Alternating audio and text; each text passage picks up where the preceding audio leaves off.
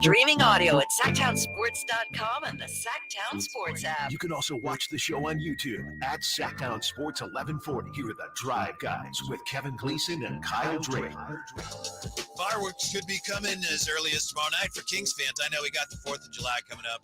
We got people already setting off fireworks. Do you have people in your area? You hearing it? I have not heard it yet. I have not heard it.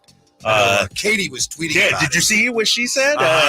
Yeah, I have not heard any fireworks in my area yet, which is good for me. I'm cool with that. Good for your dog.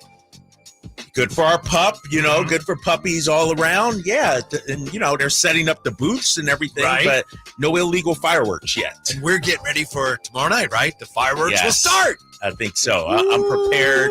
I'm excited. I'm ready.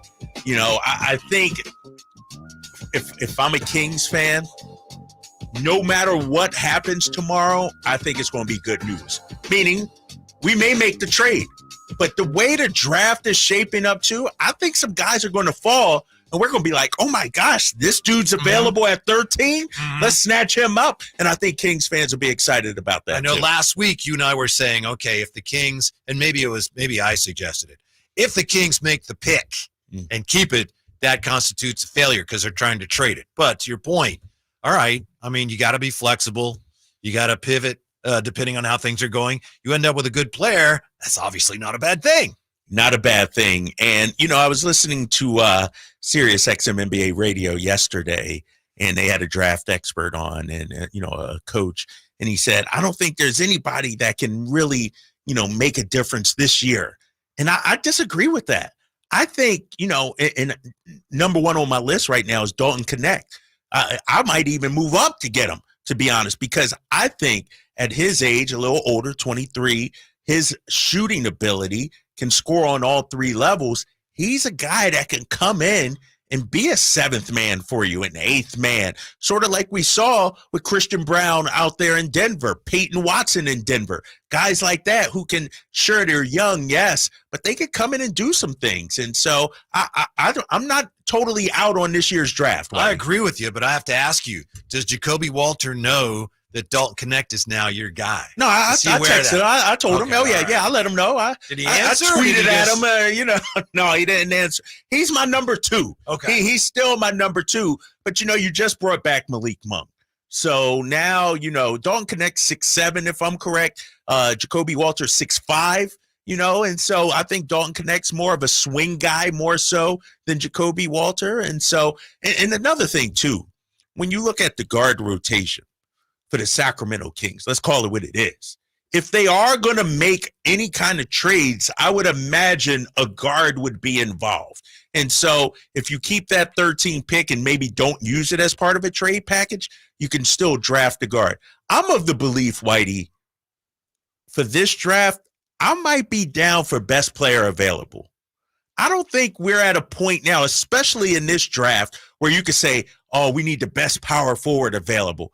Well, if the best power forward available is really the 18th best prospect, right, like it's no point. Like, just draft the best possible player because, and I'm not saying this would happen, but the trade value too. Like, Monty has shown that he's willing to move off of high draft picks. And so I think you draft the best player available. Yeah, there's a lot to be said for that in any draft. By the way, I agree with something that Sam and Anthony Slater wrote yesterday. Really? And I think I may have said it at the time, but I don't know.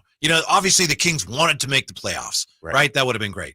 But not making the playoffs, there was a silver lining there in that they got to keep that pick at a time when right now they need that pick either to add the player or to use the pick to get somebody else. Given the, where they are talent-wise relative to the rest of the West, there's a lot of upside to the fact that, wow, it's too bad they didn't make the playoffs. But in terms of getting better for next year and beyond, this is a real useful asset for them potentially. Yeah, and it's not all bad, right? It's something it's an asset they can use to go out.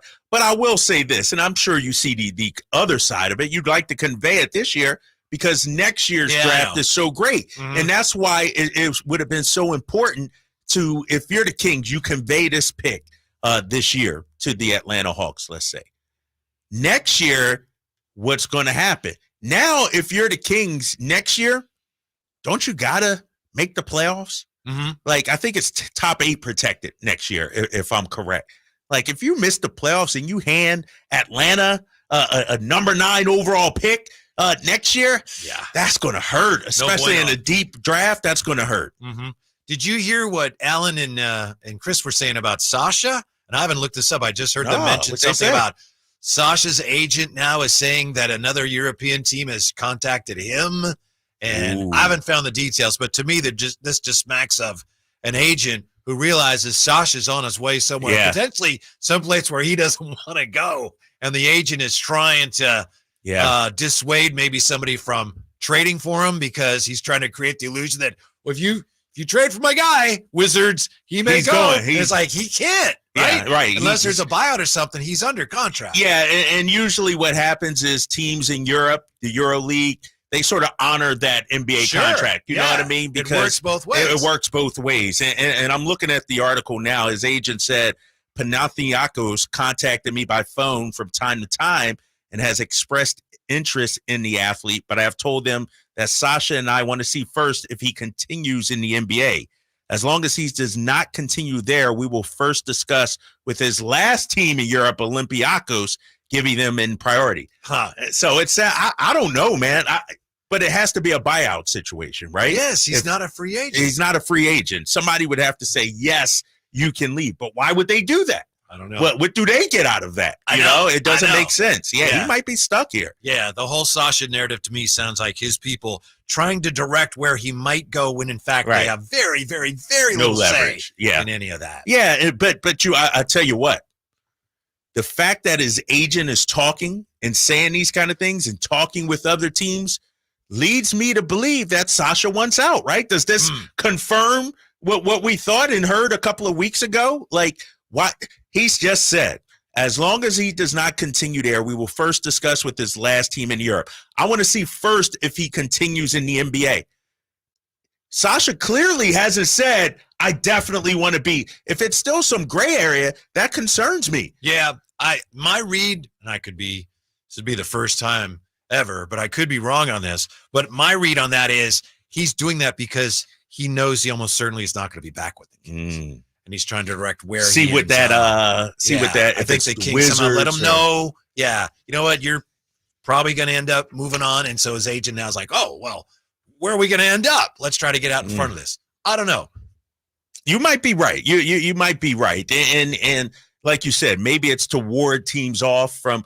But if you're Sasha, how do you get out of the contract that you're currently in?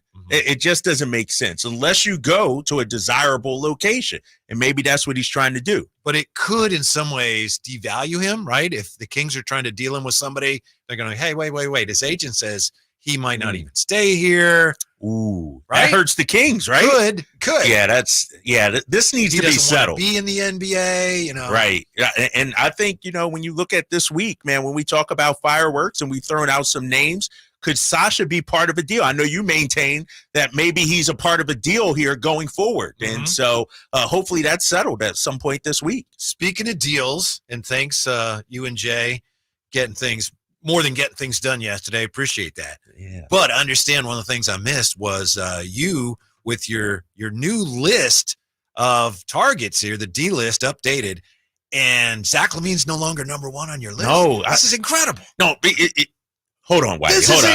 Hold on. Breaking news here. But let me explain myself. When I came up with the original D list, it was realistic trade targets. It wasn't pie in the sky. Let's go get Brandon Ingram or let's go get Kevin Durant. And at the time, I had not heard that Bobby Portis was going to be on the market. But then our boy Michael Scotto of Hoops Hype said that, he's hearing Portis and Pat Connaughton. If Portis is available, he moves to the top of my list. First of all, the money is light. I mean, he's only making $12-something million per year. Second of all, with you bringing back Malik Monk, it's not as much of an urgency to fill that guard position. Now you can focus on that power forward position. 6'10", shot better than 40% from three last year. He is everything the Sacramento Kings need. And I'll tell you this, Whitey, Milwaukee, the city, and Sacramento, the city, are kind of comparable, meaning we appreciate blue-collar workers, guys that come in and put on their hard hat. That's who Bobby Portis is. I think he'd be a fan favorite in the likes of a Malik Monk here in Sacramento. Yeah. So is Zach number 2 on the list? Or is he he's still – no, he's number 2. All right. And Jay and I had the discussion, though, because we had the De'Aaron Fox, potentially signing that extension next year. And, he could be a $50 million guy. You got Domas, a $40 million guy. You got Keegan Murray, who's going to be a $30+ million. And then do you bring in a Zach LaVine? The money would be the only reason I think the Kings would blink. The fit is perfect for Sacramento, I think. I'll tell you, I think it's a funny Connaughton story. I used to work with a guy in San Francisco. He's still there, named Evan Giddings. And he was in a fantasy football league that included Connaughton. Because Connaughton knew somebody with the Blazers and it's a media thing. Anyway, my buddy Evan says Connaughton stiffed him on his league fees. He didn't pay the league fees? And it was like $100 or something. No way. That's pretty bad. That's this huge contract. That's. I think he might. We don't want that cheap guy here. He might have finally paid up, but it was so funny. Reading about Connaughton signs multi-million-dollar deal, and my friend's going, "Yeah, he owes me $75." Oh my God, we don't want a guy that doesn't pay his debts, right? Well, I'm out on Connaughton. He's not on the D list, not at all. That's funny. So when we come right back, we've got a brand new mock draft to peek at. Okay. There's a familiar name linked to the Kings there as we roll on. I can't believe it. It's tomorrow, right? Finally. I can't wait. The waiting is over tomorrow for the NBA draft. And we're right back. Drive Guys, Sactown Sports. Febreze. So my home is also my office. And before I can focus, every room's gotta be clean. That means tidying up and spraying my Febreze Air Mist. Ooh, that's fresh. Febreze Air Mist scents are all high quality. They fight any weird funk, and they give my air an instant boost of freshness. So not only does my home smell good, I feel good too. After I Febreze, it's time to start my day. Breathe happy, Febreze, la la la la la. The best things in life, they come in twos. 2 scoops of ice cream, 2 tacos. And now for a limited time, get our best deal of the year. Buy any phone when you switch to Consumer Cellular and get 2 months of service free. That's right, the same fast, reliable nationwide coverage as Big Wireless, now with 2 months free. Proof the best things in life really do come in twos. Visit consumercellular.com or call 1-888-FREEDOM. Second and third month of monthly base service fee waived for new customers with the purchase of a phone and activation by July 31st, 2024. Taxes, fees, and third-party charges will apply. See website for additional details. Axel.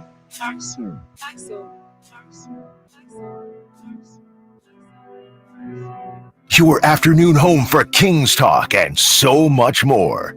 The Drive Guys on Sactown Sports.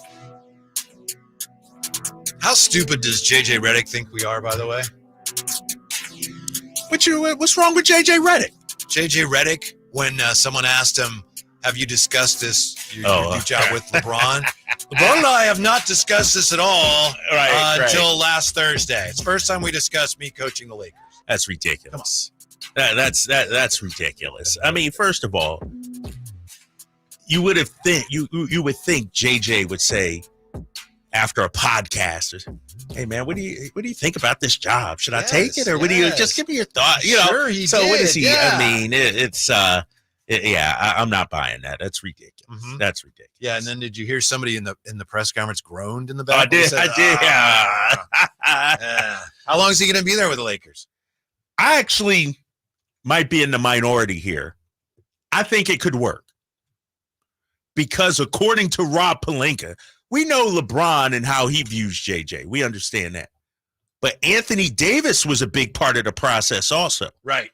And if you got both your superstars on board, that's when magical things can happen. Mm-hmm. Now, if one of your superstars is looking at this guy like, I don't know if I believe in him, what has he done? But if both your superstars are looking at JJ Redick and saying, this is our guy, then I got to imagine other players would have to fall in line. So I think it's actually going to work, believe it or not. And here's why.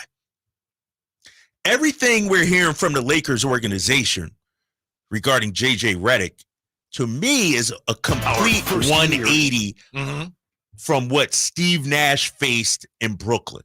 That's a good point. You know, Yeah. remember Kyrie, we really don't need a coach. We kind of coach you're not hearing that. You're hearing JJ's a great basketball mind.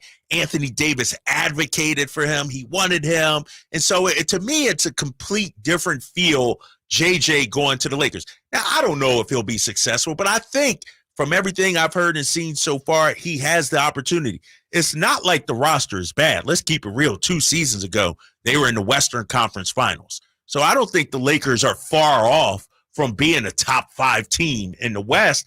And, you know, when you got LeBron and AD, you have a chance in the Western Conference. I think they're going to give it every opportunity to succeed. Mm-hmm. They've got a lot invested in him. I think even if it doesn't go well early on, I think they're going to stick with him for, minimum like 3 or 4 years.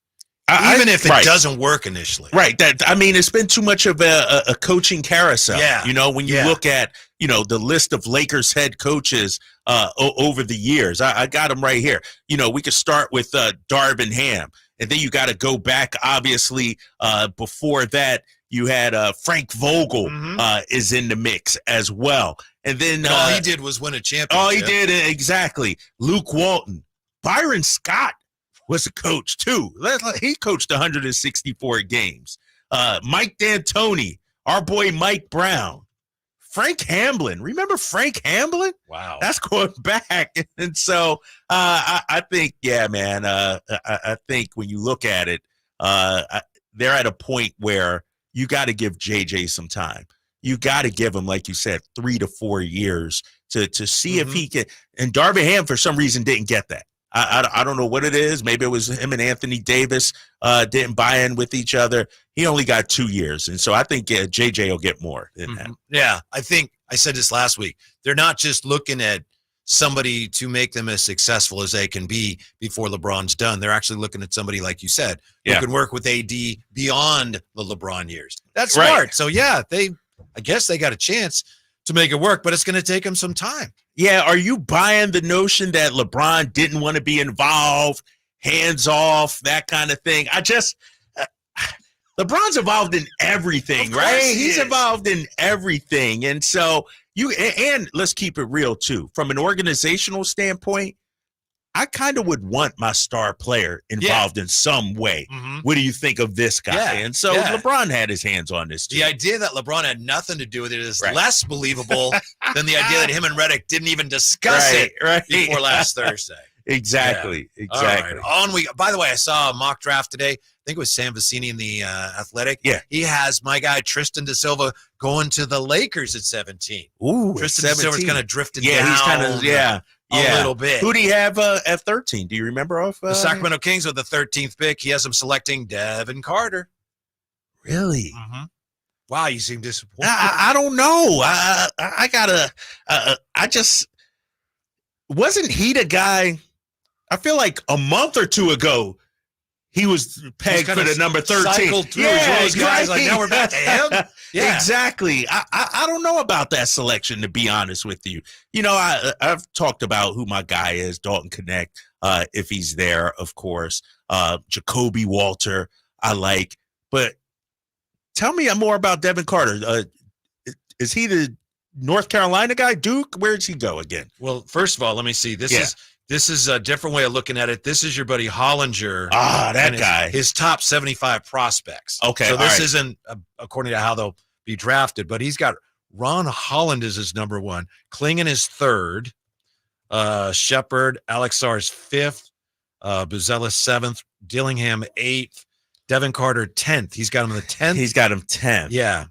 Devin Carter went to Providence. Oh, yeah, Providence. Son of former Heat guard Anthony Carter. But he's what, 6'2"?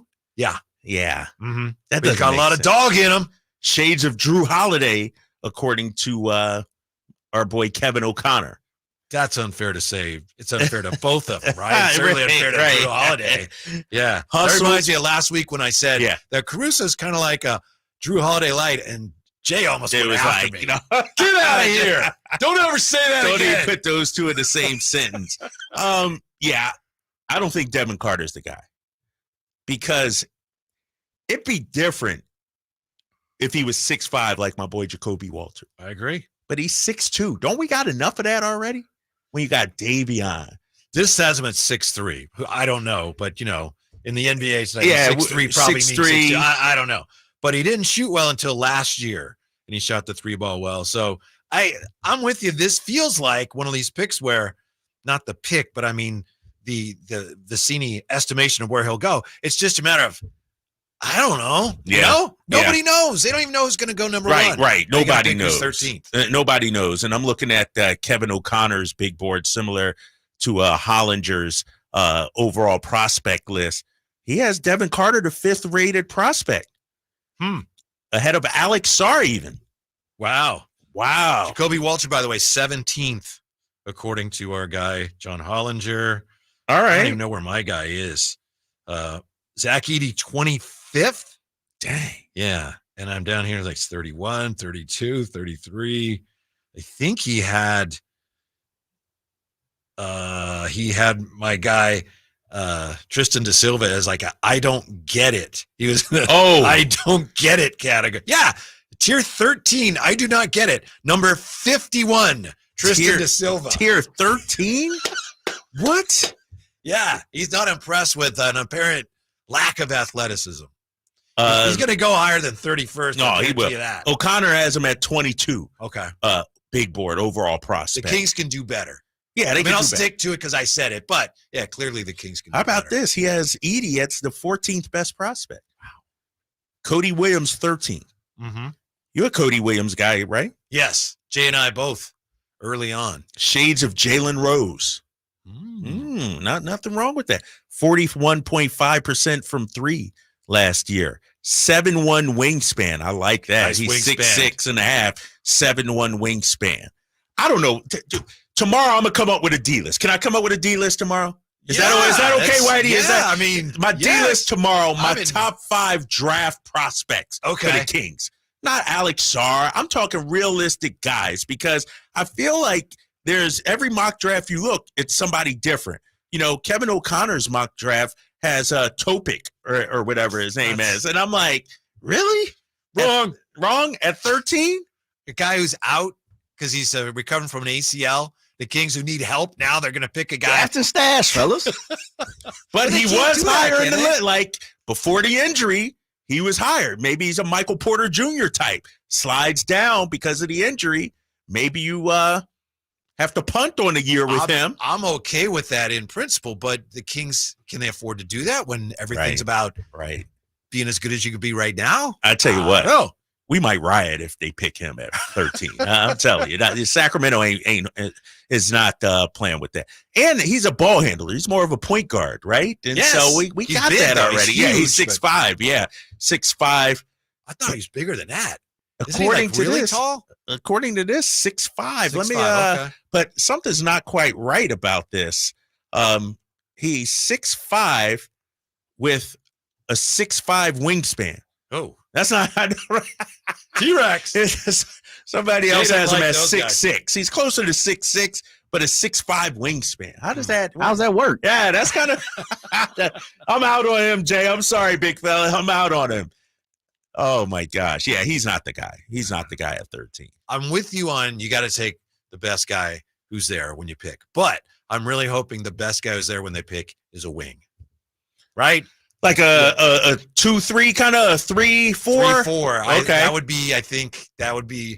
I know those two things are not really necessarily compatible because you're right. The best player there you got to take. I just hope they don't end up with another smallish guard. Yeah, you can't draft a 6'2" guy. It got to be 6'5" and above, I think, when It's you look the at NBA. it. The wings is the thing. The wings is the thing. And you know what's so upsetting about this conversation, Whitey? And let's keep it real. And, when you look at our roster, after the top 6, it falls off maybe top 7. I'm going to throw Trey Lyles in there.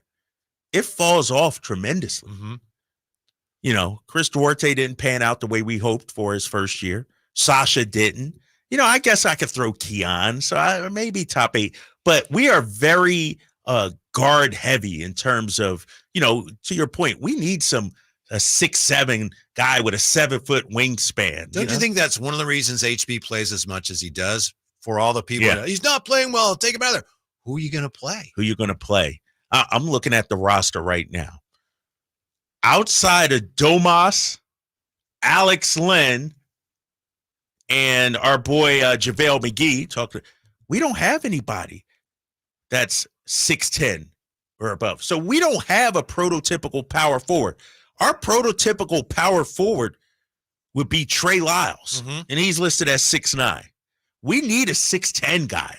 Really, that's, and that goes back to why I say Bobby Portis is our answer to all our problems. Yeah, there's so many players that we have talked about and that we will talk about where we're split and fans are split. But Bobby Portis is like, no question. He's the guy. Absolutely. Right. Great fit, great selection. Play alongside Sabonis. I mentioned his 3-point shooting last year, better than 40%, has that dog in him as well. To me, he's the answer.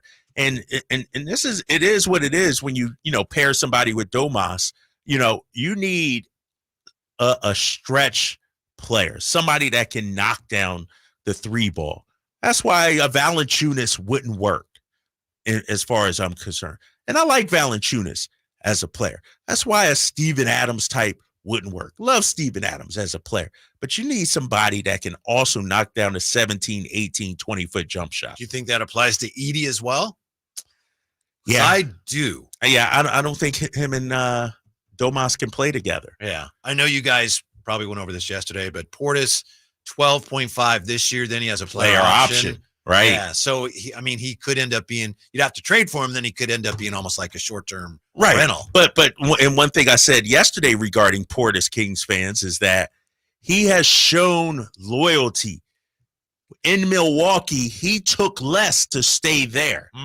Sort of like Malik Monk is doing here in Sacramento. And so if he comes here, and Jay and I talked about it yesterday, how I mentioned Sacramento is sort of like Boston. When you're on the outside, you're like, why would you want to go play in Boston? Then you get there, and they treat you like royalty. Bobby Portis comes here, Kings fans fall in love. Why would he want to leave? And they're building something here, too. More on the draft when we come right back. Tell you why the Kings, according to some, they might not even get a shot at Zach Edey. Drive Guys back with that on Sactown Sports. NBA basketball returns to Golden One Center for the 6th annual California Classic Summer League, presented by Ticketmaster. Your Sacramento Kings will host the San Antonio Spurs, Charlotte Hornets, and for the first time ever, the Chinese national team. The 3-day event on July 6th, 7th, and 9th will feature 2 games each day, and single-day passes include lower-level seats for both games for as little as $29. Fans attending Saturday will enjoy a free concert from rock band Chevy Metal. For more information, visit kings.com/California Classic. Power Business Technology is proud to be 100% independent, locally owned, and managed Toshiba copier dealer. Local ownership cuts out the red tape, allowing ourselves to never be too busy to personally answer the call when our clients need us. Recognized for excellence in service execution, training, and customer service, we're proud to be named a 2022 Toshiba ProMasters Elite Dealer. Contact us today for all of your business printing needs at 844-POWER-BC. That's 844-769-3729, or visit us at powercopiers.com. Hey, it's Carmichael Dave for American Energy Heating and Air with a question. Have you recently had a technician diagnose your HVAC system and you were a bit surprised at how much it cost? Or did something seem off about their quote? Because at American Energy, they take pride in giving you honest, straightforward solutions to get that system up and running. Have their qualified technicians come out and give you a free second opinion. It's free. You got nothing to lose but some dollars off of that original quote. They're making the uncomfortable comfortable. They've been doing it since 1981, serving the greater Sacramento area. A+ with the Better Business Bureau. That's why they keep having customers coming back for more and more and more. You can call them and set that appointment at 916-520-9990. That's 916-520-9990 or AmericanEnergyAir.com. Call 916-520-9990 now. Since 1776, July 4th has been celebrated as the birth of American independence, but it's been a federal holiday only since 1941. Hi, this is Frank LaRosa with a word about Naturewood Home Furnishings. It was a mere 7 years later when the Keys family opened their first Naturewood store in Sacramento, and I guess Northern Californians have been celebrating ever since. We celebrate an incredible selection of furniture brands made right here in America. We celebrate the kind of generous hometown hospitality that was important to Walter Keys in 1948 and continues with the Keys family and the Naturewood Home Furnishing staff today. And we celebrate the kind of quality that's been synonymous with Naturewood for all these 76 years. Look for Made in America brands like Stanton, Sam Moore, Stickley, Hilltop Hickory, Simply Amish, and more during the Naturewood 4th of July sale event. Find the furniture that you will celebrate for years to come. Naturewood Home Furnishings, off Highway 50 at Hazel. Look for the water wheel. 18 number ones. What was I thinking? Countless ACM and CMA awards. Sold out world tours. And now Dierks Bentley is coming to Sacramento for Country in the Park 2. September 28th at Hart Health Park at Cal Expo with Parmalee, Dasha, Kelsey Hart and more, plus line dancing, food trucks, and more. Tickets available now at CITVFest.com. Brought to you by Bonnie Electrical Heating and Air and the U.S. Marines. At the Good Feet store, we take pain very seriously. Whether in the foot, knee, hip, or back, Good Feet makes over 300 styles, flexibilities, and sizes of pain-relieving arch supports. With 26 bones, 30 joints, and over 100 muscles, tendons, and ligaments in each foot, a lot can go painfully wrong. So there's a trained arch support specialist at each Good Feet store to give you a precision fit. Come in for a free fitting and test walk. No appointment necessary. Good Feet arch supports are HSA, FSA eligible. The Good Feet store in Sacramento, Roseville, Vacaville. Online at goodfeet.com. Thunder, feel the thunder. It ignites something inside of you. Lightning and the thunder. Sets alight an elevated state of being. Days are pure exhilaration. And the nights, they're simply electric. See it, hear it, feel it. Thunder, feel the thunder. Lightning and the thunder. Thunder Valley Casino Resort. Feel the thunder.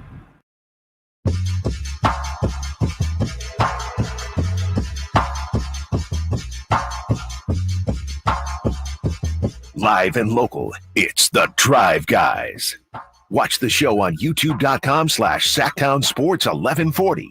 Or listen on the Sactown Sports app. So, Drapes, what did you think of my guy Dave Grohl going after your girl Taylor Swift? Did you hear about that? I didn't see that. No, I didn't hear that. I guess they were playing. Foo Fighters were playing in London right after she played there, I think. And he said, "We have what I call the Errors Tour. We've had lots of Eras Tour. We have the Errors Tour. Oh. We make mistakes sometimes because guess what? We actually play live." And that was kind of a man. I'm not.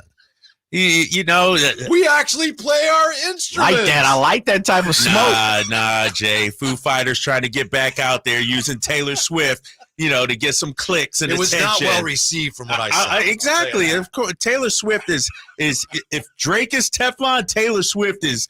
There's nothing that can stop her right now. Anybody that comes after Taylor Swift, her army, what they used to say about Beyonce, the Beehive. That, if you said something bad about Beyonce, that's how the Swifties will come at you. Yeah. So I'm not Dave Grohl. No offense. I like the Foo Fighters, but come on, man. What is he doing? Maybe he's right. I don't know. That's the thing. A lot of people leapt to her defense. I don't know if anybody said, you know what, he's right. So I don't know. I was just wondering if you heard about that. Even if she lip sync, I wouldn't care. I like her music. Me and my daughter were vibing to it today. She has to lip sync, doesn't she? Because she's dancing while she's singing. I mean, but not like Milli Vanilli. Correct. That's not dancing. Well, I saw your tweet about that too, Jay. I saw your tweet about that too. Yeah, me too. Why are you killing Taylor Swift, bro? That wasn't dancing. I didn't say anything. I just said people actually come to pay for this. Yeah, dog. I didn't say anything. I'm about to pay a couple $1,000 for each ticket to go to a Taylor Swift concert in Vancouver. I didn't tell you guys this. Well, I don't think you're going to see dancing, but you might see a performance. I might see a performance. Yeah, for sure. My daughter That's a good way to texted put me. it. A performance. She said, "Dad, we have to go. We need to go to a Taylor Swift concert." And I said, "Yes, we do, honey." She said, "The cheapest one I found is $1,268 per ticket. It's in Canada, December 8th in Vancouver." I'm like, all right. I thought you were going to go to China or something, weren't you? No, London. I was going to do the London one. All right. But if it's in Vancouver and I can get Vancouver, I would do it. Vancouver's beautiful. I've never been. I don't know what it'd be like in December. December. Yeah, you're right about that. I didn't tell you, and I need to tell you and Jay right now, and hopefully our boy Jose is listening in his office. This is how you tell I'm about to tell the boss when you're going to be gone. I'm about to be I'm going to put in some vacation in September. I'm thinking of trying to do an Alaskan cruise. Oh, yeah. Yeah. See, so that's Very September. nice. And so I haven't, formally submitted that request, but keep an eye on your Consider inbox. it formally requested. I said it on the air. Just check Jose, your I'm gone inbox. next week. Well, you didn't tell me. I said it on the air. You weren't listening? What? All right. So, yeah, your boy's going to take some time in September. Meanwhile, we get ready for the draft. Tin says on the chat, an NBA draft pick announcement is like a gender reveal, except with multiple options, more than just two. In this case, well, there's some similarities, but obviously the child's going to be either one or the other. With the Kings, especially this year, we don't even know if they're going to make the pick. Yeah, and let's keep it real. When you get a child, you're not booing it. You're not unless you're Gordon Hayward. And I was going to say, right? I was going to ask you about Gordon Hayward. Unless you're Gordon Hayward. Terrible. Exactly. Oh, boy, it's a girl. It's a girl. But usually it's an exciting, fun time. What if they draft, no offense to Zach Edey, there would be a lot of us that be like, bro, what are we doing? And so it's a little bit different, Ten. Speaking of Zach Edey, Kevin O'Connor, the ringer. Well, we talk way too much about him, don't we? To not get him on. Yeah. I'm going to just call him up one show. He wrote, the Blazers also worked out Zach Edey earlier in the month. People around the NBA believe that they are also extremely high on him, not just for the 14th pick, but for their first choice at number 7. 7? NBA people believe the Blazers are considering Zach Edey at 7. I'm going to say this, and I hope we don't have any Blazers fans listening right now. That would be the dumbest pick in the history. That would be awful. Don't you already have DeAndre Ayton? It seems like no one's crazy about him. Right. I don't know. Don't you got Robert Williams, who you traded for in that Drew Holiday deal, who's coming back? You already got 2 7-footers. Why draft that? It doesn't make sense. There's no way. Fever. A lot of people listening got the fever, the Edey fever. We hear from him all the time. Our boy Shep at True Sports Cards. Yeah. Everybody's talking about Zach Edey right now. People yesterday chiming in on YouTube and the text line as well. Even right now, Aaron says Zach Edey is the next Yao Ming. Uh-huh. And Yao Ming was good. He was very good. He didn't stay healthy, obviously, but he was an all-star. He was a good player, Hall of Fame kind of player. And I'm looking at the Ringers mock draft, Donovan Clingan at number 7. So that's 2 centers we've seen in the mock draft at number 7 for Portland going to Portland. You hear any intel on what the Kings thought of Edey in their workouts? I didn't even. That's a good. Let me find out. Let me send a couple of texts right now. I didn't even put that out there, and let me get a quick response. They also here. had Jared McCain over the weekend from Sacramento. And again, Jared McCain is one of those guys that when this process all started, in our first mocks, when we knew who was picking where, a lot of people linked him to the Kings, right? Yeah. Then that went away, and then it seems like maybe some of it's starting to come back around again. Yeah, McCain also. Yeah, you're right about that. And he's a good shooter, at least. I'll get a text here. Give me a couple of minutes, but dude, I will have something for us by tomorrow. By tomorrow. You weren't here a couple of years ago. We weren't working together, but I'm driving to Golden One Center. They had a big party outside for the number 4 overall pick, and everybody's like, who are they going to take? And as I'm driving in, I said, they're going to take Keegan Murray. That's going to be the guy. And so by this time tomorrow, I will have the pick for us. If they don't trade it, So you're I saying will have. you got the heads up on Keegan No, Murray. I just know. Okay. I know. The way you said that was. I know how these guys operate, Okay. big fella. And so I'll say tomorrow, I'll be like, Jacoby Walter is going to be the guy. And I'll put my neck out there. And, Based on what you hear. Based on what I hear. Someone's going to tell you who they're picking. Who they like. How about that? Okay. Who they like. Who's right. impressed in workouts and stuff like that. I'm not criticizing you. That's great information. I'm just trying to parse out when we hear from you today or tomorrow, I think the Kings will take so-and-so. Is that really just your opinion, or is it a little more? If it is, than that? I will clarify that. My thought is, my opinion is, so we'll see. Just give me a little. Probably not going to be Zach Edey at 13, right? I don't think so. It does not make sense, man. It just from a basketball standpoint. All right, as great as Zach Edey is, let me ask you this. and for all the Edey fans out there, listen up. Zach Edey's not coming here to be a starter. He's not. That's not going to happen. So what does he do that can help this team in the limited amount of minutes that he is going to see that Alex Len couldn't give you with much less hype and fanfare? Supposedly, he can give you at least a little more rim protection. But it's 15 minutes a night. You know, that's what I'm saying. It's not going to be. Yeah, I'm not saying you're wrong. I'm just answering your question. Other than that, and certainly Alex Len has proven to be a really good fit for this system, huh?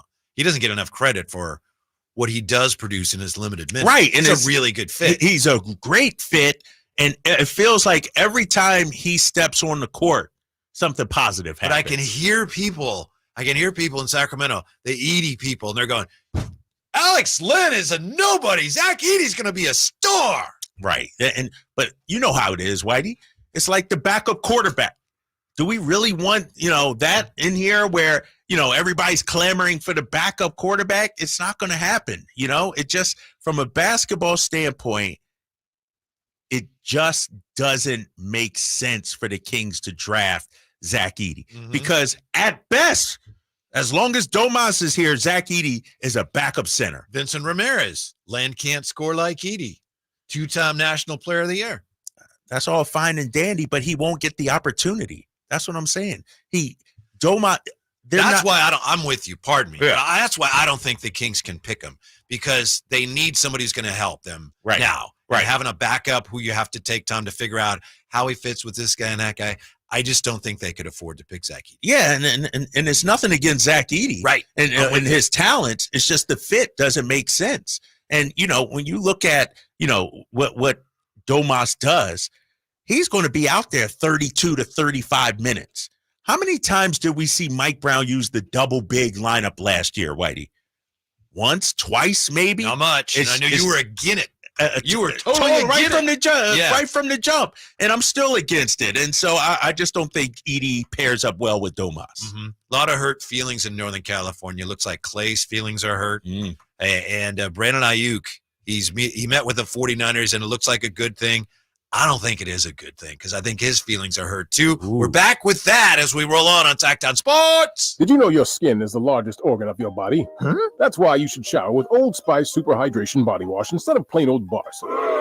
Love your skin by super hydrating it with vitamin B3 and glorious notes of vanilla and shea. Did you know that my super hydrated skin is the second largest organ of my body? The first is my heart. Old Spice. Men have skin too. Old Spice Super Hydration Body Wash. 24/7 renewing moisture. With daily use. Texting enrolls you in a recurring automated marketing text messages. Consent not required to purchase. Message and data rates may apply. Nice work. Thanks. Taking Nugenix Total T makes a huge difference for me. Nugenix? That's the testosterone booster with TV ads with Frank Thomas, right? Yes. Are they still giving out complimentary bottles? Yes. Nugenix is a great way to feel stronger with more energy and endurance. And as Frank says, you'll like it too. Text radio to 321-321 right now for your complimentary bottle of Nugenix. Text RADIO to 321-321. That's radio to 321-321. Hey everyone, it's Ted from Consumer Cellular, the guy in the orange sweater, and this is your wake-up call. If you're paying too much for wireless service, you don't have to keep having that nightmare. Consumer Cellular has the same fast, reliable coverage as the leading carriers for up to half the cost. So why keep spending more than you have to? Seriously, wake up and call 1-888-FREEDOM or visit consumercellular.com. Savings based on cost of Consumer Cellular single line 1, 5, and 10 gig data plans with unlimited talk and text compared to lowest cost single line postpaid unlimited talk, text, and data plans offered by T-Mobile and Verizon January 2024. I want to learn how to cook, but I keep ordering takeout. Accomplishing goals is hard, but when your goal is to learn a new language, Babbel makes it easy. In just 15 minutes a day, Babbel will help you start having conversations in as little as 3 weeks. Words and phrases you'll actually use. So when someone asks, "How's your French going?" you can say, Babbel facilite grandement l'apprentissage d'une nouvelle langue. Now try Babbel for free at Babbel.com. That's Babbel.com. Babbel.com. Carmichael Dave here for Capital Casino. Sacramento summertime heat is back. And of course, Cap Casino, Sacramento's #1 poker room, wants to invite everyone to soak up some air conditioning, still with the most variety of table games in the region. And as always, the best food, best service, and the best action, conveniently located in downtown Sacramento. Capital Casino, of course, reminding everyone to please make sure you gamble responsibly. 1-800-GAMBLER. With T-Mobile, you can get tons of benefits and still save. It's like getting romance and sci-fi. I love you. Also, I'm a robot. With T-Mobile, you can save on every plan versus AT&T and Verizon. See how with our savings calculator at T-Mobile.com/switch. Plus, we'll pay off your locked AT&T phone up to $650, and you get a new 5G phone for free. Pay off via virtual prepaid card in 15 days. Free phone up to $830 via 24 monthly bill credits with qualifying planning credit plus tax and $35 connection charge. Contact us before canceling to continue bill credits or they stop and required finance agreement balances due. See T-Mobile.com.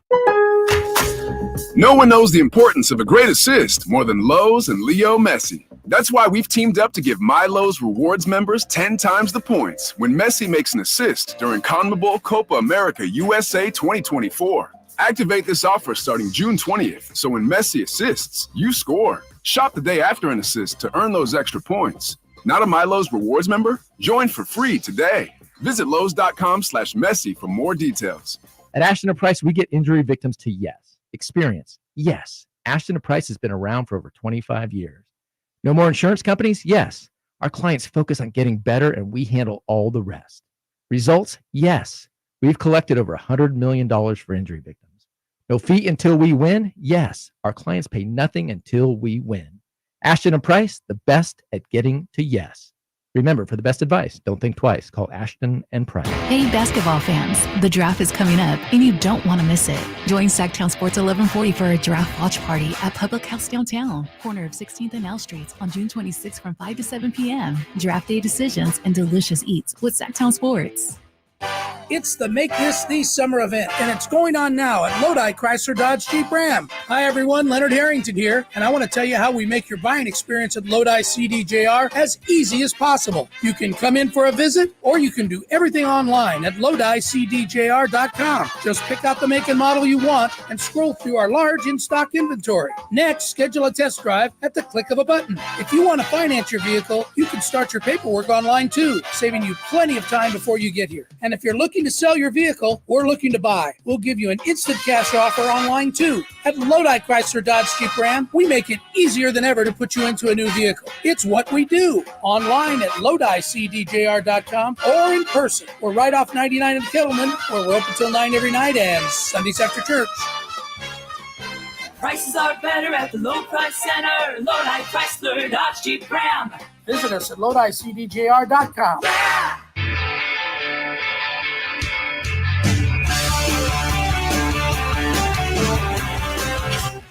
And I will tell you this, when he sat with us, he did not walk into the room alone.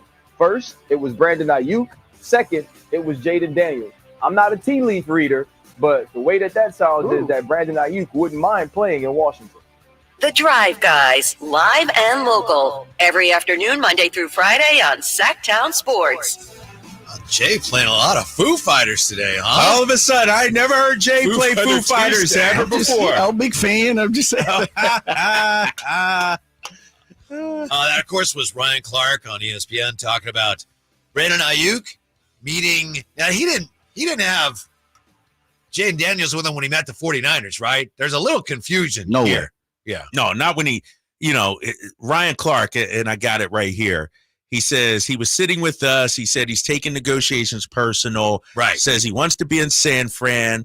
And I will tell you this, when he sat with us, he did not walk into the room alone. He was not quoting a 49er. He was just talking about his own. His own meeting he had with Brandon Ayuk. Exactly. Yes. Well, a lot of people have looked at this and said, oh, that's great. Brandon Ayuk meeting, sitting down with the Niners, so they must be close. I don't think so. To me, it sounds like Brandon Ayuk is frustrated. He's fed up. And he wants to meet face-to-face because he is taking this personally. Ryan Clark even said that. He said he's taking these negotiations personal, that the way they have negotiated with him, the way that they have told him why he's worth what he's worth, it has touched him. And not in a good way, but like he is offended. It sounds like to me Brandon Ayuk is digging in. This is playing out differently than Bosa a year ago. This is, you look at some of the tweets that have been sent out. There was the report that the Commanders and Niners had talked about an Ayuk trade, and then Ayuk, comments under it, but I thought they weren't going to trade me or something like that, but I thought the Niners was never trying to trade me. And so This is more than just business, it feels like. This feels personal. And maybe he feels offended by the offer, the $26 million that was reported out there. But this is it's not going to end well. And I said it during the break. To me, it sounds like Ayuk might be trying to get traded out of San Francisco. Like it sounds like he wants to move on. Mm-hmm. Mm-hmm. It is different because the 49ers typically they'll give in. And it sounds like this time, as far as they see it, like you said, it's different than Bosa. They feel like this is what you're worth to us. And we know that's not what the going market rate is, but that's what we're going to pay you. And he's offended. Why can't you pay me more? I'm worth the going rate. So it does sound like either he's going to have to say, all right, I get it. I'll do it at least for a year. Then we'll see. But it sounds like he's more inclined to say, then I don't want no part of that. Right. And here's the thing. And Jay mentioned this yesterday about how the Niners have the leverage. You know, Ayuk's under contract. They could franchise tag him next year. And, you know, a la T. Higgins, who got $22 million. But just because you can do that doesn't make it right. This is the number one receiver on your team. This is a guy who's been a model citizen, you know, at least last year, blocking, doing whatever you need. Brock Purdy, one of his favorite targets, too. His binky, if you will. And there's no question that Brock Purdy's going to get paid. And Brock's going to get paid. Right? You see that and go, what's that? Right. Christian McCaffrey just got re-upped and paid. Well-deserved. Nothing against that. But just because you have the leverage doesn't mean you should always use it. And I feel like, you know, at 20, if the Niners went up to 28, I think this deal gets done. It's sort of like the Mike Brown and King situation.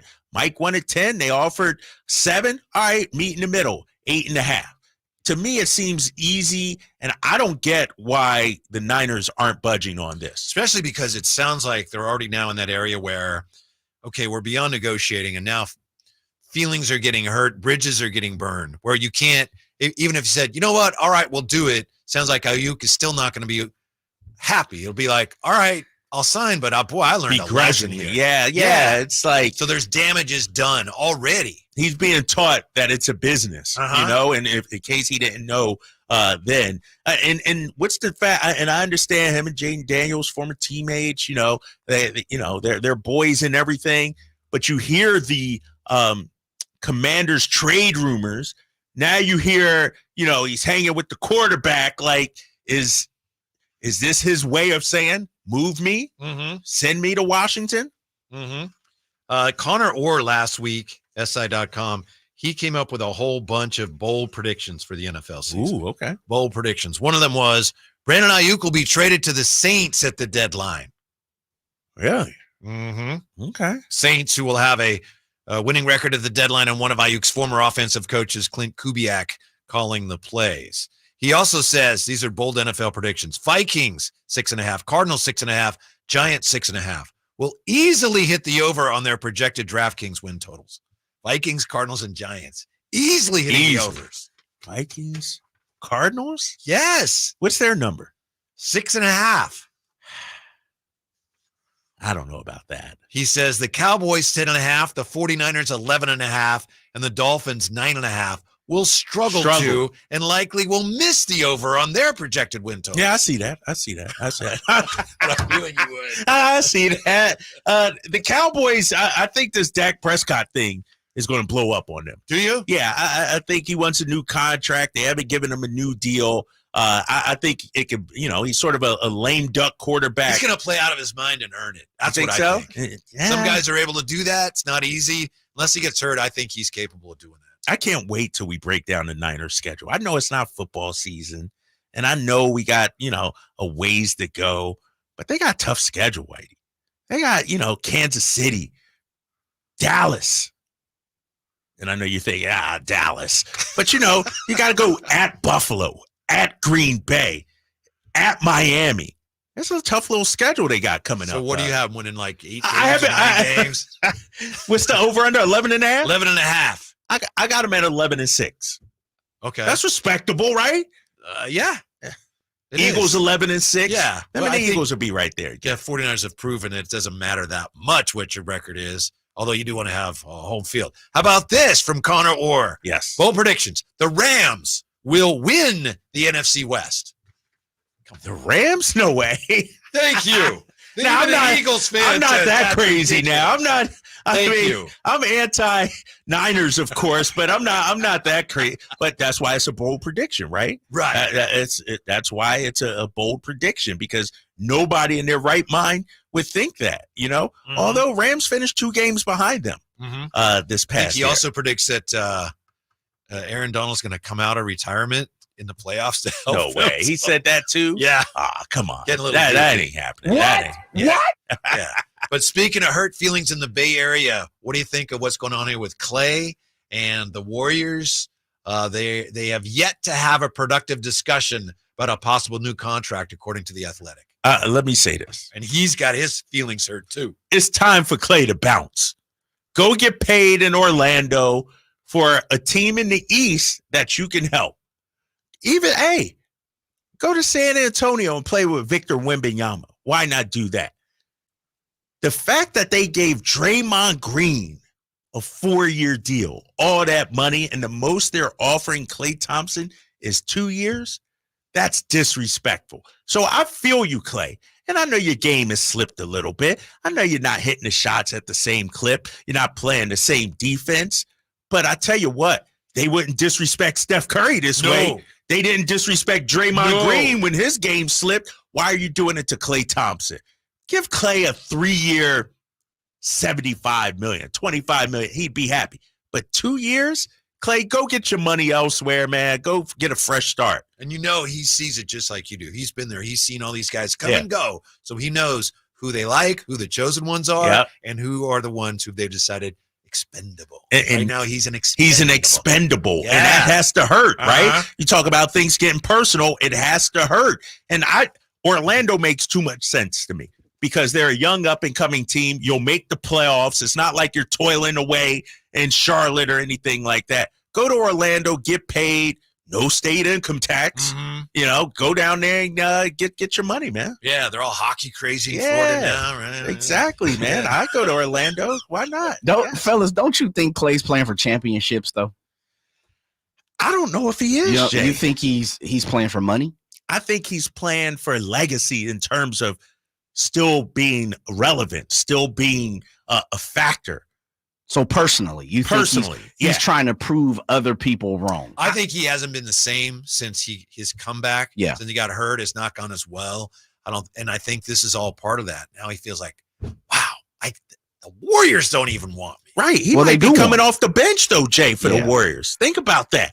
Come off the bench for the Warriors or start for the Orlando Magic.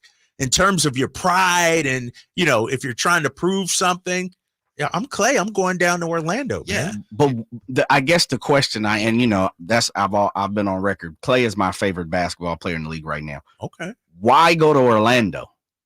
Beside the fact of money, like you're not going to win down there. Nothing's going to happen. You sure about that? They're not winning the championship by the time Clay is done. Golden State not winning? They're closer than Orlando. No, I disagree with you on that. Paolo Banchero, Franz Wagner, them young boys in the East, Jay? They're not winning in the East championship in the next 3-4 years. Neither is Golden State, though, Jay. I think they're closer. Mike Dunleavy Jr., to say a guy like Klay Thompson has meant so much to this franchise, to completely strip the emotion away from it, I think that's almost impossible. But this is a business. We'll talk through things and continue to talk through things. Like I said, we are hopeful, but we'll see. We've got to figure things out. In other words, we want Klay.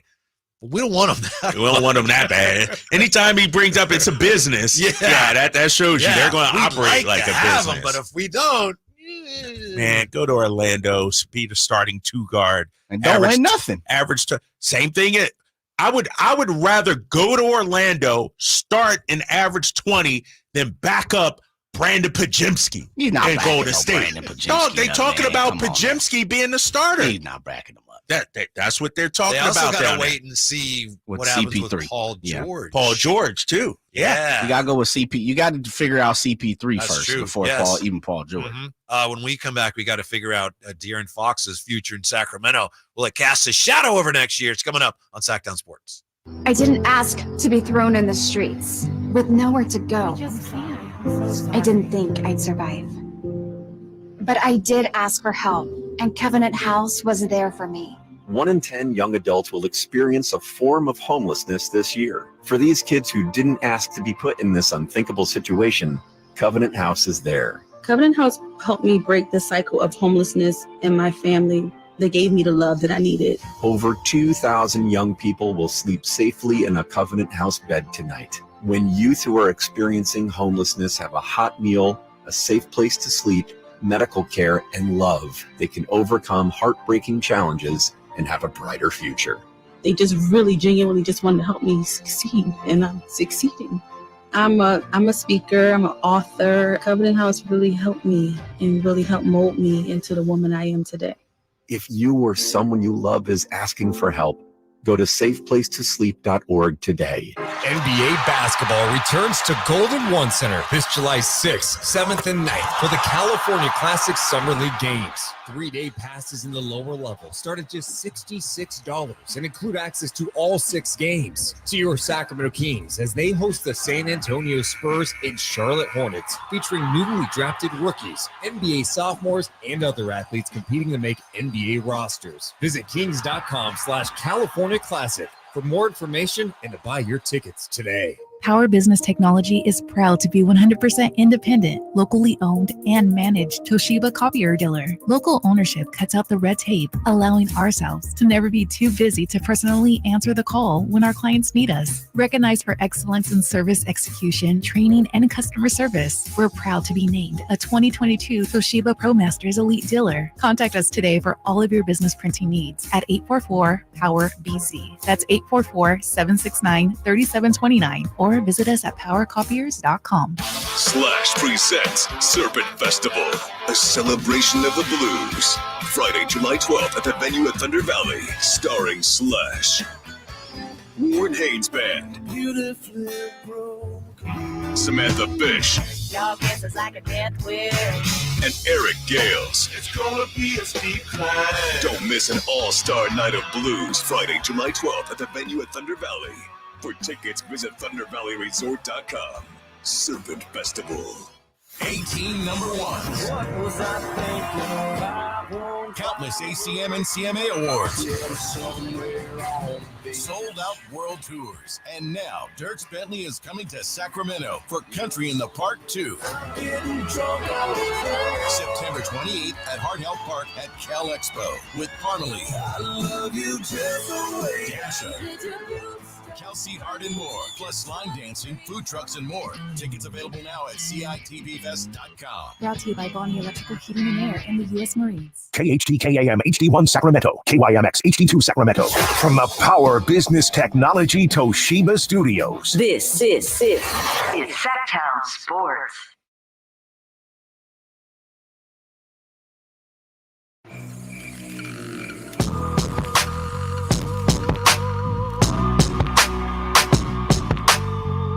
The only station in Sacramento giving you local sports coverage from 6 a.m. to 6 p.m. Monday through Friday. Sactown Sports. The calls for, and the text literally for Zach Edey continue to pour in. Drapes, Jade, Whitey today, drive guys back together. We want Edey. He'll be a rim protector. He's able to dish out on double teams. Lena's weak on defense. We don't need a star. We need a solid 6th, 7th, or 8th man. Try playing Edey and Domas as twin towers. There you go. There it is. Just do it, I guess. I mean, what are people talking about? How many times do we have to go over this, Whitey? Zach Edey's going to come here and play 15 minutes a game. 15 minutes. Is he really going to make that much of a difference? I'd rather go out there, trade the pick, and get a Bobby Portis who's going to play 30 minutes a game. Tremendous idea. You know? The Kings probably will pass on Zach Edey, and he probably will go somewhere between, 14 and 20-something. Yeah. My fear is that if that happens, every time he has a decent game, we are going to be barraged by the Edey fans. And bless you, that's great. You have and maybe you're right. I don't see it that way. Drapes doesn't see it that way. Yeah. Maybe you're right. But for the next couple of years, if whatever the Kings do doesn't quite work out, and if Zach Edey has, anytime he has, 8 points and 4 rebounds, right. We're just going to be barraged. Right, but he'll be doing it for the Charlotte Hornets or something like that, and everybody's like, see, Zach, he's playing on a crap team where he's the man, and he could just, on Sacramento, he's not going to get the time, man. He's not going to get the opportunity. And so Zach Edey is out. It's not happening. Zach Edey is going to average like 20 points a game someday for the Las Vegas Jacks or whatever they're going to be. Something or other. Yeah, when the NBA expands. And we'll be like, see, we should have taken. But, we're in win now mode. I don't think Zach Edey is the guy for us right now. How about this from Justin? Thank you, Justin, especially for putting your name on it. Ooh. You're going to pay that kind of money to listen to a tape. Well, it rhymes with drape. Huh? Oh, I think he's talking about Taylor Swift. Yes. Huh. Yeah. Is she a tape? I'll tell you what. Is he talking about Drake? No, he's talking about me. Drake don't even write his own stuff. That was yesterday. Drake doesn't even write his own. Here's the thing about Taylor Swift, and I'm not going to try to justify me spending $3,000 to $5,000 to go see Taylor Swift. It's my money. Stop spending my money. If I want to spend the money on Taylor Swift, I'm going to do it. When you go to a Taylor Swift concert, it's not just about hearing her sing or seeing her perform. It's the aura. It's the environment. You know what I mean? Mm-hmm. It's like we're watching the Copa America right now. It's not about the talent between who's playing right now, Canada and I don't even know who PER is. Peru. I don't know. Yeah. It's about being there with your countrymen. It's about celebrating the sport of soccer. That's how it is at a Taylor Swift concert. It's not about hearing Shake It Off or anything. It's about being with 70,000 other Swifties, getting excited and feeling good and feeling like you're at a party. That's what it's about. Okay. All right. Look at Jay. You not buying that, Jay? You not buying that? So he's No, I feel it's just ambiance. Yeah. It's You're a Swifty, do your thing. I'm That's with you, what I'm brother. saying, bro. Jay's a big fan of Taylor's dance moves, as it turns out. Dude, I tell you what, Jay, I was ready to fire back at you when I saw your tweet. And I was like, nah, Kyle, calm down, calm down. But What did I say wrong? you said, let me pull it up, big dog. I'm going to pull up your tweet right I now. can't believe people are paying so much money for that. Right. I didn't say anything. What was wrong with that? I thought it was great. Absolutely. I might have liked it. I don't know. Yeah, it wasn't discouraging. Did you It like wasn't- that, Whitey? No way. I might have. I don't know. It was Jay, what's your Twitter handle? I don't know if I follow you. JAYRJAY show. Oh, all right. Do I follow you? Yeah, I follow I you. don't know if I follow you. I know. Make sure. Let me see what you said. Because you said this, and I was like, man, what is this? People real life paying astronomical money to go see this? Question mark. That's all I was asking a question. Life, hashtag on fire. That's it. I was just asking a question. Look at those moves right there, bro. Look at this. Hey, listen, one thing I'm saying is I'm not discouraging, and I'm with you. If you want to go see Taylor Swift, you and Miss Queen, please do it. Yeah, 100%. I'm not discouraging. I was just simply asking the question for my personal satisfaction to understand from guys like you, Swifties, to tell me why you're going to spend the money. And you said it, and I respect it. And I'll keep it real with you. If I didn't have a daughter, I wouldn't do it. But it's quality time with my little girl. Sure. It's our thing. So, absolutely. That's Would why you be a Swiftie if it wasn't for your daughter? I don't know.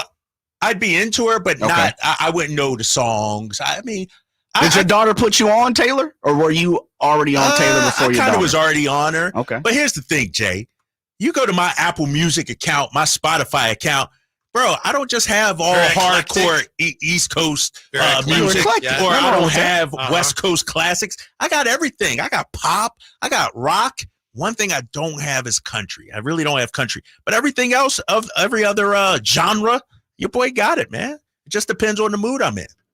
Nothing against that. Some days I'm into Taylor Swift. You a Swiftie. Yeah. Jay, you should retweet that. I know, dude. Let me see. I'm going to retweet it. Tag Dave. I know. I'm going to retweet it and get those Swifties. That's fine. I was looking for answers from the Swifties. So our boy Tony Harvey. Hashtag ain't wasting money like that. That's messed up. That's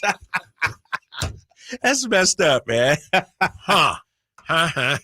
What did you guys have to say yesterday about the De'Aaron Fox report? His future looms in the background. League sources say De'Aaron Fox has decided not to sign an extension this year, in part because he wants to see how the roster takes shape for the long haul. Is this going to cast his shadow over the whole season? You know what? I know Jay's sitting back there playing his position But I'm gonna let him take this one, Whitey, because to me it's BS. Like, to me, we know why he's not going to. The whole roster thing, I'm not buying. So you're saying it's BS to imply that he's waiting to see how. Exactly. Exactly. I don't think I don't think that's 10% of the reason why not even 5%. It's a strictly money thing. And for those guys to throw that in there, two respected journalists, but they knew that was going to get clicks. They knew that was going to make headlines. They knew that was going to get people up in arms. I'm not falling for the banana in the tailpipe. I'm not worried about. De'Aaron has already proven his loyalty. Dude, he went through the Luke Walton years. He went through teammates with Marvin Bagley. Maybe that's why he would want to wait and see. And by the way, I understand what you're saying. Maybe you're right. But that wasn't the headline. Now it's been aggregated, but it wasn't like that. They didn't have the headline of this piece isn't Fox. Right. Wants to wait and see what Kings do before deciding whether he wants to. But you know, Whitey, they just left a little nugget in there, a little piece of gold. And as you're digging, you're like, oh, look at this. You know, you didn't ask me about his decision to, financially. You asked me about, is this going to loom over the organization? And I don't think so. Fox is going to, and this is something we talked about yesterday, Jay. Fox is going to ball out like we've never seen before. When you got $350 million on the table, dog, Fox might be like Wilt next year. He might seriously, he's in the gym right now. Every day. Hey, if I'm Rasay at home, soon as he wake up, I got $350 million scrawled on the wall. So he knows to put in that work. Wilt's the other top six player all time, too. Top six. Hey, I thought it'd be 7 by now, knowing you, right?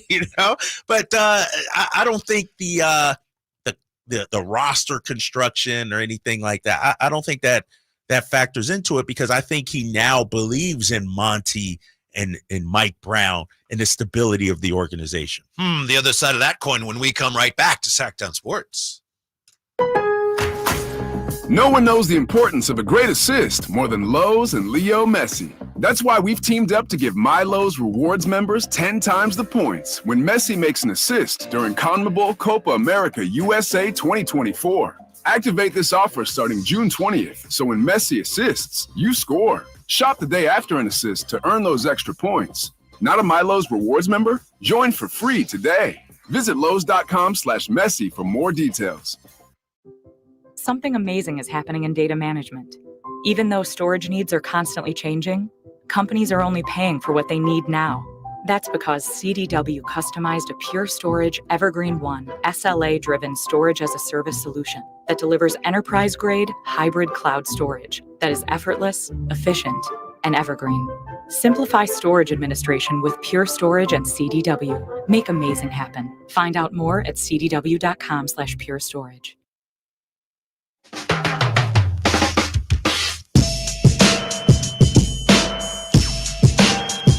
Your afternoon home for Kings talk and so much more.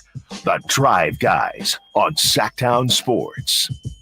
Drive Guys back together again, just discussing the parameters here of this De'Aaron Fox report, if you will, from Anthony Slater and Sam Amick, two great reporters, maybe better people. Slater will be on tomorrow. Okay. Yeah, we got Anthony Slater tomorrow, 4 o'clock. Terrific. As you know, it was yesterday, right, that they posted the piece about the Kings and shopping the draft pick, and they mentioned that De'Aaron Fox's future looms in the background. League sources say he's decided not to sign an extension this year, in part because he wants to see how the roster takes shape for the long haul, and Drapes is not buying that, figures that it's really just a matter of the economics, that he's hoping to, before he signs, make another all-league team, in which case he's eligible for more money, right? Yeah, I think that's the big reason. Now, I don't think, when you look at De'Aaron, I don't think he's trying to flex his muscles or anything like that. But it would not surprise me if Rich Paul and Clutch Sports threw that out there to Sam Amick and Anthony Slater. That doesn't sound like a De'Aaron Fox, kind of thing that he would put in there. To me, it sounds like an agent speak, just trying to create some leverage for his player. That's all. I don't buy that. First of all, when you look at the roster, we know changes are going to be made this offseason. So something's going to happen, Whitey. And what more would De'Aaron want this organization to do? He went out and got Domas, re-signed his boy Malik Monk. the Kings have made the necessary moves to get better. And so that's why I think this offseason is so important. They're going to make more moves. And so I don't think De'Aaron is concerned about the roster and the direction that it goes right now because we got some stability. I'm buying it, but I think it can end up working for everybody involved. If I'm De'Aaron Fox, you're right. I mean, primarily I'm looking at how can I make the most money. If I stay here, I can make the most money. If I play great, if I'm all NBA, I'm eligible to make more money. But I wouldn't blame him if on some level he was like, I want to wait and see how this goes. That cuts both ways. The Kings could also say, we'll see how this next couple of years go. And we're asking a lot of him. How is he going to play? But I do think best case scenarios, De'Aaron Fox is right now highly motivated to play great. The Kings are highly motivated to put the best team around him. So if it all works out, everybody's going to be celebrating in the end. Yeah, I'm buying it. You're the roster construction part? Yeah, but I think that's probably true of just about any player who has a brain in his head. But that's, to me, agent speak, though. You know what I mean? Yeah. I don't know if it's De'Aaron speak. I mean, think about this, Whitey. De'Aaron re-upped,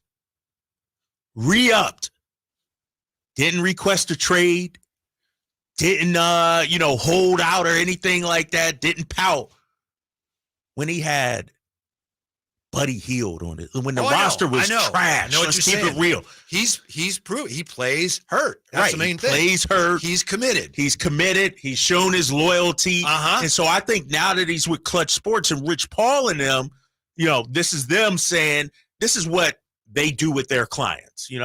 They're about player empowerment.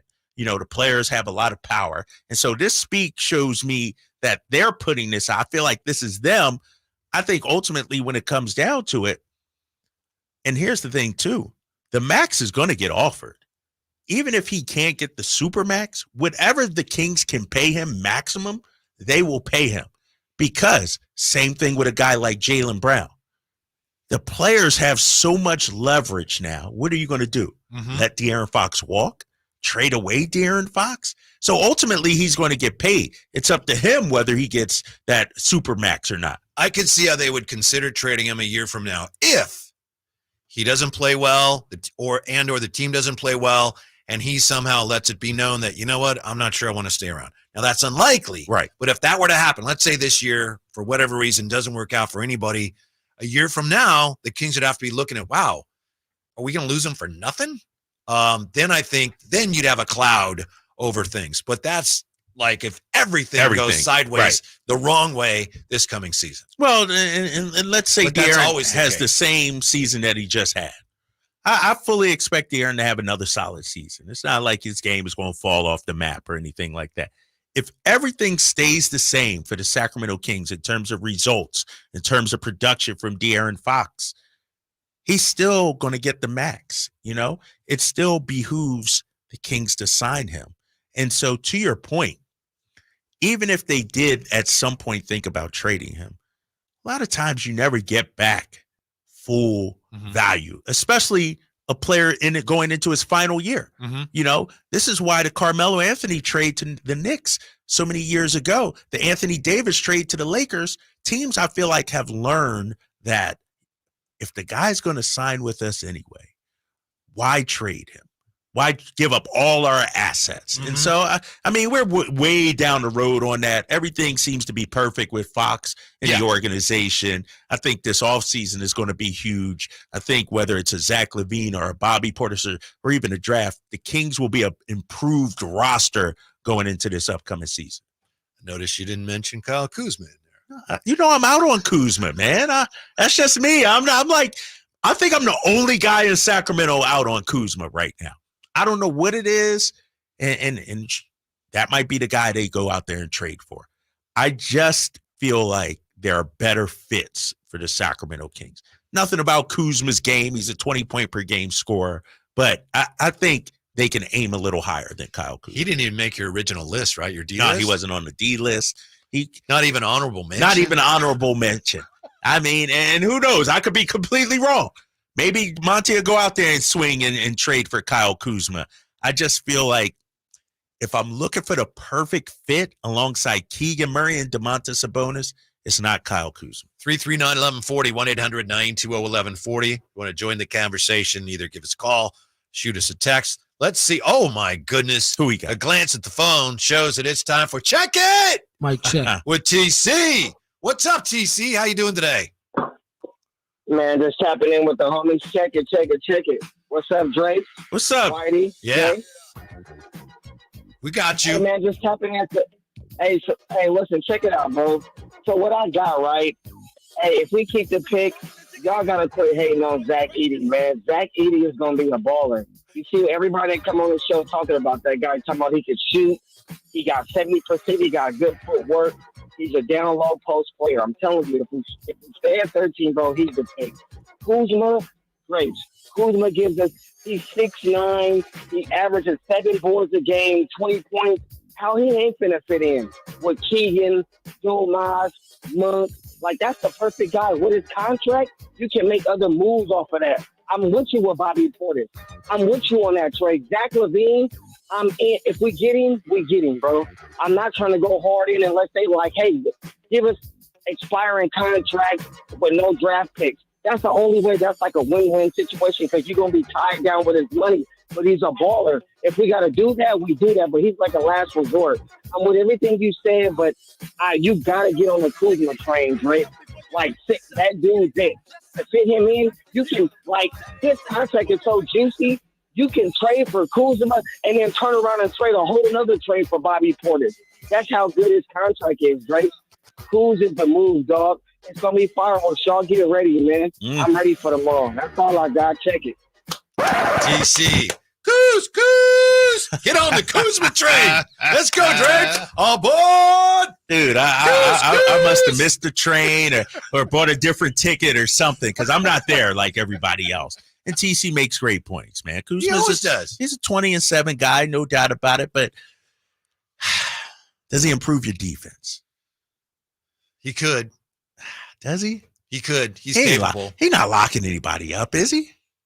He's capable of being an above-average defender. He can be. He's got the capable. length. He's got the capable. length. Come on, Whitey. What are we talking about? Kyle Kuzma has been in the league 6 years, 7 years. He's capable. If he ain't doing it by now, he's not doing it. He's done it at times. He's not going to do it in Washington. Not doing anything in Washington. Nobody does anything in Washington except watch Jordan Poole fall down. So you're a Kuzma guy now? Is that correct? I am, but I'm pretty much in on anybody with any degree of ability they can get. Seriously. You're like, just get some talent. Yes. No matter what, just get some talent. Pretty much. Damn. Yeah. The more I think about the LaVine thing after we talked to our salary cap guy, it's a little limiting potentially, but even that, it's like, I'd get Zach LaVine if I could. And let's not forget, last year during the offseason, I was all in on Kyle Kuzma. Yeah. I was a Kyle Kuzma guy. I just feel like where we are right now, where Keegan Murray is right now, there are better fits for us. I would take John Collins over Kyle Kuzma. And I might be the only one in sack. It's okay, though. You're the only one in this room. Dare to be different, ladies and gentlemen. I might take John. I think a guy like John Collins would be a better fit. Jay, who did we talk about yesterday? We talked about, your boy Miles Bridges.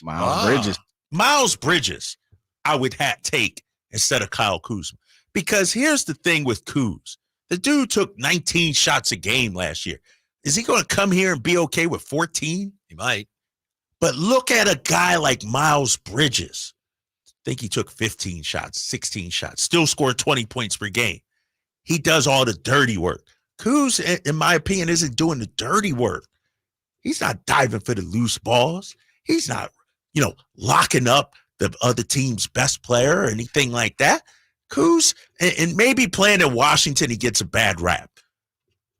But it seems like Kuz is out to get buckets, and it also seems like... I couldn't hear you. His ring was making too much noise. No, right?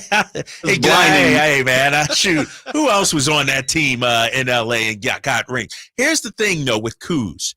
I feel like he's still at a point where he's trying to prove and achieve all-star level status. Miles Bridges last year, 17.5 attempts. 2 seasons ago, where was he at?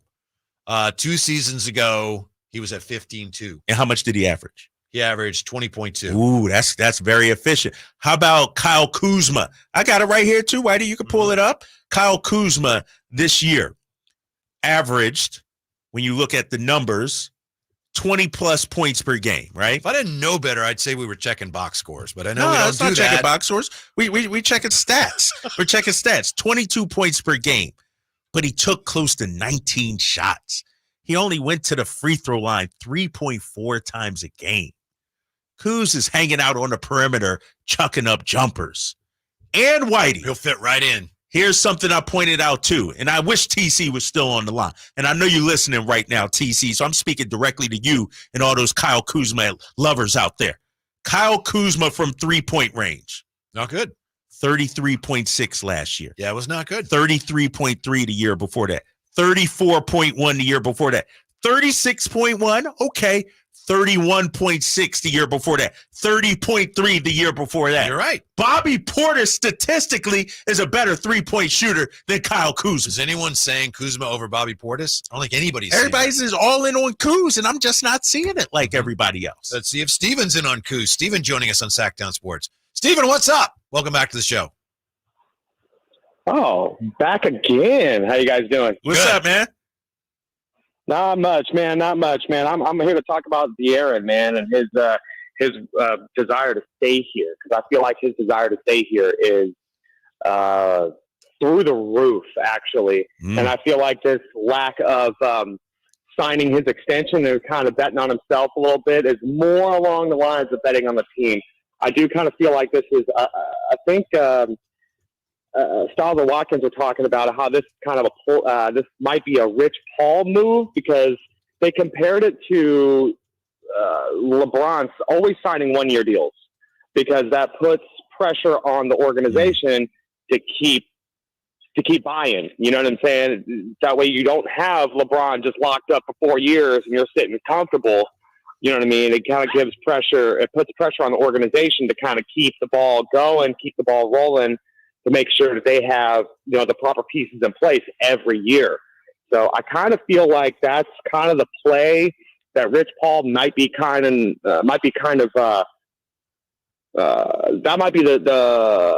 story he's trying to sell here as far as Rich is concerned. I think he's trying to get Sacramento I think he's lighting a fire underneath Sacramento to kind of get them to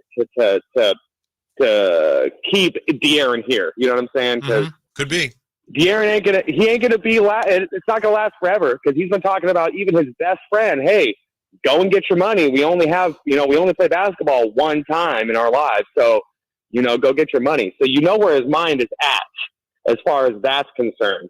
So I think his desire to stay here is through the absolute roof, because he's been through the ringer already in the 6 years that he's been here. So. Appreciate you guys letting me have the floor, man. You guys have a good day. And hopefully I'll see you guys tomorrow at Public House. Yeah? Are you going out there? I might stop by. Yeah, I think I might stop by. Our boy Alan Styles I'm gonna go out there, and I'm gonna try and stop by and make an appearance out there. So hopefully I get to meet you guys. You know what I'm saying? So all right, Steven. You guys have a good day, brother. All right, bro. Appreciate See you, man. It. That sounds to me like he's not going. I'm going to try to swing by. He's going to make an appearance. Like he's a celebrity or something like that. You know what I mean? Like our boy Alan Styles is the celebrity, so he'll be there. So. That'll be a big night. That'll be a big night. Yes. Yeah. I mean, and after the show, Alan, we should maybe swing by. I don't know what you got planned tomorrow. Go home, watch the draft or something, but let's watch it with our boy Alan Styles. Alan Styles, huh? All right. I know. Yeah. Join Alan tomorrow. You going to be there? Well, dude, are you going to go? His numbers are going to be light, so I need to go. The LeBron James of the station, you know what I mean? When I get there at about 6:10, watch the line of people outside Public House. 16th and 16th and L, I believe it is. So yeah, I might check it out tomorrow. Speaking of numbers, 339-1140, 1-800-920-1140. We'll look at some of Kyle Kuzma's numbers that suggest he could be a good fit here, and also. Are any of the league's big names, moving on That and more coming up as we return to Sactown Sports. Sacramento weather is brought to you by Folsom Lake Kia. I'm Tamara Berg in the KCRA 3 Weather Center. For your Tuesday, things are a bit unsettled outside. We have sun clouds and the chance for maybe an isolated thunderstorm possible this afternoon. Chances are low in the valley, but higher in the foothills in the Sierra. Temperatures will top out today in the mid to upper 90s. Get the latest forecast on the KCRA 3 News and the KCRA 3 app. Shop Folsom Lake Kia for special offers right now. I'm Coach Doug Christie urging you to visit my friends at Folsom Lake Kia and save big on your next new or certified pre-owned vehicle right now. Visit FolsomLakeKia.com. Attention talcum powder users. Have you had ovarian or gynecological cancer? A proposed $8 billion plan will pay those who believe they got sick from using talc products like Johnson's baby powder and shower to shower. Johnson & Johnson maintains its products are safe. You have until July 26, 2024 to vote to accept or reject the plan. For more information, visit officialtalclaims.com or call 888-431-4056. Paid for by LLT Management, LLC. When you use Bounce dryer sheets and your clothes look amazing, it's the sheet. Less static in your life? Yeah, it's the sheet. Smelling fresher than ever? It's the sheet. Oh, so soft fabric? Ooh la la. It's the sheet. Less wrinkles on your clothes? You know it's the sheet. Bounce dryer sheets. More freshness, more softness. Less static, less wrinkles. It's the sheet. Eric was way behind on his taxes. I owed a lot of money to the IRS, almost $15,000. I tried to make payments. The IRS wasn't satisfied with Eric's efforts, so they came after him full force. They're coming to put a lien and a hold on all my income, my home, my car. I was just overwhelmed at what to do. Then Eric called Optima Tax Relief. When Optima Tax got involved, the calls would stop, the threats would stop. It was easy like 1, 2, 3. Optima Tax Relief is A+ rated by the Better Business Bureau, and their team of expert tax professionals took care of Eric's problem. I owe $15,000, and now my debt is clean. I don't owe anything. Take Eric's advice. If you have a tax problem, you need to call Optima Tax now. Call Optima Tax Relief for a free consultation. Call 800-343-6460. 800-343-6460. 800-343-6460. Optima Tax Relief. Some restrictions apply. For complete details, please visit OptimaTaxRelief.com. At the Good Feet store, we take pain very seriously. Whether in the foot, knee, hip, or back, Good Feet makes over 300 styles, flexibilities, and sizes of pain-relieving arch supports. With 26 bones, 30 joints, and over 100 muscles, tendons, and ligaments in each foot, a lot can go painfully wrong. So there's a trained arch support specialist at each Good Feet store to give you a precision fit. Come in for a free fitting and test walk. No appointment necessary. Good Feet arch supports are HSA, FSA eligible. The Good Feet store in Sacramento, Roseville, Vacaville. Online at goodfeet.com. Hey, it's Carmichael Dave inviting you to make the switch to electric this spring and save big with American Energy. Stay ahead of those spiking energy bills this summer with up to $9,000 in rebates on a new ultra-high efficiency comfort system. American Energy is providing huge rebates from SMUD as well as spring specials by installing one of many incredibly efficient AC options available to you right now. Get rid of those fluctuating gas bills in the winter and switch to year-round all-electric with American Energy. Let them perform a free in-home energy efficiency analysis and see where they can help you save for the warmer months ahead. These guys are the best. Been serving the greater Sacramento area since 1981. A+ from the Better Business Bureau. Learn more by calling 916-520-9990. That's 916-520-9990. Call 916-520-9990 now. Hey, basketball fans, the draft is coming up, and you don't want to miss it. Join Sactown Sports 1140 for a draft watch party at Public House Downtown, corner of 16th and L Streets on June 26 from 5 to 7 p.m. Draft day decisions and delicious eats with Sactown Sports. Right now, while you're sitting on the couch or just driving around, your friends are at the Hagen Oaks Driving Range powered by Top Tracer. The vibe is perfect, whether you're an accomplished player or a newbie. Play a variety of fun games, play Pebble Beach, or compete against friends at the Hagen Oaks Driving Range. Hungry? The Hangout Food Truck offers burgers, chicken strips, and more. Check the summer-long free concert schedule. Be a part of the fun at the Hagen Oaks Driving Range, Fulton Avenue at Cap City Freeway, open until midnight.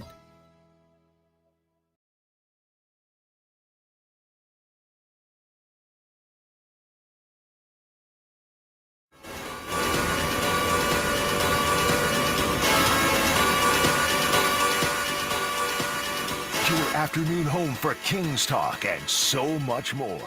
The Drive Guys on Sactown Sports. How close did the Kings come to actually getting Alex Caruso? This is interesting. It's just reported this afternoon that the Kings weren't the only team apparently offering draft capital to the Bulls for Alex Caruso. League sources indicated the Knicks also were offering draft capital to the Bulls in packages they felt were superior to the one-for-one deal. I think the Kings felt like our 13th pick is better than Josh Giddey. Apparently the Knicks feel the same way. I know you guys disagreed, and most importantly, the Bulls disagreed, and the Bulls like, no, we want Josh Giddey. But the Kings were not the only team that felt they were close to getting Caruso. Do you think they were close? Do you think that almost happened? No, I don't think so. I think when you look at the package that the Kings could offer, and this is something Jay and I talked about yesterday, to me, it was clear that the Bulls were interested in young talent. Outside of Keegan Murray, we don't have young tradable talent. We talked about that Friday, right? Yeah. You know what I mean? Mm-hmm. It's it is what it is, and clearly Josh Giddey had more value than the number 13 overall pick. And it's the 13th pick in the weak draft. Mm-hmm. Like, I would imagine if it was 13 next year, it'd have more value. And so I just feel like we're at a position, and this is something, that concerns me, is our Toyota Corolla LE package, the Toyota Corolla LE with 275,000 miles on it. Like, you know what I mean? Is it not as good as we're hoping? Because think about this, fellas. We've heard the reports that Monty tried to get Pascal, tried to get Caruso, tried to get so many players, and we always come up short. Are we valuing our trade assets higher than other teams are evaluating? Like, maybe our Toyota Corolla LE, if it was a brand new one, would be nice, but because it got 275,000 miles on it, other teams aren't interested as much. Mm-hmm. That's what I'm afraid of. The Caruso situation. We thought they wanted a pick or two. Clearly, that wasn't. They wanted a young asset, a young piece that had all-star potential. Outside of Keegan, we don't have that. Mm-hmm. And the number 13 overall pick this year may develop into that. But most people say there are no all-stars, upper-level future Hall of Famer or future MVP candidates in this draft. Mm-hmm. And so I just worry about our assets right now. I'm giving Monty the benefit of the doubt in this case because I don't think Caruso was high on the list of things the Kings need. He can help you, yeah. But if you were closer, like OKC, to me it's like, oh, great fit. Could be a guy that could help them get over the top. Huh? The Kings aren't close enough to that yet, in my opinion. So it's like, yeah, we got a shot at this guy. He's really good, but we need to save other assets because there's other guys we need more, like Kyle Kuzma, for example. Just as an example. As an example. Just as an example. As an example. I hope something gets done, man, this week because, I feel the frustration from the fan base, Whitey. It's a number of fans weighed in on this yesterday. We're tired of being the bridesmaid. Mm-hmm. When are we going to be the bride? And also, this is something I said to Jay yesterday, and I firmly believe. At some point, you might have to overpay for some talent to get the guy, whether it's Kuzma, Levine, Jeremy Grant, or whatever. It's like this. It's like you're a batter at the plate. Left. The pitcher is throwing you outside pitches all day. Uh-huh. You're just waiting on that fastball down the middle. Eventually, you get frustrated and you're going to swing outside the zone. You got an 0-2 count. You got to get on base somehow. That's where Monty McNair is at right now. He may not hit a home run, but you got to do something. Mm-hmm. You got bunt on, draw a walk, something to improve this roster right now. I'm a very disciplined hitter. If he's throwing me away, he's not throwing strikes, I will take the walk, the base on balls. But as to your wedding analogy, you want to be the bride, not the bridesmaid. Yeah. So you want to overpay. If you're not careful, a couple years, you're not even invited to the wedding, Mm. And the Kings have been through that so many times, and you've been part of it. Oh, yeah. Even in your relatively short history here with the Kings, you've seen some really bad times, right? I see some awful times. Those first 2 years, they were brutal, man. I mean, we had Jamias Ramsey in the starting line, Robert Woodard. These were rotation players. And so we've seen the growth of this franchise and the growth of this team. But the thing that's interesting is Kings fans feel it. They smell it. They see, you know what? We can, if you make a move or two here, you go from being a playing 6 seed, 5 seed to a top 3 seed again. And I like the hunger of the Kings fan base right now, but they got to do something, man. They got to do something. And I'm looking at the text line 209. Josh Giddey is nowhere near all-star caliber. Stop the cap. I'm not 100% out on Josh Giddey and his growth and his potential. And me and Jay would have loved to have him here. He's a 21-year-old who got into a situation with the Oklahoma City Thunder where they get Shai Gilgeous-Alexander. Who knew that Jalen Williams was going to take on and become the player he did? I still think Josh Giddey can be a really, really good player. If not all-star, he can be a 19-7 kind of guy. I cooled on him, and I could be 100% wrong. I was very high on Josh Giddey.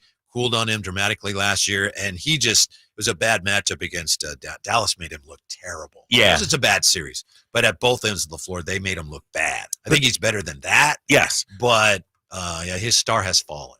But the Bulls apparently see it like you do.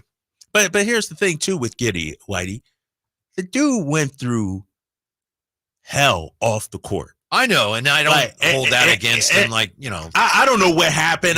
That's the thing. But from a psychological standpoint, emotion, it had to be hard to deal with, to go out there and actually still play and deal where you're the enemy in every arena you go to, where, you're worried about, are charges going to be brought against you? Are you going to jail?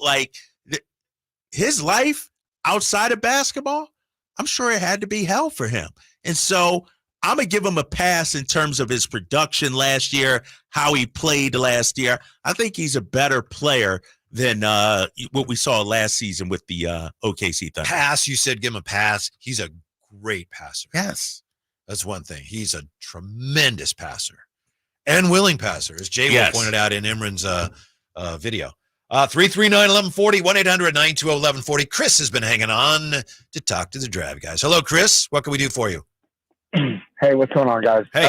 So I got a question, but I think I know the answer already. Yeah. But what about making a play for Klay Thompson, or is he too much like Keegan Murray, and would that take away time from Keegan Murray? Thank you, Chris. Appreciate that. Whitey, you want to answer that?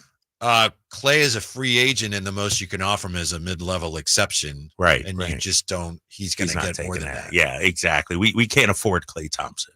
That is what it is. He's looking for $20+ million. The most we can give right now is 12.9, and we got to clear some space to get to the 12.9. Also, once we sign Malik, you know, offer him 39 for 3 or something.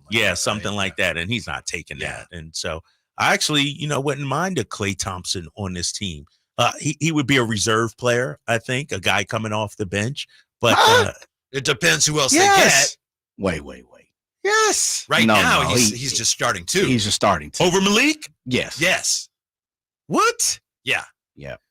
Are we talking how Mike Brown would play them, or he's a better player than Malik Monk right now? Well, it's definitely how he'd play him. So all right. You're talking. You're not. If you're playing Kevin Huerter over Malik Monk, and no disrespect to Kevin Huerter, and the fact that Malik Monk, we all seen played better last year than Kevin Huerter, right? Like, we can all agree to that. And he still never came up. He never started unless there was absolute injury depletion. Like, he never started. Klay Thompson would definitely be the starter. All right, you're talking from a Mike Brown perspective. Yeah. Would you start Klay Thompson over Malik? Jay? Right now, yeah. I would. What? Because this is the thing. The dynamic of this is what? It's this. It's the precedent, Drapes. The precedent has been set. People have been clamoring, and I've been one of those guys, and I think you have not been, but people have been clamoring for Malik Monk to start for the last couple years. There was every opportunity for Mike Brown and his staff to start Malik Monk this past year. It didn't happen. So now the precedent has been set is he's going to be our sixth man, unless you just come back with absolutely nobody as a 2 guard. And I don't see the Kings doing that. I think he is your 6th man. Like, you have situated him as being your Bobby Jackson for the next 3 or 4 years. It's just the precedent has been set for me. Clay, we don't know if he can come off the bench. Can Malik? Yeah, he can. Okay. All right. Clay, you'd just be throwing money away because he'd come here and he wouldn't want us. He'd never come here if he was a starter. Man, Clay is a statue right now. Just, he ain't doing nothing off the dribble. He ain't guarding anybody. Sounds familiar. Oh, shoot. I just leave it at that. But that's my thing is, though. It's like he's on fire today. We have to be realistic. How many times have people asked for Malik Monk to start here? And all not just season people. long. All season. So what happened? Why didn't it happen? I think that is our answer, fellas. Like, I think no matter how they brought him back or not, that's just where we're going to be. Malik Monk is our 6th man. 339-1140, 1-800-920-1140 if you want to join the conversation. One key to Kings improvement that nobody is talking about is next year with the Drive Guys on Sactown Sports. Since 1776, July 4th has been celebrated as the birth of American independence, but it's been a federal holiday only since 1941. Hi, this is Frank LaRosa with a word about Naturewood Home Furnishings. It was a mere 7 years later when the Keys family opened their first Naturewood store in Sacramento, and I guess Northern Californians have been celebrating ever since. We celebrate an incredible selection of furniture brands made right here in America. We celebrate the kind of generous hometown hospitality that was important to Walter Keys in 1948 and continues with the Keys family and the Naturewood Home Furnishing staff today. And we celebrate the kind of quality that's been synonymous with Naturewood for all these 76 years. Look for Made in America brands like Stanton, Sam Moore, Stickley, Hilltop Hickory, Simply Amish, and more during the Naturewood 4th of July sale event. Find the furniture that you will celebrate for years to come. Naturewood Home Furnishings, off Highway 50 at Hazel.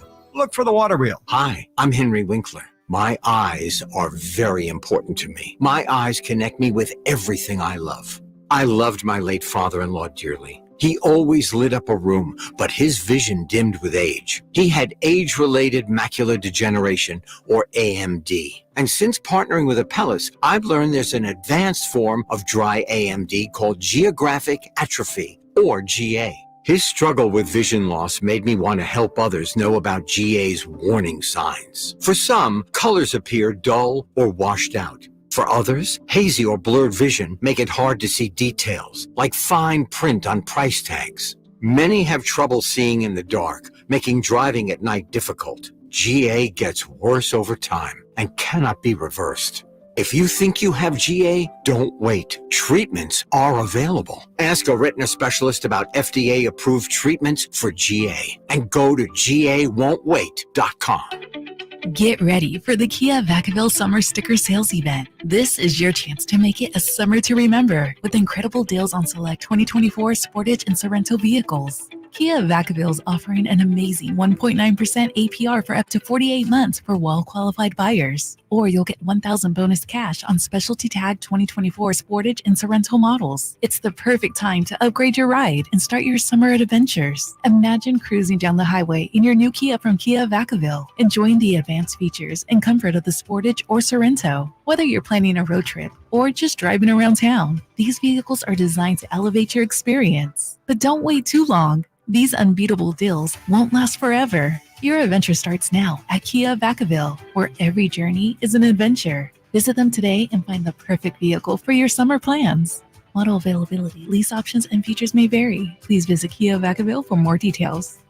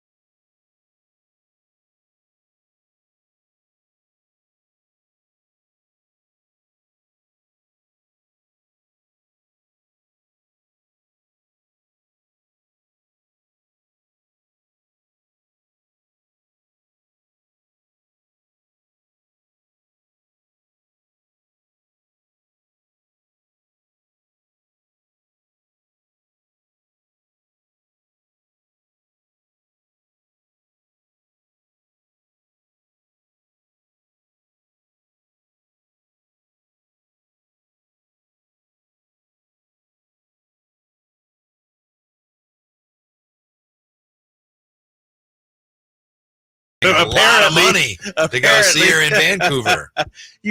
That's the only one. That's happening. That's yeah. Once the Kings schedule comes out and I need to figure out if I'm gonna be off or not, me and my little 12-year-old, we're gonna hop on a plane, go to Vancouver. So just so you know, it'll be another day I'm gonna take off later this year. I'll take a couple of days off. Right. Yeah. And you think that you're clear now. I'm good now, right? You mentioned it on the air.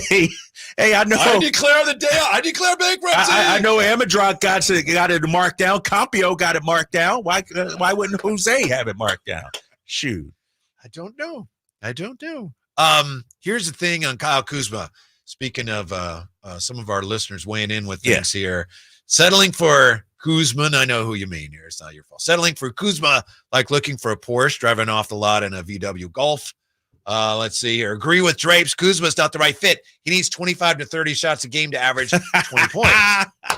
Here's the thing about Kuzma. If he were to come here, he would have to be more like the Kuzma who helped the Lakers win a championship. If you go back to his field goal attempts per game, his first few years with the Lakers, 13.5, 15.5, 11, 11.1 the year, 11 the year they won the championship, 11.1. Then he went to the Wizards and he started jacking them up. Can't blame him. If he were to come here and maybe he would want no part of this, I think he would have to take fewer shots, more in line with what he did with the Lakers. If Kuzma was 31, 32, maybe I'd say, you know what? He'd be open to doing that. The fact that he's 28 and, let's keep it real, has only been the man for the last 2 to 3 seasons. It's not like he has 8 seasons under his belt where he's been the man, and he's already won a championship too. So winning the championship might not be his motivation. Meanwhile, when you look at a guy like my boy Zach LaVine, 29 years old, has already been a multiple-time All-Star, has already racked up some accolades, has already averaged 27 points per game. The only thing missing from Zach LaVine's resume is a championship. So I think he'd come in a more humble player, willing to fit in and play at a high level than a guy like Kuzma. Maybe. Zach LaVine, when he was with Team USA, wasn't our guy from Chicago last week was telling us that Steve Kerr raved about Zach LaVine. Said LaVine was a model citizen, perfect team player, leader. That's what we need right there. Wouldn't you be worried about the injury? Yeah. He had to have surgery because a bone in his foot wasn't healing. Whitey, I let the doctors handle that. That's sure. If I'm Monty McNair, yes, that's a concern. I turn to my medical staff, guys, check him out. If they give him the go-ahead, sign me up. Sign me up. I know the doctors have to handle it. I'm not suggesting you get in there and operate on it yourself. I'm just saying. That's why you have people you trust beside you. I mean, think about it. I talked earlier about it. People want Brandon Ingram here. You look at the previous 5 years before this season, Zach LaVine played more games than Brandon Ingram. Nobody's talking about his injury history. I don't want Brandon Ingram here. What? I don't want Brandon Ingram here. Yeah, you don't want. You just said you can't say that, Whitey. Well, I don't. Wait, now you do? Because you were just saying. I'm saying we can't. We have no shot at Brandon Ingram. I would love to have. I don't Brandon think he Ingram. would want to stay here, and then you have to. He's going to want to go somewhere where he gets his next contract. And I don't think, even if he came here and played okay, I wouldn't want to invest in him. But it's upgrading the talent. Yeah, it is. It's getting the talent, you know. And I'm of the belief. You get somebody here in Sacramento, a la Malik Monk, they're not going to want to leave. Maybe. That's what I'm awfully hoping. Risky. You're right. Well, the Pacers took a risk. They got Siakam, got him signed. You don't think they had some inclination from him that, yeah, I like it there? I have a hard time believing. I know that we were going to talk about this at some point. Yeah, we got to get it. The fact that there's some, according to our buddies again, Amick and Slate, there's some regret within the organization that they didn't gamble on Siakam. That's, first of all, it's you're not buying that? No. If he said, I'm probably not going to re-sign there, you don't trade for him. What would the situation be like now if they'd swung that deal and gave up whatever they had to give up for him, and then right now we're going, oh, man, he's not coming back. Now what? That's a great question. Yeah. That's a great question. I don't know. That's a great – but I got to think at some point you got to pull the trigger on some of these deals. You got to – whether it's overpaying or, Think about it. Malik could have went out elsewhere. He decided to stay. Like, we're in a position, Whitey, that we may have to take some risks, some bold moves. I agree with that. Right now, to be honest, I'm not sure what you and I are arguing about. Are we No, arguing about Brandon Ingram? we just throwing things out there. We just spitballing right now. Yeah. I wasn't sure what our there's no argument or there's no disagreement. You were disagreeing a little with me on Ingram. On Ingram, yeah. Because with Ingram, you think because he can be a free agent next season, you wouldn't want to. Yeah, but you're saying, like, if you can get him, you got to get him. And I've said if you can upgrade your talent, I get you. Yeah. So that bring you both in. Yeah, rein us in. What you got? That means you both of you guys are in, just for specific reasons of your own. We got it right? All right. Okay. All right. So we'll take them from the wheel. I can't wait. I forgot. Yeah, we got to do the wheel. He's in here soon. He's on the wheel now? Well, no, we've already answered it. You guys are both in. You guys are figured out how to get to that, but you're in. Try this on real quick. A key to Kings improvement that nobody's talking about. Yeah. There's some numbers here, so we won't spend a ton of time on it. Most of this I think we already knew, but I think it's something you can't ignore. The Kings were outscored at the foul line last year by 3 points per game. Per game. 3 points in one game doesn't sound like a lot. 3 points over 82 games is a lot. They were 24th in fouls committed. They were 21st in free throw attempts. They were 30th in free throw percentage. So they fouled a lot. Yep. They sent the other team to the line a lot. And when they got to the line, which wasn't very often, they missed their free throw. They didn't knock them down. Yeah. That had a huge effect on their offensive numbers. And that's something that De'Aaron Fox talked about. Something Mike Brown talked about during the season as well. And free throws are more than just what you see in the box score, Whitey. They're run stoppers. They're run extenders. Maybe you knock down your free throws, the slump that you were in, you break out of it. And so all that plays into it. So, yeah, that's a bit – they got to be better. And we've had people text in yesterday talking about De'Aaron Fox got to be better than 60 – he has to be better at free throws. Yes. Your point guard should be 78, 80%, right? Not 71%. Right. Everyone knows, wow, they didn't make their free throws, but it's deeper than that. Not only did they not make their free throws, they didn't get to the line, and they sent the other team to the line way too often. Exactly. Yeah. And that comes with defense too, not having sound perimeter defense. And so that's something, you got to address too. Like, get in the lab and get those free throws up, man. Him and Domas, talk about De'Aaron Domas. They got to get better at the free throw line. What's your free throw percentage this year? Do you know? In your league? That's a good question. I'll look that up and have that for you coming up. I was probably about 75. That's not bad. That's and he solid. hasn't played in years, and he's knocking down 3 for 4. Exactly. And you know what they say about a good 3-point free throw shooter? If you can shoot free throws, you can shoot threes also. So that's what worries me about De'Aaron Fox, right? I mean, he had a good start to it last year, right? Yeah. From 3 range. So he got to be better. Did we know this about the Kings and Miles Bridges? That's next year with the Drive Guys. And we have the wheel at some point, which I haven't gotten to here, Jay Spin yet. It's coming up. Sactown Sports. The only place you'll find Malik Monk is Sactown Sports. Oh, my, what an athletic move that time by Malik Monk. Hey, Sacramento, it's Malik Monk, and you're listening to the home of the Sacramento Kings, Sactown Sports. Your local sports leader. Maida Chevy saves you $12,000 off MSRP on every new half-ton Silverado LT Turbo Max. In stock after rebates. Always 5 to choose from. Exclusive. All in-stock pricing at MaidaChevy.com. Together, let's drive. TBO for details. N7124. One of the many, many things I appreciate about my wife, Sheena, is she tells it to me straight. Any compliment from her is one I know that I've earned. So this weekend, brought out all the delicious flavors in our grilled meals with the amazing Napoleon Prestige and Prestige Pro line of outdoor cookers. Had people over, some chicken thighs, some portobello mushrooms, some shrimp. And I asked her today, so how was it? She was great. It was great. Yes. You want to get one of these too. These are excellent grills with features other grills can't match. Built different, built better, built to last. Premium stainless steel that boasts quality and a lifetime warranty. Napoleon offers a limited time rebate on select grills. Napoleon Grills and Accessories now available at your nearby Amy's, Ace Hardware in Sacramento, and now El Dorado.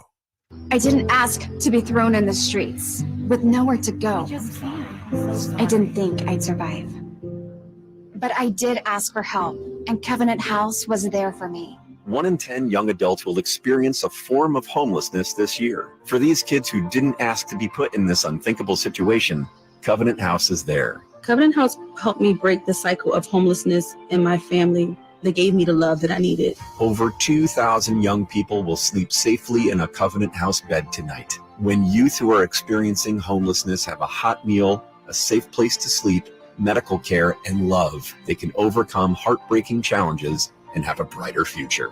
They just really genuinely just wanted to help me succeed, and I'm succeeding. I'm a speaker, I'm an author. Covenant House really helped me and really helped mold me into the woman I am today. If you or someone you love is asking for help, go to safeplacetosleep.org today. NBA basketball returns to Golden One Center for the 6th annual California Classic Summer League, presented by Ticketmaster. Your Sacramento Kings will host the San Antonio Spurs, Charlotte Hornets, and for the first time ever, the Chinese national team. The 3-day event on July 6th, 7th, and 9th will feature 2 games each day, and single-day passes include lower-level seats for both games for as little as $29. Fans attending Saturday will enjoy a free concert from rock band Chevy Metal. For more information, visit kings.com/California Classic. I'm Craig Ashton of the injury law firm of Ashton and Price. Whether you've been injured on a bicycle, as a pedestrian in a slip and fall, auto, Uber, Lyft, or big rig accident, you need Ashton and Price in your corner. When you call Ashton and Price, there's no chatbot telling you to hit 3 for accounting. You're greeted by a real live person who will immediately transfer you to an experienced attorney. The consultation's free, and there's never a fee until you win.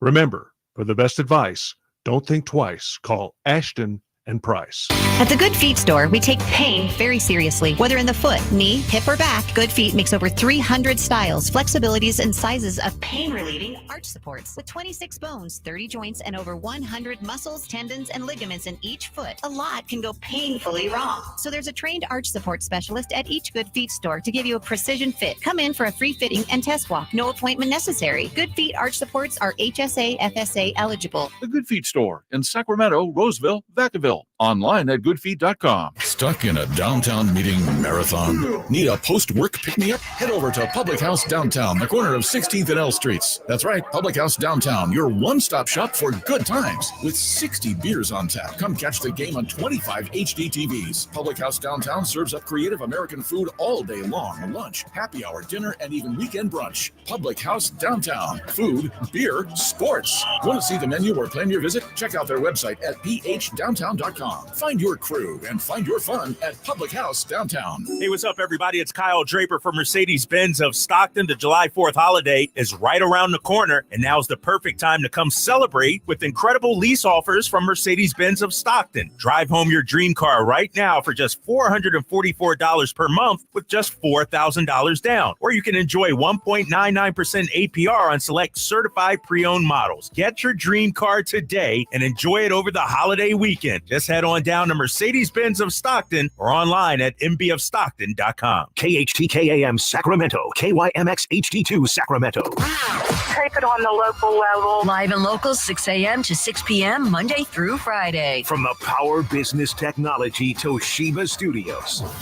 Sactown Sports.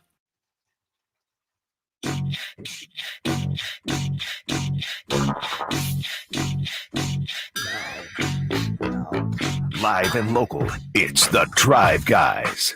Watch the show on youtube.com/Sactown Sports 1140. Or listen on the Sactown Sports app. Can you believe it? The NBA draft finally, it's tomorrow. It seems like we've been talking about this for, I don't know, like 6 months, doesn't it? It seems like, well, you know, it's only 5 weeks till the draft. It's tomorrow. It's tomorrow, man. And the future of this franchise could be changed tomorrow. Yeah. Maybe they trade for your boy Kuzma, Jeremy Grant. Maybe they get my guy Zach LaVine. Who knows? But tomorrow we could have the fireworks, Whitey. Man. It's also possible, right, that they draft somebody and that's part of something larger that we won't know about for a while. Yeah. I remember when the Kings drafted Marquise Chris and they ended up trading him for Bogdanovich and when that happened. What year was that, Jay? 2014? I want to say a little later than that. A little later than that. 15, was it?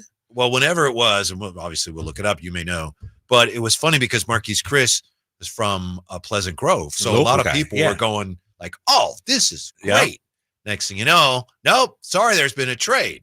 So it's kind of like bottom fell out. Ended up being, of all the moves Vlade made, it was probably one of the best moves ever made, but it was still a little deflating at the time. Yeah. And it's so I'm hoping tomorrow night we hear something. Hopefully something's already kind of agreed to. 2016. Jay just told us. Hopefully something's already agreed to where the guy gets the Kings hat, and then before he does the ESPN interview, he puts on the Chicago Bulls hat or something like that, or the Wizards hat or something like that. Can you imagine? This town would go crazy. As dressed up as everybody gets for the draft, shouldn't the caps be not a baseball cap, but some kind of, I don't know, like a fedora or something? No, Whitey. A team logo fedora. You're going to sell so many of those draft night fedoras. No. And then the guys get so dressed up, and then here's a ball cap. A ball cap. No, man. Fedoras.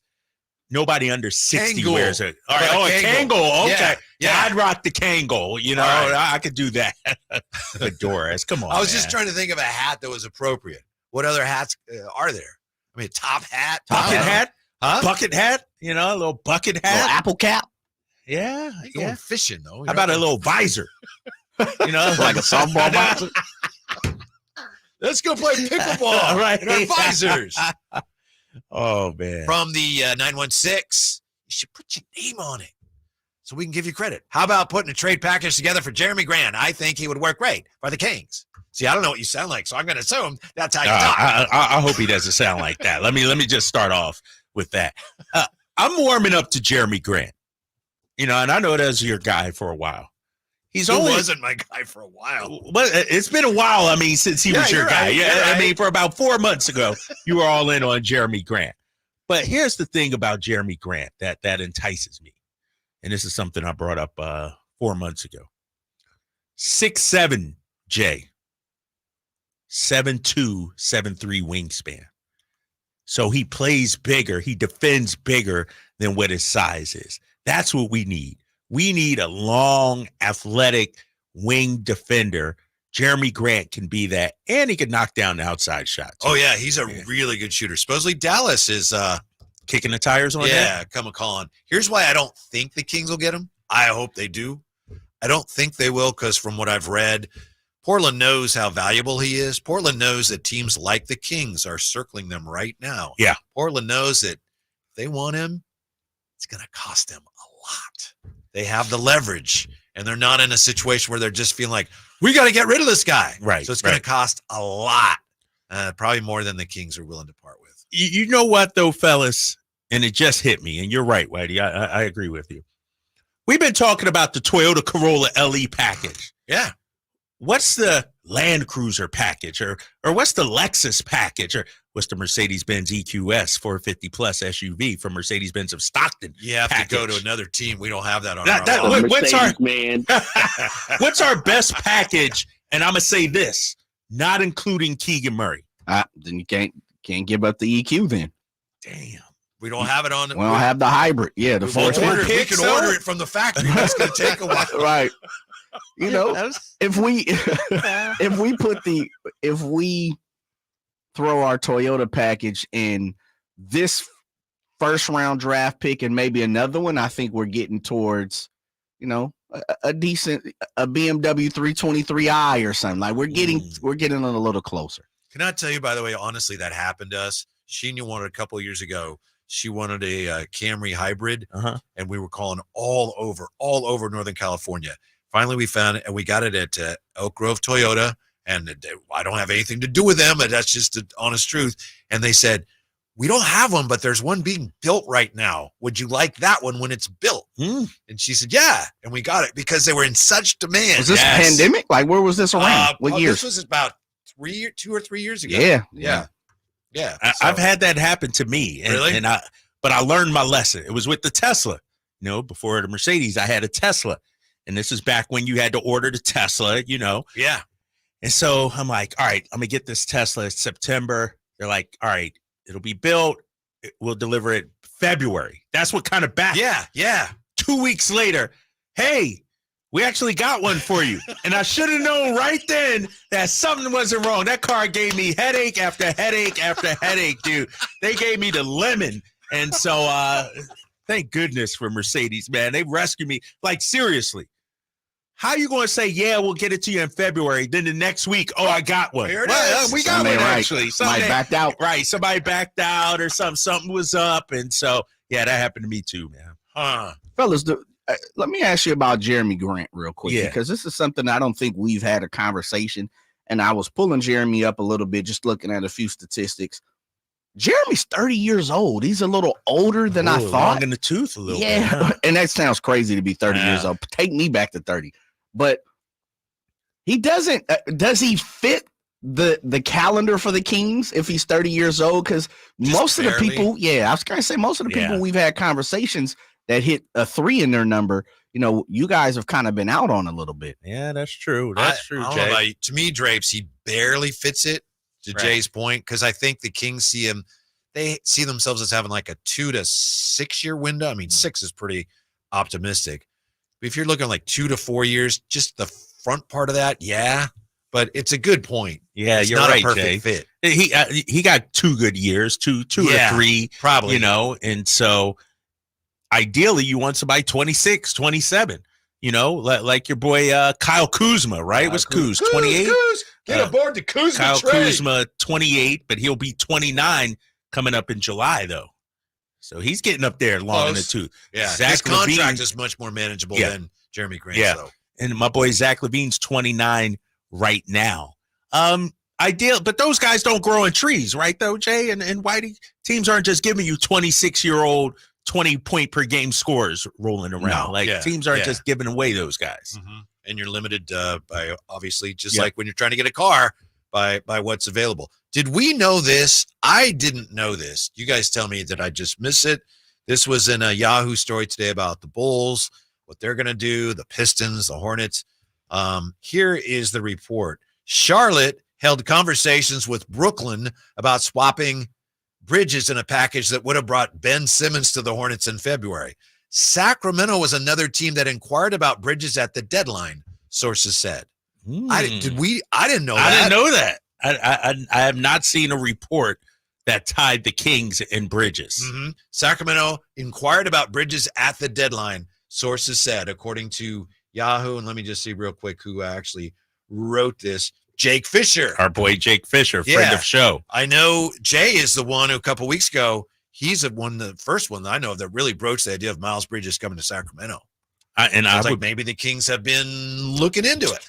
Man, I would be all for Miles Bridges because here's the thing, fellas. He's 26 years old, just like we said. And if we would have swung and made the trade at the deadline, I'm not sure what kind of contract we could have offered, but we probably would have been able to, he was making $7.9 million.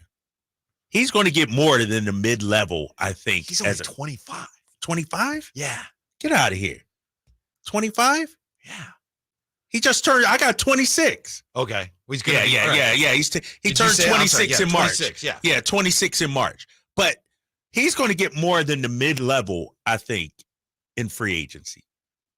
Mm-hmm. Shoot, even to return to Charlotte, they'll pay him 18 to 20 million. Mm-hmm. And so, as great of a fit that he would be here in Sacramento, I just think he's a pipe dream right now. I just don't think we can afford him. We don't have the free agent cap space to go out here and assign the guy. 12.9 ain't going to do it with him. 12.9 is not going to do it. Brett Siegel yesterday said he expects somewhere 22 to 25. Damn. Miles Bridges could get. Take him off the wheel. Yeah, he wasn't on the wheel. He wasn't on. Yeah, he averaged 21 points this last year, 7 rebounds. You look at his 3-point shooting, not great, 35%, but he's shown he can knock it down. Took 6.5 threes. He'd be perfect for this Sacramento Kings team. A little ruggedness to his game as well. Oh well, that's too bad. So we were in on him, huh? According to Yahoo and our guy Jake Fisher. Yeah, with the draft. Just a day away. The conversation continues when we come right back. Drive Guys, Sactown Sports. It's the ride everybody wants to be driving, and Elk Grove Kia has them in stock right now. I'm talking about the 2024 Kia Telluride. And my friends at Elk Grove Kia can get you behind the wheel of a 2024 Telluride SX for only $419 a month, plus taxes and fees. Whenever I see one of these driving down the road or next to me at a red light, I just stop and admire it because the Kia Telluride just looks iconic. And not only is the Kia Telluride beautiful, it's got room for the whole family. There's a seating capacity for up to 7 passengers. Plus, it's loaded with tech. So is the 2024 Kia Telluride the right ride for you and your family? Come on down to Elk Grove Kia and the Elk Grove Auto Mall. Give it a test drive. And just a heads up, when you're here at Elk Grove Kia, you're going to be treated very well. You're not going to get this kind of car buying experience in Roseville, Vacaville, Sacramento, or Davis. That's why Elk Grove Kia has so many 5-star reviews. Again, check them out in the Elk Grove Auto Mall or online, elkgrovekia.com. 24-month lease, $0 security deposit, 20 cents per mile over 10,000 miles per year, $4,999 due at signing based on approval of credit. VIN number 501850, ends June 30th, 2024.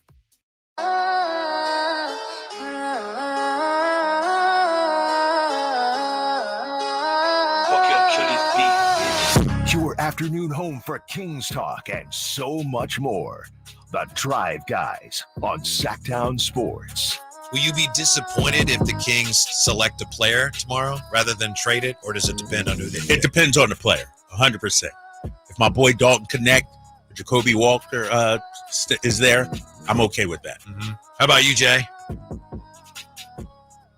Jay's mouth is full. We'll get back to he eating his snack? He's snacking I had to back sneak it in real quick. Yeah. I would, it depends on the player as well. Yeah, it definitely would be. Uh-huh. I'm looking at the mock drafts and everything, and I'm trying to think of what players I would be, I don't want to say disappointed, but like a Rob Dillingham. I'm a Rob Dillingham fan. I think the kid has tremendous upside, but he's 6'1". From a fit standpoint, not what we need. Zach Edey. I like Zach, 2-time player of the year, but from a fits standpoint, doesn't make a lot of sense. Wouldn't Edey be intriguing, no, fellas? Would you at least be intrigued? Yes, he'd give us a ton to talk about. It would be intriguing. It would be scary. Our buddy Tristy Rodriguez just posted within the hour, NBC Sports Bay Area, kind of a rundown of who the various outlets have the Kings taken at 13. Yahoo says Jacoby Walter. CBS Sports, Jacoby Walter. NBC Sports, Robert Dillingham. ESPN, Ron Holland. Sports Illustrated, Kellel Ware. Bleacher Report, Cody Williams. And so there's just a little bit of a brief rundown. Ooh, Bleacher Report had Cody? Yes, sir. Jay, you high on that? Let me tell you something. Be there at 13. He's long gone. I don't think so. I think he's gone 6-7, somewhere around there. If he slips to 13, Tyrese Halliburton. You better take him as quick as possible. Don't even wait on the team. Damn, he's the guy. You take the. He's a lefty. He's long. We know his brother is a dog. We know he's a baller.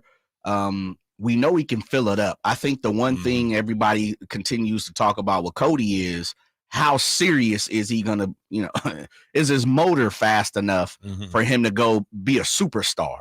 Like, we know he's going to be good, but can he be great? Mm-hmm. We also have the fact that he's 6'6.5" and socks with a wingspan of 7'1". Right? We like that wingspan. 7'1". We like that That's wingspan. that Paul George, Kawhi Leonard wingspan right there. Yeah. I'm looking at, the Ringers write up on him. Fluid ball handler, the ability to get to the basket using either hand, finish with touch from challenging angles. Best role might be as a point forward. Ooh. If his jumper is slow to develop due to his ability to run the pick and roll. I like that. I think we need more pick and roll players on our squad. There's hope for him. He shot 80% from the free throw line in EYBL competition. Alert defender who hustles and brings length. Gives him some on-ball versatility as well in the switching defense. So, what's his negatives? Does it give you that? Below the rim leaper without elite burst off the bounce. Underwhelming three-point shooter despite having good mechanics. Can be taught. That's what it sounds like to me, Whitey. Needs to get dramatically stronger. He's slim, which limits his versatility as a defender. I'd forgotten about this. I remember reading early in when we were first keeping track of all this stuff. he was hurt last year a little bit. Yes, and he was. He got physically manhandled by people. And some of us people thought, well, maybe it's because he was hurt. He got brutalized. He didn't show a lot of strength. And I know you guys are looking for toughness, and he didn't. Maybe it's because physically he didn't show a lot of it last year. As far as the downsides, I'd still be excited if they ain't no chump though. There's a difference between just physically not being able to handle yourself versus you're not going to walk over me. Like, I don't think I've read that or seen that or, in this play. I think he just doesn't have the body for it. You got to get him on this protein shake, slide him down to David Stern walkway and put some protein in his body. Listen, Kevin Durant couldn't even hit one rep of 225. No, you're right. Kuminga is pretty well built, right? Yeah, Would you say he's built. Yeah. Kuminga, I remember as a rookie one time, he was guarding Julius Randle, and Julius Randle just took him to the post and just beasted him, huh? Destroyed him. Yeah, of course he did. So, yeah, that's all part of it. The Ringer in their mock draft has him going at 5. 5? Yes. Man. Yeah.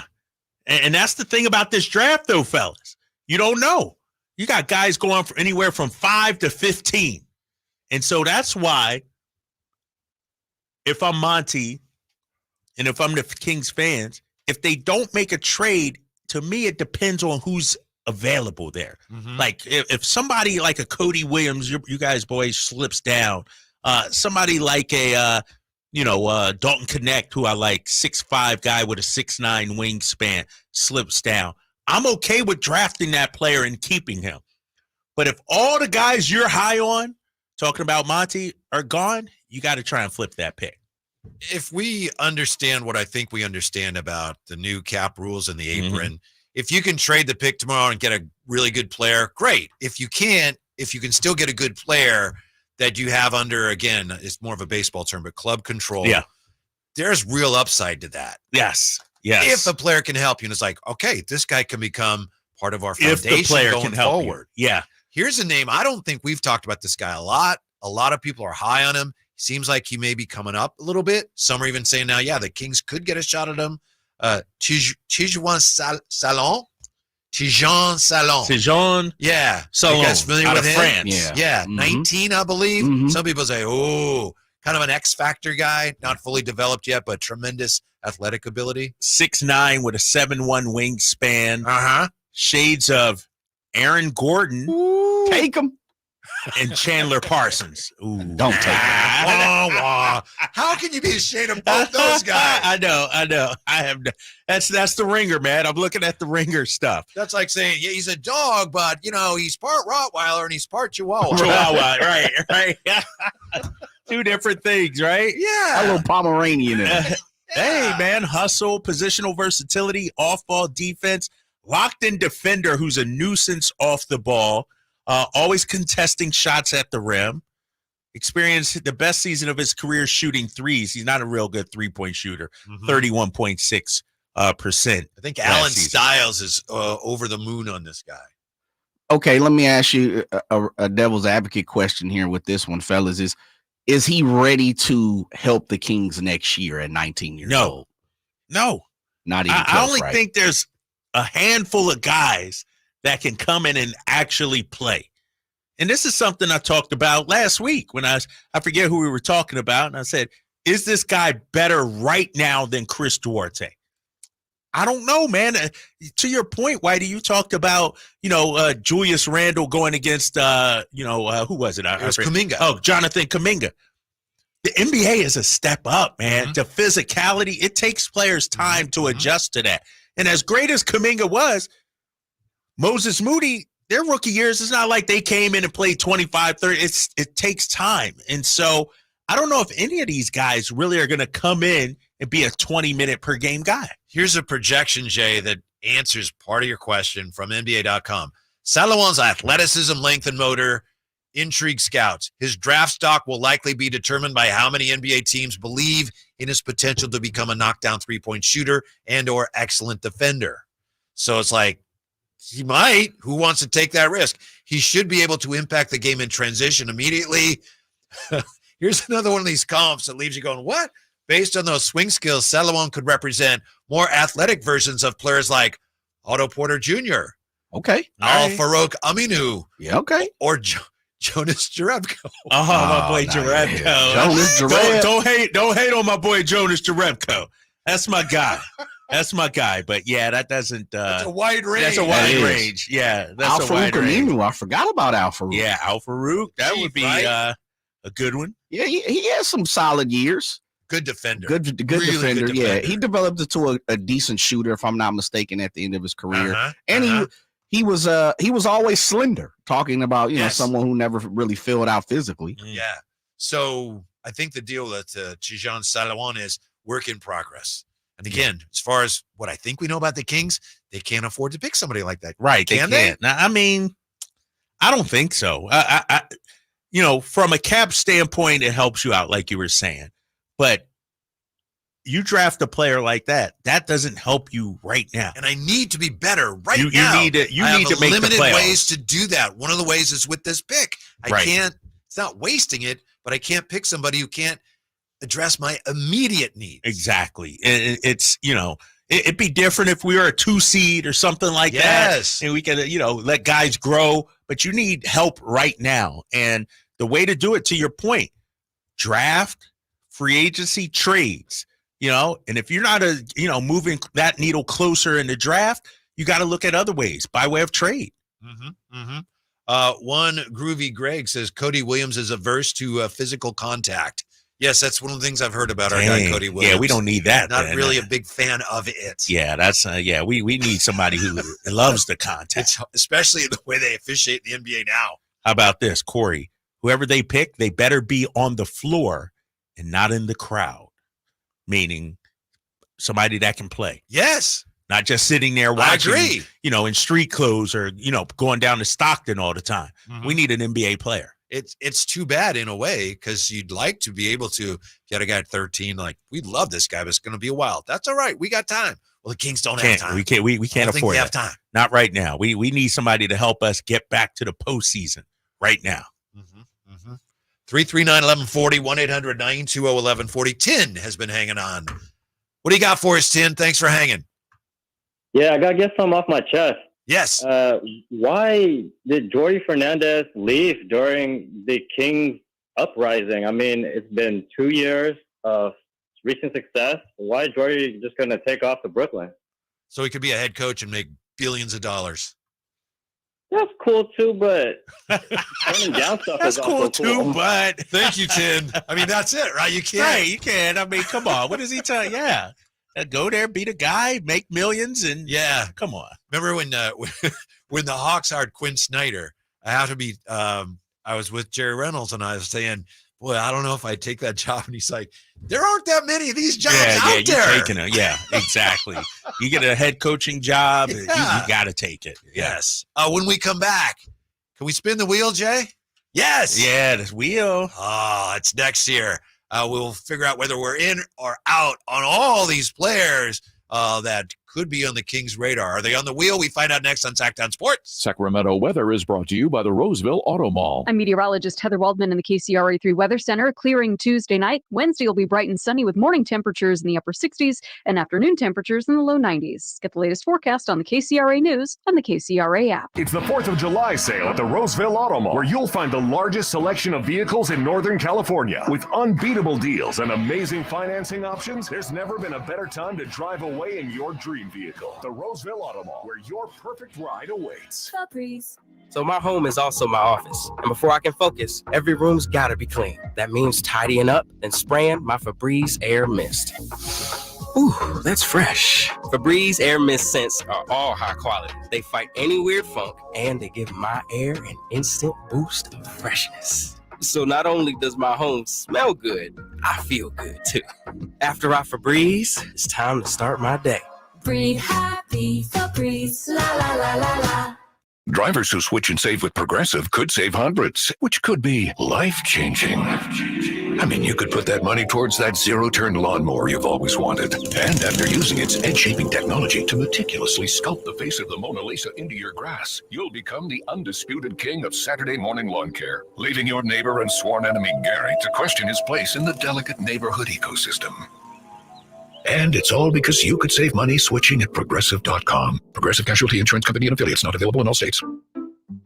We just want to have enough money for retirement. And travel to visit our grandchildren. I understand. That's why at Fisher Investments, we start by getting to know each other so I can learn about your family, lifestyle, goals, and needs, allowing us to tailor your portfolio. What about commission-based products? We don't sell those. We're a fiduciary, obligated to act in your best interest. So how do your management fees work? We have a simple management fee based on the value of your portfolio. So we do better when you do better. We appreciate that kind of transparency.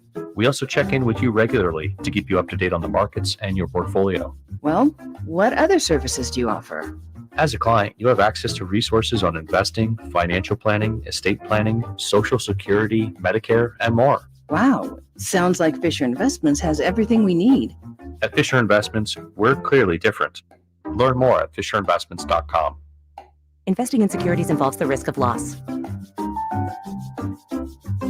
Award-winning country sensation Lee Brice is back. Ain't trying to meet nobody. You're just here. Live in concert. Friday, June 28th, 7:30 p.m. The venue at Thunder Valley. Lee Brice. Special guest Abby Anderson. The venue at Thunder Valley. For tickets, visit ThunderValleyResort.com. Don't miss Lee Brice live. I see you whining and grinding. Your afternoon home for Kings talk and so much more. The Drive Guys on Sactown Sports. So we're 24 and a half hours away from the tip-off of the draft. Drapes has been watching an NBA TV mock draft. Anything interesting happened so far? No, not really. Our boy, Devin Carter, we just talking about, went, 8th, I think it was. Cody Williams, 7th in their mock draft. Cody Williams to the Blazers and Devin Carter to the Spurs. Yeah. Okay. Let me ask you this. Yeah. And we're about to do our wheel of names. The Spurs. Who they got? Devin Vassell. Mm-hmm. Keldon Johnson. Does Keldon Johnson move to the needle at all for you? Yes. I'm a little confused as to why, according to reports, they're interested in moving off of him. I'm not sure why. I think he's really good. That's he's one of the more underrated young players in the Right. association. Yeah, it's 24 years old, listed at 6'5", small forward. Let me look at his wingspan because that's very important. And I knew Devin Vassell was good, but he put on a show. He put on a show. Yeah, he lit us up. 6'9" wingspan. I don't know. I'm just throwing out a name. I don't know how much he fits. The question is, what do you view Keegan as? Is he a 3? Can he move to the 4? Is he a 2? And so him and Keldon Johnson, kind of a small front court, probably. Correct me if I'm wrong, but I think one of the really valuable things about Keegan, for all the issues we have with his growth, is that whether he's a 3 or a 4 or whatever he is, he can guard multiple positions. Right. He can guard multiple positions. I don't think he's a 2. I wouldn't want him chasing around 2s all game, but 3 or 4. He's guarded Steph a little, hasn't he? Yeah, but that's And maybe that's why some of his numbers went down too. Yeah. Having to guard some of these great players out there. So, before we get to the wheel, I want to ask you guys real quick what you thought about this. Magic Johnson comparing Caitlin Clark and Angel Reese to him and Larry Bird. Did you see that? Love that comparison. Do you? Love that comparison. Those two women have brought unprecedented eyes on the WNBA, sort of like Magic and Bird. Those two women had a history with each other prior to the WNBA, sort of like Magic and Bird, college, playing in the national championship game. Those two played twice in the NCAA tournament, back-to-back years. And so I 100% agree with that. And it got me thinking yesterday, some of the best basketball rivalries, Magic Bird to me is right up there at number 1. But Clark and Reese, and I watched the game Sunday, it was fantastic, Whitey. I watched. I didn't watch the whole game. You watched too? Yeah, it wasn't bad, right? Yeah. It wasn't bad, yeah. And so I see what Magic is talking about. It is bringing unprecedented eyes to the WNBA. When I first read that, I thought, the difference, one of the big differences is, now there's this charged racial component to it. But as I think back, that existed back then. That existed too. with Magic and Bird. Oh, 100%. Yeah, yes. Yes, if you were black, you were going for Magic. If you were white, you're going for Bird. You know, the whole not me, not you though. But you know, that was the narrative that was being put out there. Like it was, and the thing about it too, and you know, the cities that they were drafted in: L.A., Flash, Glitz, Boston, blue collar, hard nose. Like there was such a juxtaposition. You know, with Caitlin Clark and Angel Reese. Chicago and Indiana, they're stone's throw away from each other too. And so, no, it's a rivalry I think that's going to be around for a while. Yeah, to be honest, when I first read that, because that's just a beloved period of basketball history to me, like it is to many people, but I didn't want it to be true. I was like, no, Magic, no. But the more I think about it, you're right. It's like, yeah, there's something there. There's an awful lot. Something there. Yep. Yeah. All right, Jay, how does this wheel work? I've been looking forward all day. We've got a ton of names, but they're only names that have been mentioned to be maybe on the move. So we can't say, you know, Devin Booker. They have to have someone, an insider beat reporter, someone like yourself or Mark Stein or Sam Amick have to say it that they might be on the move. Someone's interested. So some credible source says these players could be on the move. You know, we can't have 10 saying, you know, that, player A is on the move and would you like it? So, yeah. Now, 10 to me is one of the more reliable Yeah, he's an sources. insider, but I'm just saying, he he has no credentialed media. He's not a media credential at this point. Right. Even though he probably could get one. It's simple. So, yeah, we spin the wheel. I throw out a name. You guys tell me if you yes or no. Okay, we got that wheel moving and grooving. It's a nice wheel. Yes, it is, man. A little roulette style, right? Yeah. All right, fellas, we stop on Tobias Harris coming from the city of Philadelphia. You shot that down pretty fast there, Whitey. Hold up. Let me look at the numbers. Well, first of all, we won't be able to afford him. Whitey's out. Whitey's out. Okay. Way out. All right. We won't be able to. He's 31.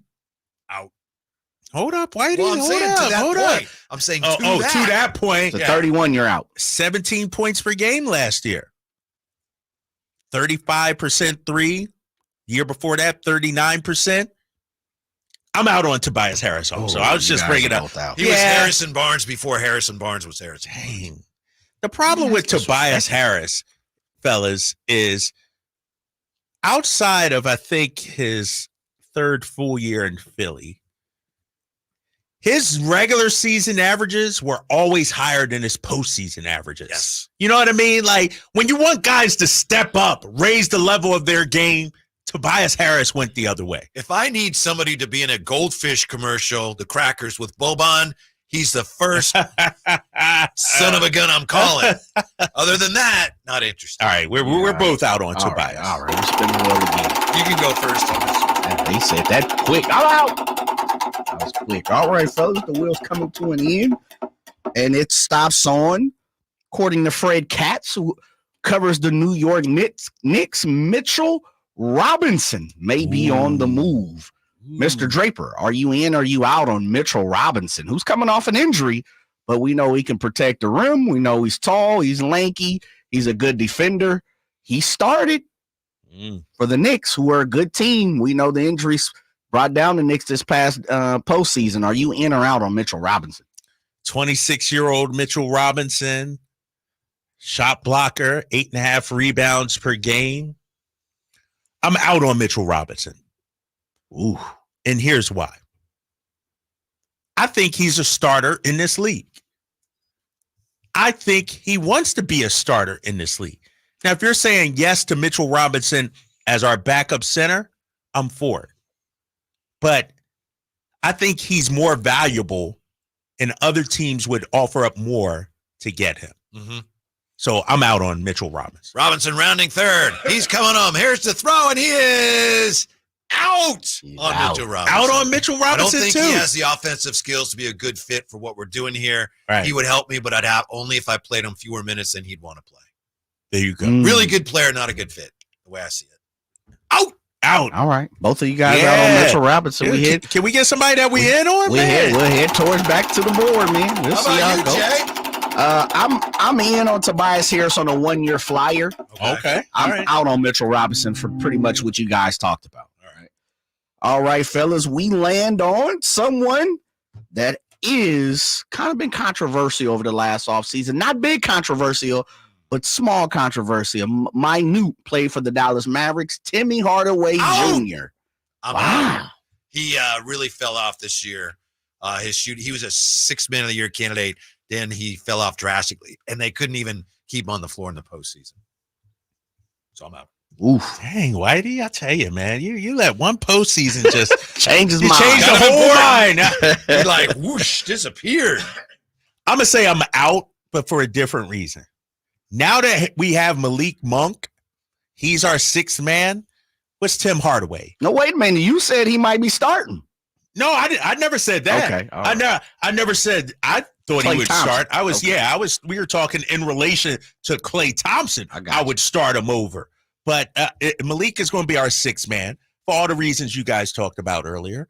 And so I just, I don't need Tim Hardaway Jr. as a 9th man on my squad. So I'm out on him also. All right. You're out on Timmy J. Out. THJ. We shoot straight back to the Wish wheel, him the best, fellas. though. Wish him nothing but the best. Yeah. I see where you going. Heck of a fella. All right, fellas. We're looking at an all-star right here. Multiple time, 9-time all-star. 33 years old. I think 33 or 34 years old, but still has it.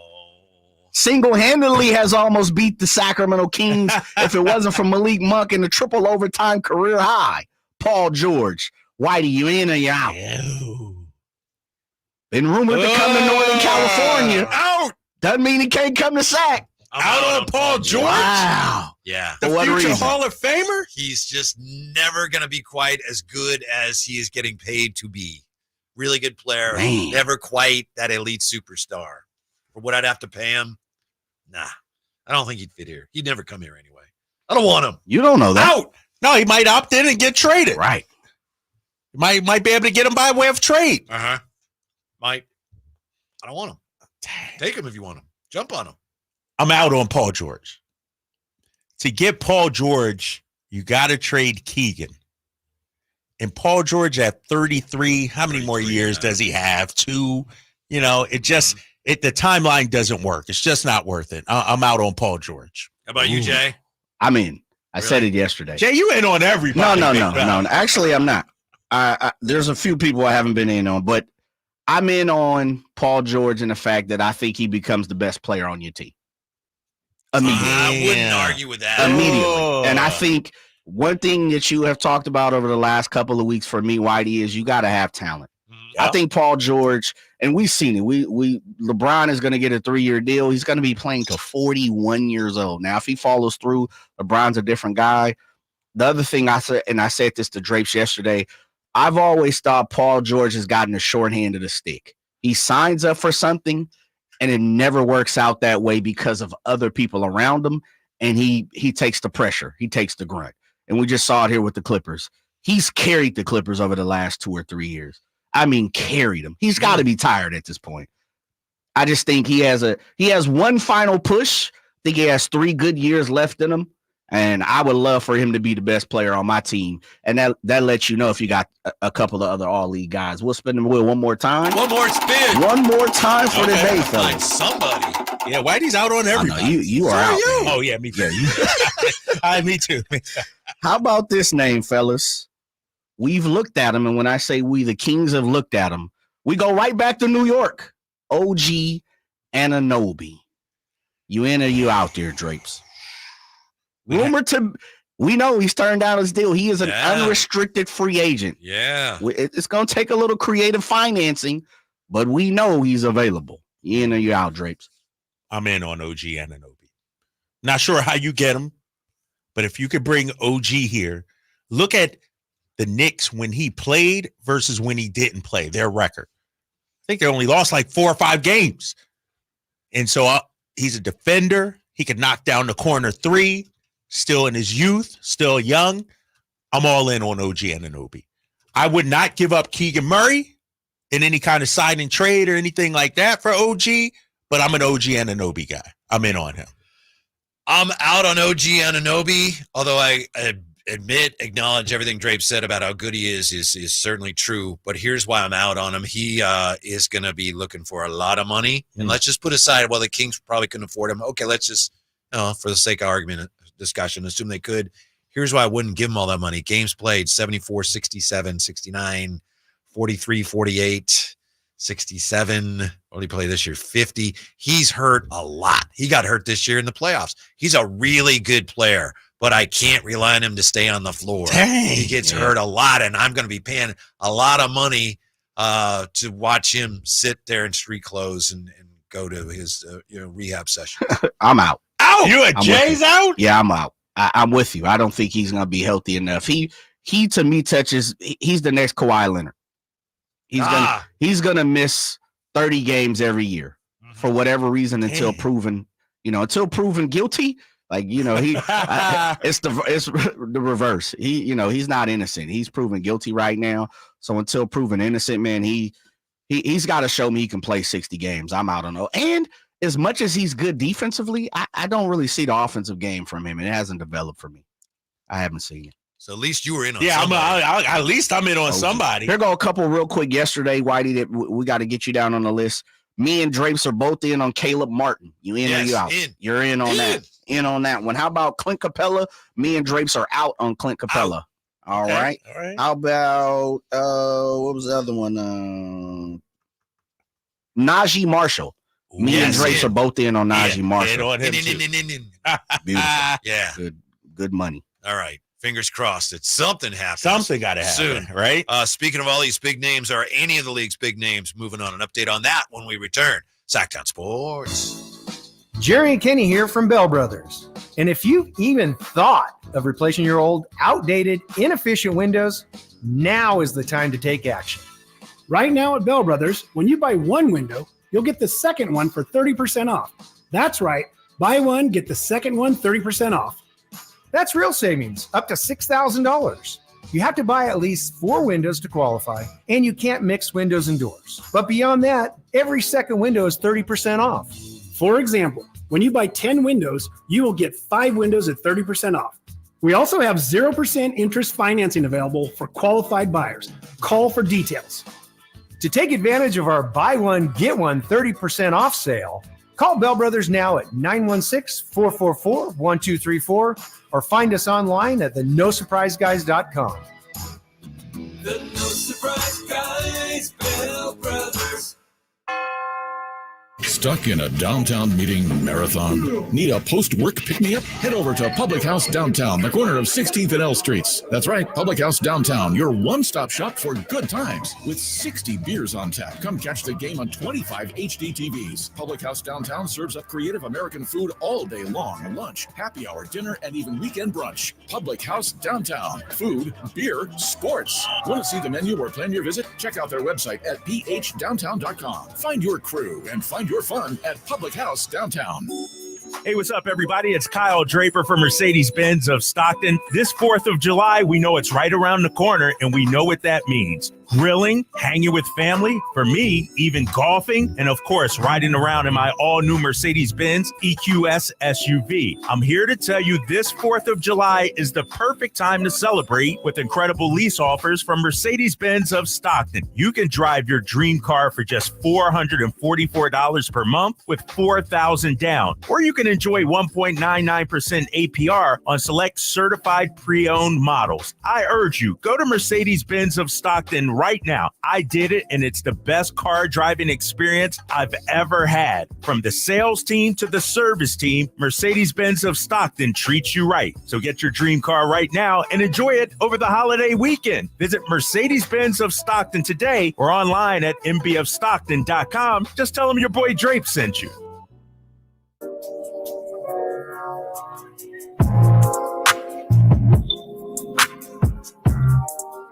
The Drive Guys, live and local. Every afternoon, Monday through Friday on Sactown Sports. Well, the Kings pick is in. That is their pick in the NBA TV mock draft. Who do they have the Kings taking, Drapes? Khalil Ware, sophomore out of Indiana. What? I'm actually not upset with that. I'm not either. The more I learn about this guy, 6'11", almost 7 foot. I'm surprised that Mocky McNair has made this pick. 7'4.5" wingspan. Ringer says Ware could be a rookie lob threat and rim protector in the mold of Derek Lively II. But if Ware's if his 3-pointer translates as well as it did during his sophomore year at Indiana, he could bring another dimension. Shot 42.5% from 3. So he could be that guy that could fit with Domas. Yeah, I think so. I'm actually liking this big fella. I could be totally wrong, but when he worked out here, he worked out with Zach Edey, and my thought was the only reason they brought Zach Edey out is because they wanted a big guy to practice with Khalil Ware. Yeah. Dang. Athleticism, shot blocking, lob threat, interior scoring. How about this, Whitey? You said can play with Domas. Shades of Miles Turner. There you go. This might be the pick. Is that your new guy you're going with? Does he help the Kings now, though? Maybe. He doesn't start. We know that, right? Not day one, maybe. Yeah. Not day one. But by the end of the season, he's starting at your 4? Yeah. Or your 5, whatever. 5 or 4 or 5, yeah. Shoots an easy ball from 3. There's a lot of risk there. You're making a lot of assumptions that, yes, he can't shoot the 3 ball that well. Yes, he can play with Domas. Yes, he'll develop quickly enough where he can help us when we need help, which is as soon as possible. A lot of risk. 20 years old. How about this minus, though?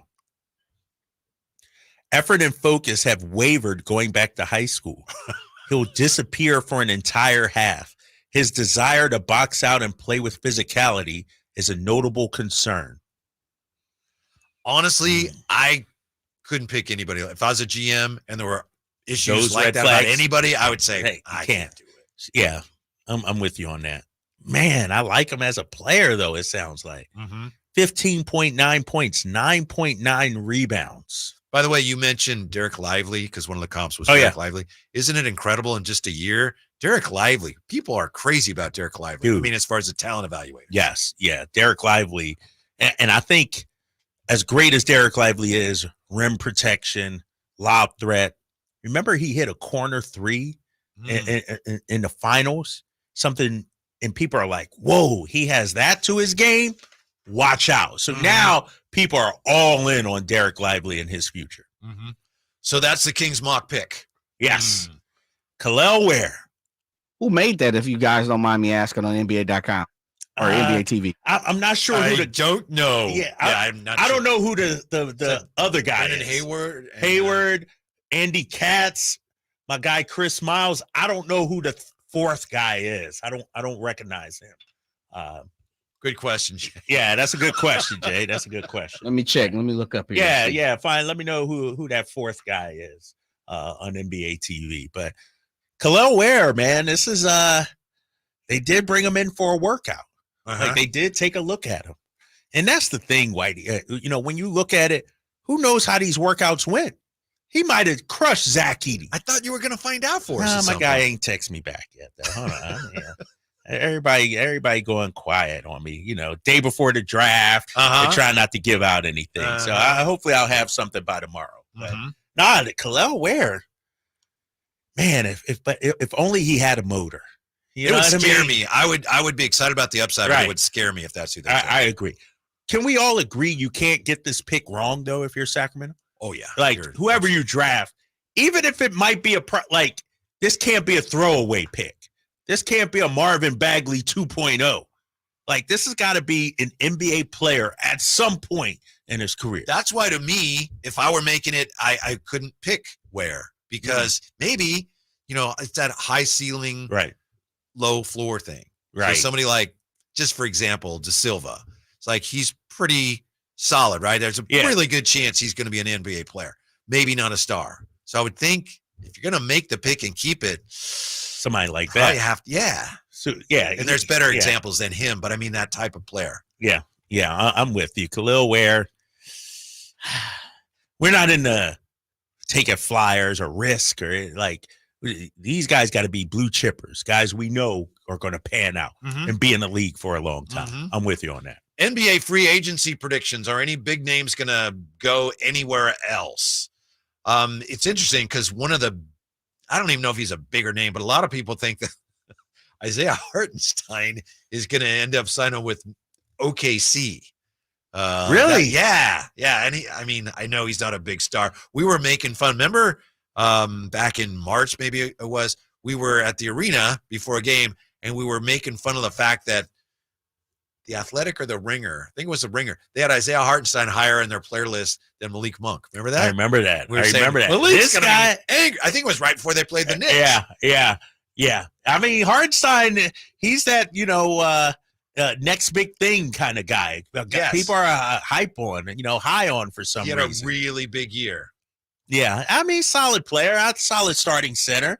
And if, they re-sign him, does Mitchell Robinson go somewhere else? Like, I don't think New York will keep both of them. I do think Hartenstein will get paid from somebody. Yeah. This Sporting News, has him going to the Thunder 3 years, $65 million. I probably should have started with a bigger name, but Paul George, they have him signing with the Clippers for $3 and $155. Again, that's just a prediction. But there are reports from Mark Stein that the Warriors and the Knicks are interested in Paul George. Please go to New York. Don't go to the Warriors. If the Warriors get Paul George and Steph Curry, they're back in the mix. They're back in the mix in the West. Not saying they're going to win the championship, but that's scary. Mm-hmm. Paul George is exactly what they need. I think the Warriors that's one of the things they're waiting to see before they decide exactly what they want to do with Clay, right? Whether to are we gonna have to make a trade? For Paul George. What are we gonna have to do financially? Yeah, if I'm Paul George, but would he want to come up to Golden State? It's not far from his home in L.A. He needs to stay. I don't know if he will, but he needs to stay. They're not that far off, the Clippers, but it's just so hard now to keep that team together with all the. But are they? What was 3 years, 155? Yeah. Yeah, I think he'd accept that. I think the issue now is, he feels slighted that they aren't offering him the kind of contract Kawhi Leonard got. But 155, that's nothing to sneeze at. He has a player option, 48.8. Yeah. He's seeking the max 4-year extension, 221.1. So that's where the disrespect level comes in. It's like, well, you gave Kawhi his extension, gave him all that money.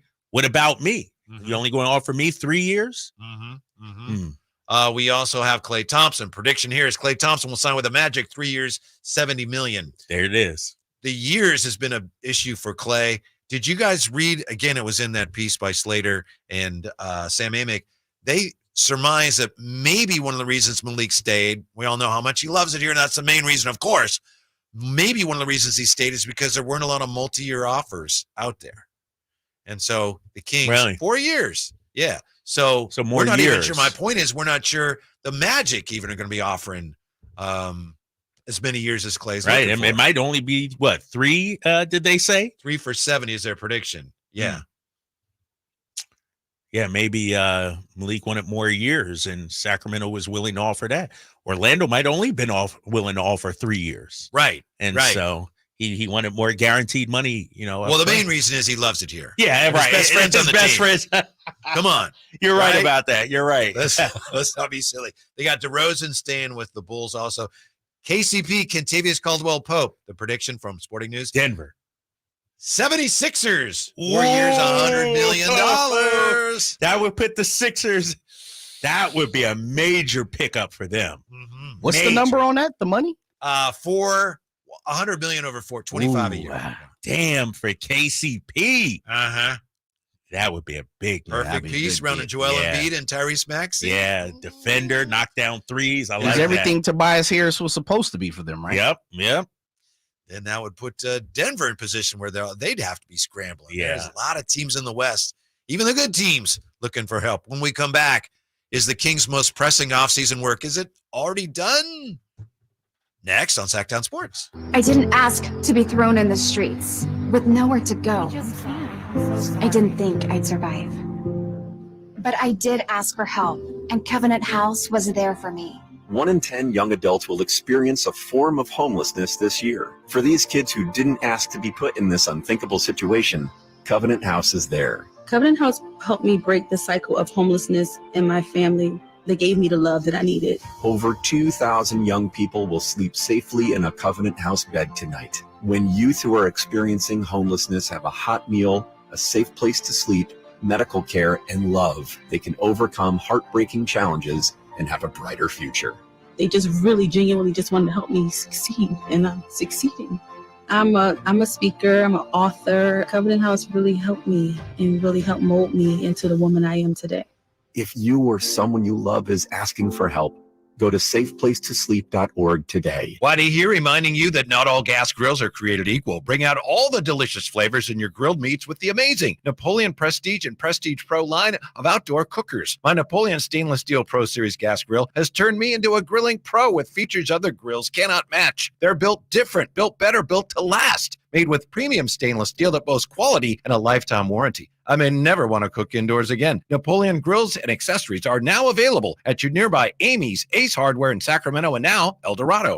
At the Good Feet store, we take pain very seriously. Whether in the foot, knee, hip, or back, Good Feet makes over 300 styles, flexibilities, and sizes of pain-relieving arch supports. With 26 bones, 30 joints, and over 100 muscles, tendons, and ligaments in each foot, a lot can go painfully wrong. So there's a trained arch support specialist at each Good Feet store to give you a precision fit. Come in for a free fitting and test walk. No appointment necessary. Good Feet arch supports are HSA, FSA eligible. The Good Feet store in Sacramento, Roseville, Vacaville. Online at goodfeet.com. The IRS deadline has come and gone. So do you owe money to the IRS? If so, you need an ally. Whether you owe the IRS $6,000 or $600,000, whether your tax problems are personal or business, the professionals at Allies Tax Relief are ready to step in and negotiate your fresh start with the IRS. Here's a happy customer of Allies Tax Relief. Before calling Allies Tax Relief, I feared the IRS would take all of my assets. I owed them over $562,000. Thankfully, I was referred to Allies and called them for help. They ultimately saved my life from uncertainty. Allies negotiated my giant tax debt to an unbelievable $1,500. They are professionals and they fight the fight for their clients. Allies Tax Relief will protect your assets from being seized and your paycheck from being garnished. Call right now for your free consultation. 800-296-0772. That's 800-296-0772. Or visit alliestaxrelief.com. KHTKAM Sacramento, KYMX HD2 Sacramento. From the Power Business Technology Toshiba Studios, your flagship station for the Beam Team. Should we light the beam? Light the beam, baby. Sactown Sports.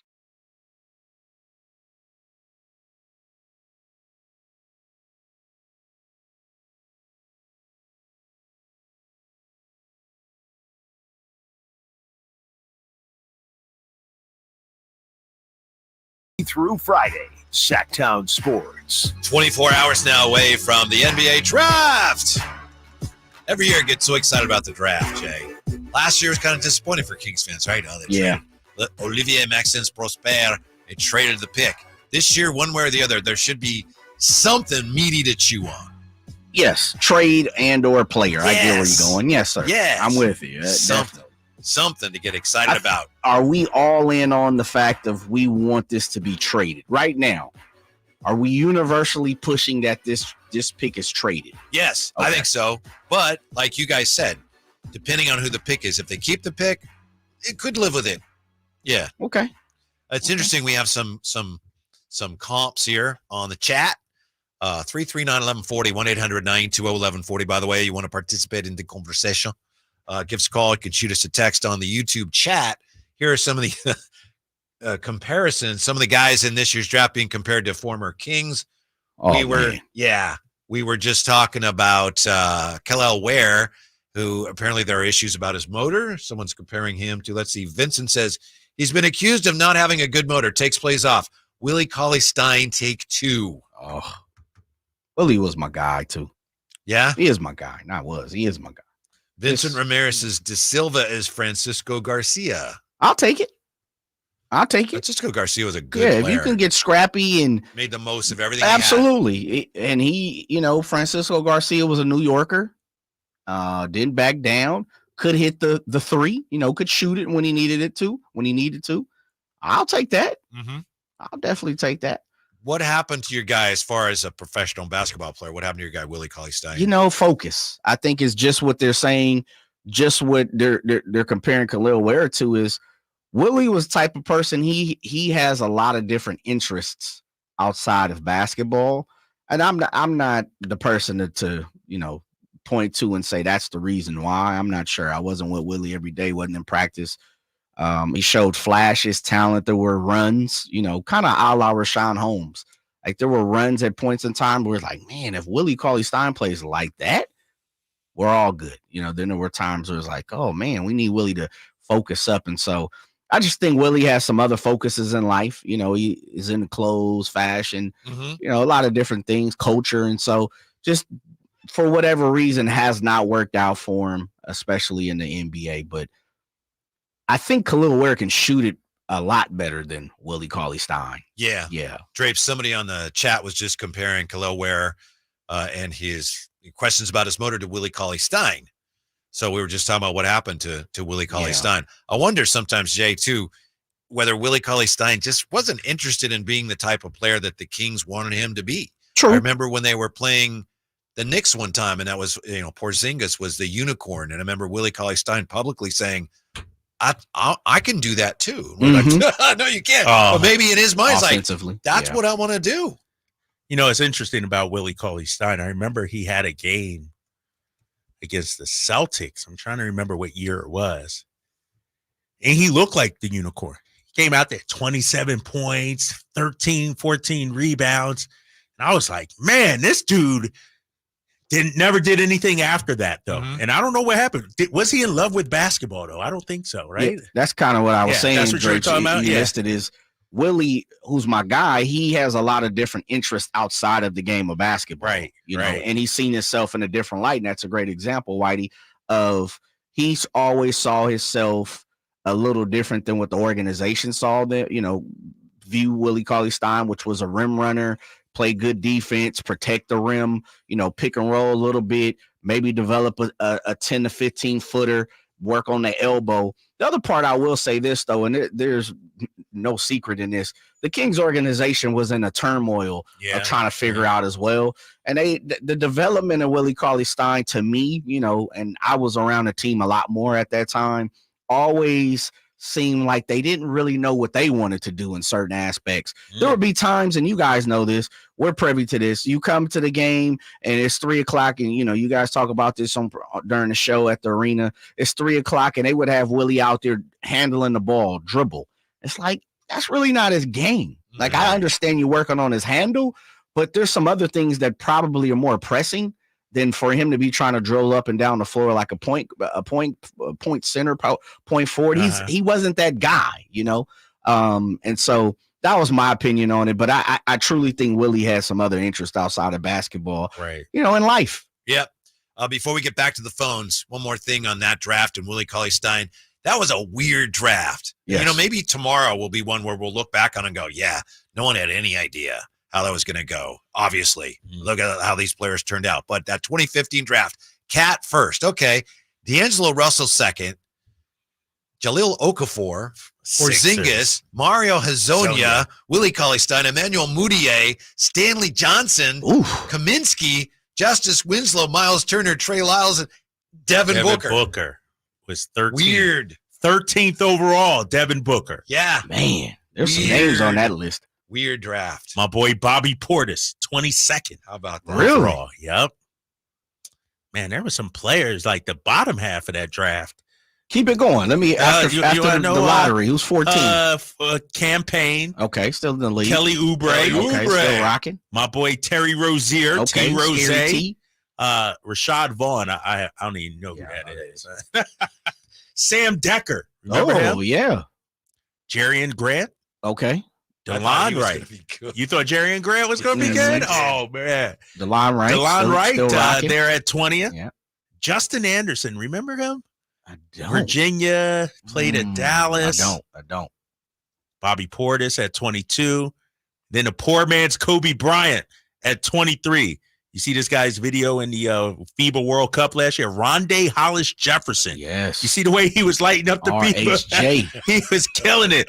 Tyus Jones at 24. I just saw his name pop up today. Yeah. Jarrell Martin. I don't know who that is. Nikola Milutinovov. No, he never even played in the league. Larry Nance Jr. Okay. RJ Hunter. Okay, shooter. Chris McCullough. Yeah. And then Kevon Looney. Wow. Cedi that? Osman and Montrezl Harrell after that. Yeah, Really? after that, Weird yeah, draft. yeah. Weird draft. Our boy Rashawn Holmes, 37th overall. Okay. How about this? Josh Richardson. He actually is had a pretty solid career. Josh Richardson. Who went after Josh Richardson? Pat Connaughton. Wow. Dang. That is a strange draft. Yeah, because the top is really like none of those guys are in the league You're anymore. right. You got Cat and Russell, but Okafor, gone, Hazonia, gone, Cauley Stein, gone, Moutier, gone, right? Stanley Johnson. Gone. You know, so interesting. 339, pardon me, 339-1140, 1-800-922-1140. Hello, gentlemen. Doug joins us on Sactown Sports. What's up, Doug? Gentlemen, how are you? Good. What's up with you? Good. Yeah, I'm sorry, I just tuned in, and I was wondering, in your Wheel of Fortune or Wheel of Misfortune, was Derek Jones Jr. in there? Was on your list? Well, that's your guy, huh, Doug? That's my guy. Well, we spun the wheel and we didn't land on him. Well, I guess the Kings aren't going to either. How much money is he going to get? Well, you know what? I'm thinking he's going to be he's going to go for a lot because they got him cheap because he only had a 1-year deal. So I think he's going to go 4 for $40. That's what I think. And because Dallas can't pay him that much, it can get him maybe up to 7 or 8. And but I think that we could. And the guy you just mentioned, which I like, and you can almost get him on the cheap, which is Kelly Oubre. Huh? Yeah, So you could get Oubre on the cheap. Thanks, Doug. Yeah, Appreciate it. Thank he's you. He's only making like 3. Yeah. No, you're right. I think He's the also only Sixers making like might 3 bring shots him. a game, but Come on. Thank you, Doug. No, I know he. Yeah, he. We're not gonna get a big score. Money's gonna do everything he can, and but every time you guys have the guy to the capologist, I learn more and more, and then it gets more disappointing because it doesn't sound like we're ever going to have the means to be able to have the assets to be able to get in playing where the big boys are. So love the show, man. Got to go. Thank you. Thank you, Doug. Yeah, Kelly.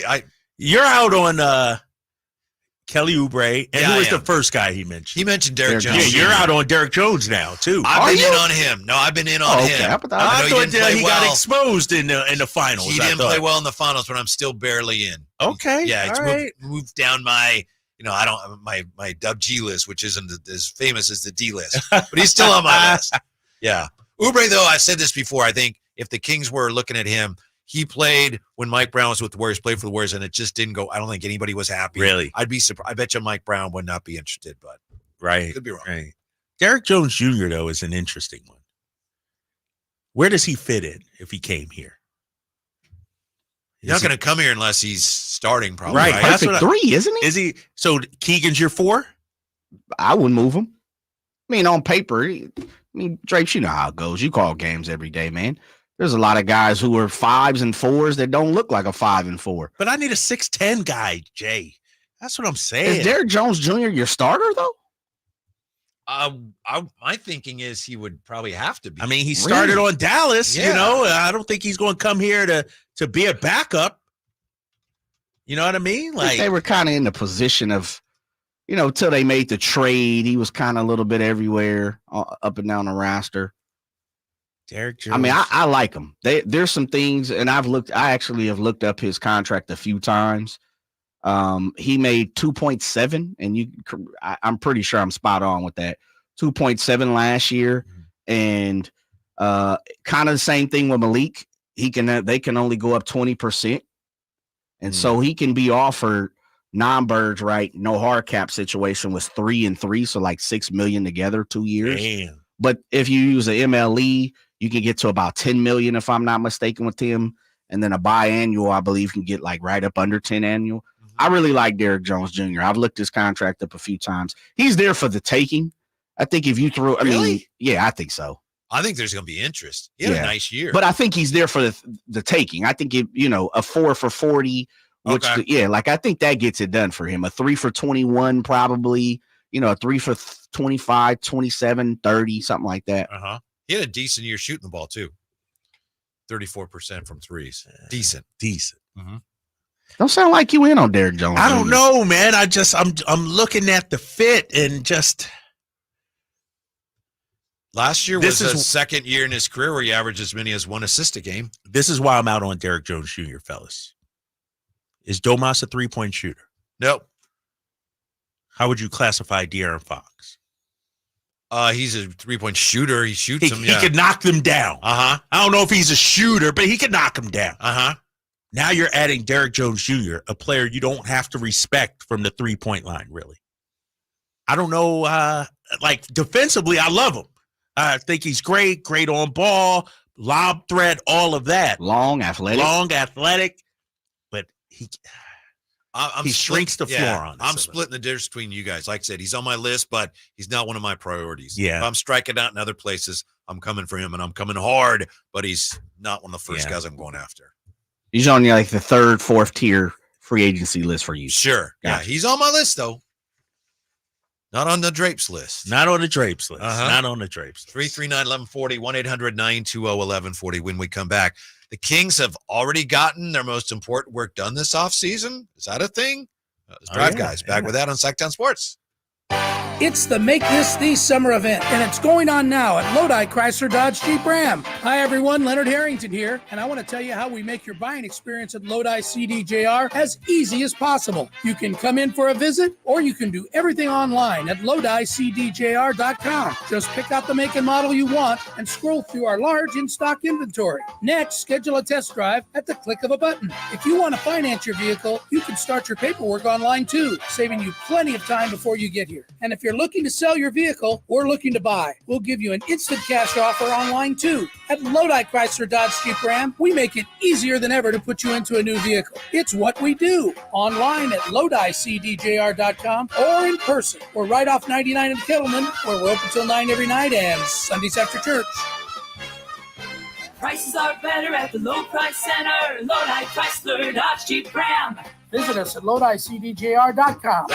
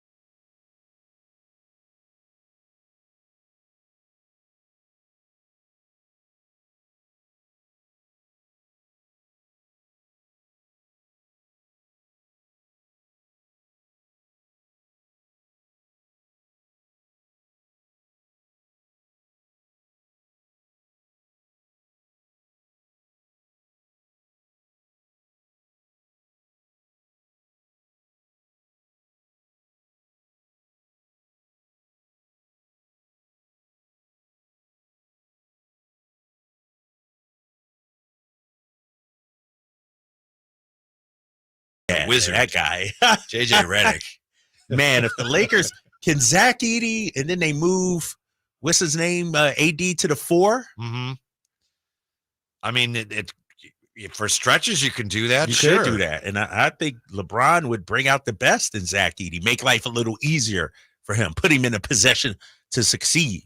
Jay mentioned something this morning that I wanted to circle back to because I thought it was a really interesting point. Jay, you were talking this morning on the text you sent us about JJ Redick. ESPN pushed out Van Gundy and Mark Jackson in part because supposedly they said, well, Van Gundy might go into coaching again. So they hired Doc, who goes into coaching, and they replace him with JJ Redick, who's going into coaching. What?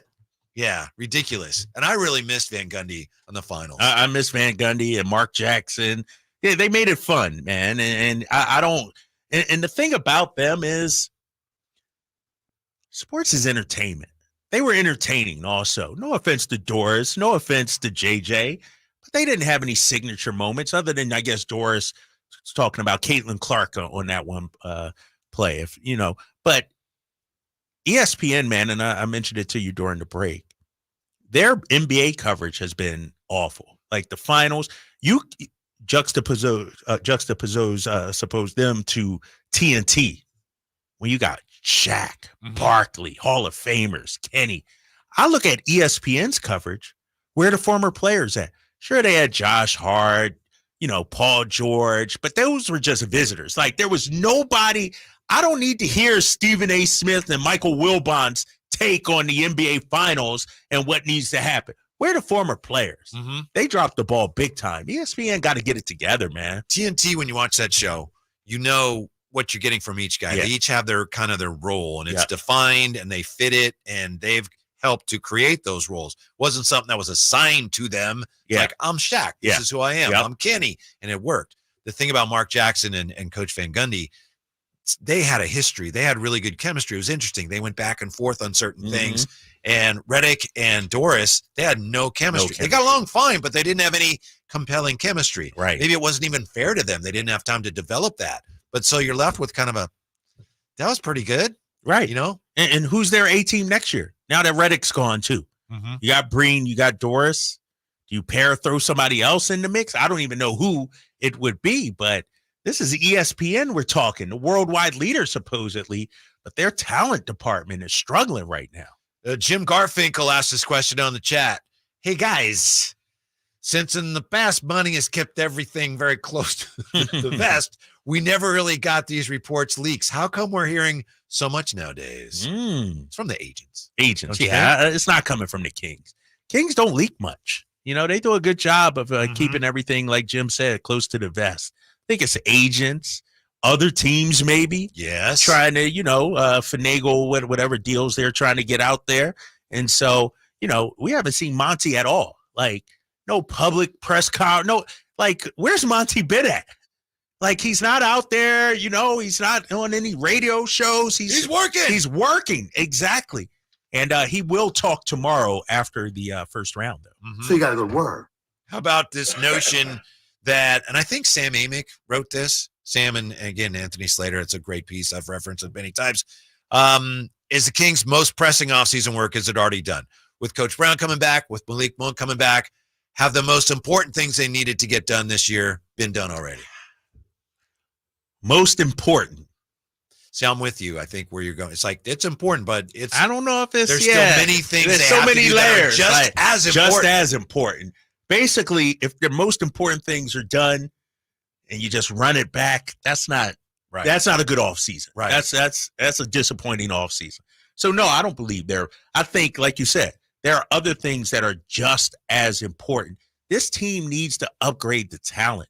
Our depth is not there. We saw it last year when Malik and Kevin Huerter got hurt. We need a 6th, 7th, 8th man, depending on where Malik plays. It's no offense to my boy Chris Duarte or Sasha. They didn't get it done last year. It just did. And so either they got to be better or we got to upgrade. I mean, missing out on the playoffs, that can't happen again in Sacramento. That should not be tolerated. Yeah. They being the Kings, 3 to 5 things that were vitally important. 2 of them were get Malik to come back and keep your coach. And they did those. That's great. But you still have just as much work that's just as important to get done. I'm with you. What are those things, though, if you will? Upgrade the talent. Talent? Yeah, significantly. Whether that's, however you do that, as we've discussed. Whether that's trades, draft, whatever, you have to improve. I still think you got to add 2 impact players. 2 impact players. Top 7, top 8 guys kind of thing? I think. Yeah.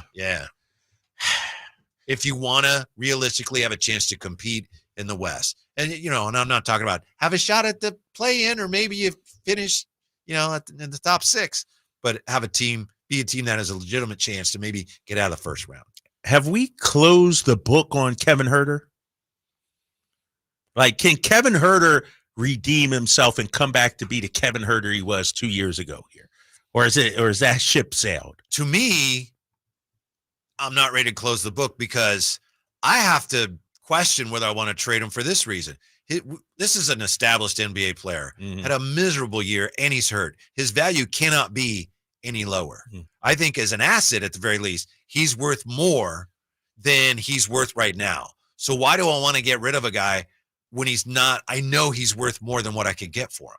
You know what I mean? Yeah. Now, if that's what it takes, if someone says, we love Huerter, we love Barnes, give us a Toyota, the LE for whatever, Zach LaVine, Kuzma, whatever. Yeah, I'm going to let him go.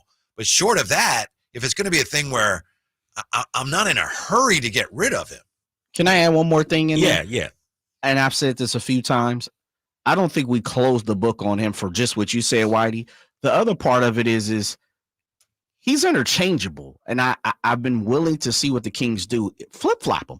I think if you put Malik Monk in the starting position, Kevin Huerter, his value goes way up, because now we're talking about a borderline starter. Some people view him as a starter, and he's your 7th, 8th guy, because he's probably not your 6th man. He doesn't have that electricity, but he may be that guy. But I think his value kind of reverses, like it upside down right now, but I think it reverses, and I think he becomes a heck of a 6th or 7th, 8th guy. Yeah. The thing is, even before he got hurt last year, and we all know this, we all watched it, his jump shot went away, right? So did he just, he went through one of those stretches. If he can be anything close to what he was 2 years ago, man, that's something I gotta keep in mind as a potential asset, because everybody needs shooting, Drapes, right? Yes. We all talk about that. Right. Everybody. And let me say this about Kevin Huerter too, fellas. Last year was the worst season of his career. Oh, yeah. By far. 36.1% three-point percentage. His third year in Atlanta, he shot 36.3, but he averaged 11.9. He only averaged 10.2 points per game. Also, the 24.4 minutes, the fewest of his career. And so the question isn't, let's keep it real. Have we closed the book on Kevin Huerter? Has Mike Brown closed the book on Kevin Huerter? What does Mike Brown think? Is Kevin Huerter a starter? Is he off the bench?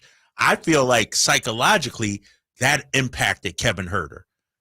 His struggles, you could see mentally it affected him. Mm-hmm. Now, if he comes back like Kevin Huerter in 2022, 2023, I'm okay with him being my starter. 15 points per game, Whitey. 40% from 3. Yes.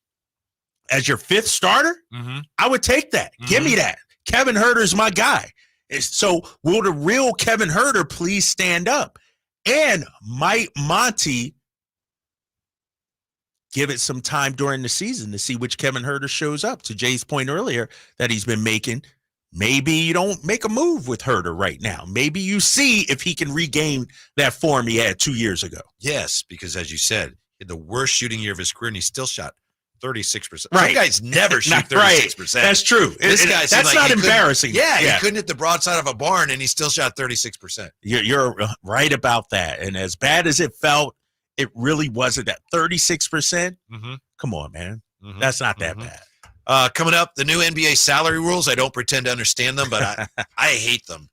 Next on Sactown Sports. Sacramento weather is brought to you by Folsom Lake Kia. I'm meteorologist Heather Waldman in the KCRA3 Weather Center. Clearing Tuesday night. Wednesday will be bright and sunny with morning temperatures in the upper 60s and afternoon temperatures in the low 90s. Get the latest forecast on the KCRA News and the KCRA app.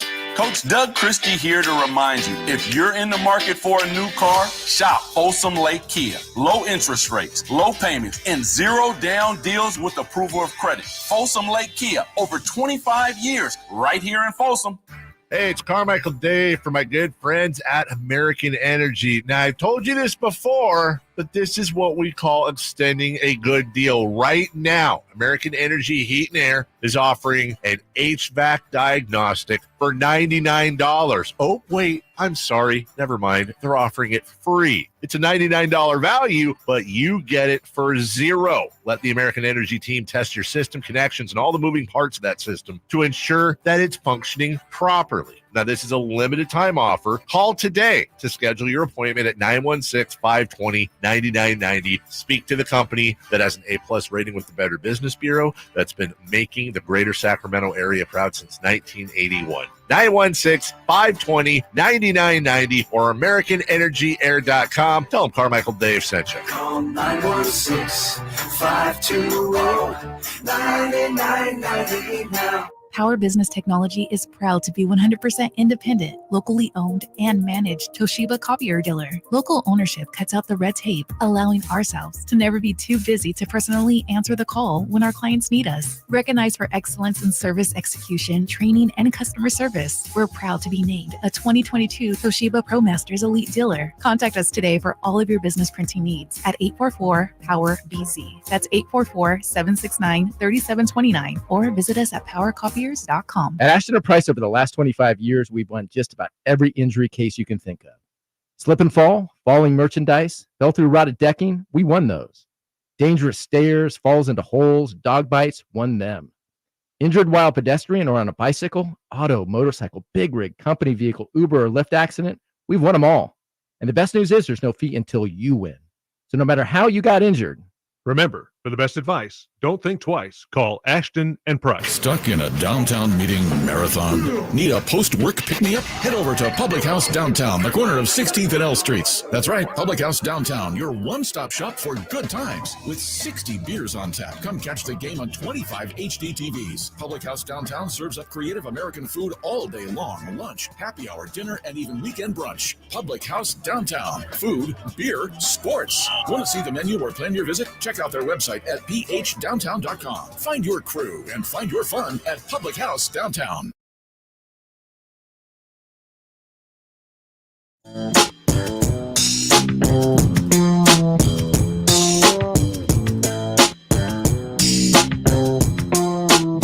Your home for Kings basketball for over 25 seasons. Sactown Sports.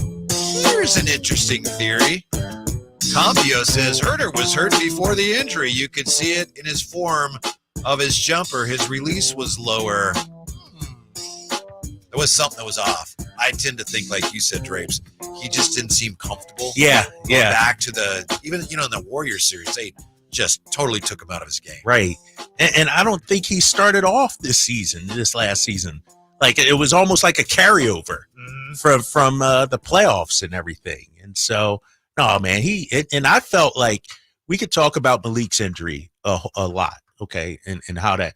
But the fact that Kevin Herter wasn't who he was his first year here, I think that played a huge role. He fits seamlessly in with that starting five. He played his role, and when he's hitting shots, that opens things up for everybody. When he wasn't hitting shots, it became more difficult out there. Now, Trey on the chat wants to know the betting odds.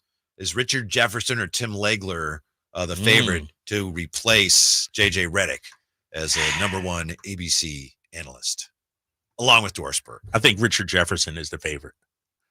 I think he's one of their up-and-comers, one of the guys for them.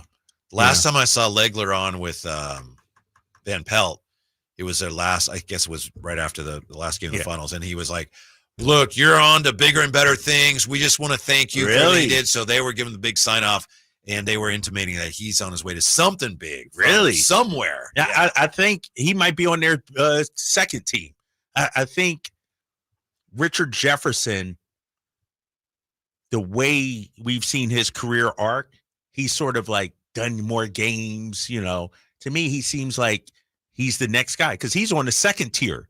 Remember, it was him and JJ for a while. And Ryan Ruocco. And Ryan Ruocco. Yeah. They were the second, tier. Now JJ's gone. Now, I think Richard moves up. Maybe. And so, yeah. Fellas, not for you to guys to be agent and talent, and especially you, Drakes, because these are your peers. Mm-hmm. But who else is there for ESPN? Like, they don't really have many people in waiting. So they're going to have to go grab some people, right? Well, I'll tell you what, Jay. I love you. If they need me. I love you. All right, look, he's shooting 40% on threes. And I tell you one thing. 52 on twos, okay? But he's 90. Hubie. He doesn't fit the entertainment value of, but Hubie's great. I love Hubie. He's one of my favorite. I just think they're in a position, and that's what made me start thinking about what are they going to do? Because they got rid of Vince. Kendrick Perkins is not really an analyst on that. He's more entertaining. Monica McNutt. She did the Knicks this last couple of years. A lot, if not the majority of the up-and-comers in the ABC broadcast crew are women. Yeah, you're right. But that's what I was talking about last segment, guys.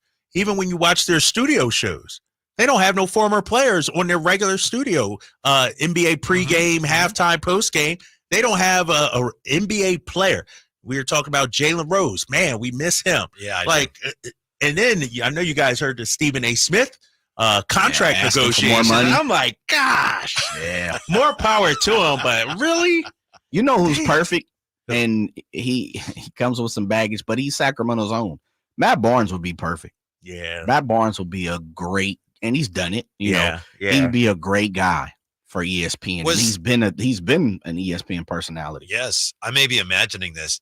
was Chandler Parsons doing it some? Was he the one that was doing some? Nah, he does like a podcast. Yeah, he does on FanDuel TV something like that. Like that. Yeah. Who is the next person? Well, I feel better about Jalen Rose. I missed Jalen Rose, and then Jay explained it. Jalen Rose, he's probably fine without it. It's not like they. He's got other stuff. Same thing with Matt Barnes. You know, Matt Barnes got so much going on. Matt Barnes got both his boys playing hooping and stuff. Yeah, too much going on. Yeah, let's get Matt Barnes on. Okay. Yeah, let's get him on this week. Or catch up with our guy. It's been a while. Especially after the big trade tomorrow night. You know, get his thoughts on that. It'll be exciting. Calling that out. I think it's going to happen, big fella. I think something's going to happen. Fireworks. I agree. I think. I mean, it's going to be like there's too much smoke out there. Quick fuse. It's going to be like nothing. Oh, yeah. I don't like the new NBA. The rules, be they the cap and the aprons, because it just seems like now it's so hard for a team to put together a really good team and then to hold it together. Yeah. And first of all, ever since the NBA adopted the cap, every time there's a trade, it's so confusing because, you know, as fans, you want to say, who got the better player? Well, they got the younger guy, they got the older guy. And now it's like, no, they got cap space, right? And you're just like, I don't understand it. Right. It's been that way for a long time. Or it ate up all their cap space. Now they can't do anything else, you know? It's not just about the players anymore. Yes. I've read up on the apron, the first apron, second apron. You know, I saw some stuff Bobby Marks tweeted out, you know, with an example and everything. I'm still confused. I just don't get it. I just don't understand it. And so, and this is the thing. And I know we had, who'd we have on last? Keith Smith last week. How can a team like Boston afford to pay Jaylen Brown $315 or a $300, Tatum $315, Porzingis, Drew Holiday, and Derek? 5 guys making $30 million or more, and we struggling to pay Malik Monk $20 million. Yeah, it just doesn't seem right to me. It doesn't seem right. Yeah, I guess this is being driven by small market teams, right? Because they're looking for some balance, level of parity. Competitive. And I get that, but to me, the way teams now that want to win and they want to spend a lot of money, they're being punished. I don't like that. I mean, like the Clippers, they can't keep this team together. And sure, Ballmer has all the money, and it's not fair that he has all the money. Well, why isn't that fair? I would rather see owners take those risks, those who can, to put together the team, because we know it. Just because you spend a lot of money doesn't mean you have a great team. But it's fun to watch those teams. And now if you're trying to, it's like when you watch NASCAR with restrictor plates. The idea is to go as fast as you can, right? Well, no, that's too dangerous. No, we got to slow it down a little bit. Safety's important, but with the restrictor plates, so you can't go as fast. Now, well, you can't build the best team you can because it's not fair. I don't know. There's something about it that makes it harder to follow and not as much fun. And, you know, if I'm being honest, part of the fun of the NBA, Whitey, and I crack on these guys all the time, these people, is the NBA trade machine. How many trades have we seen floated out that realistically probably wouldn't work in the cap? And people don't know. It's like the fun of the NBA is saying, who says no? Bang, bang, bang. Well, really, you can't even do that trade. So that strips like the fun of it, right? Yes. It's like, that trade don't make sense, you know? And so they got to do something with their cap. It's too confusing for the average fan. It's really confusing. It really is. But, you know, NFL got some issues, too, with, you know, the cap and trying to, and you know. Oh, definitely. The dead money and all this and everything like that. You know, that's confusing to me. But it's rocket science, man. And like I said, how are the Kings over the cap when we only got 2 guys making above $30 million? Think about that. How are we over the cap and are hampered by what we can do? It just doesn't make sense to me. They got to squeeze back under so they can use the full MLE. Yeah. I'm looking up team salary cap this upcoming season, 24-25 Spot Track. That's how you say it, right? Spot Track. looking at the cap space. You would think everyone went, there's a number, this is the cap, and everybody would have it. It's like, nah. No, everybody's different, though. Everybody's different, you know? I'm looking at a team like Minnesota. Their total cap, 273. Golden State, 250. And then you got to throw in the luxury tax. Sacramento, 182. Where's 182 coming from?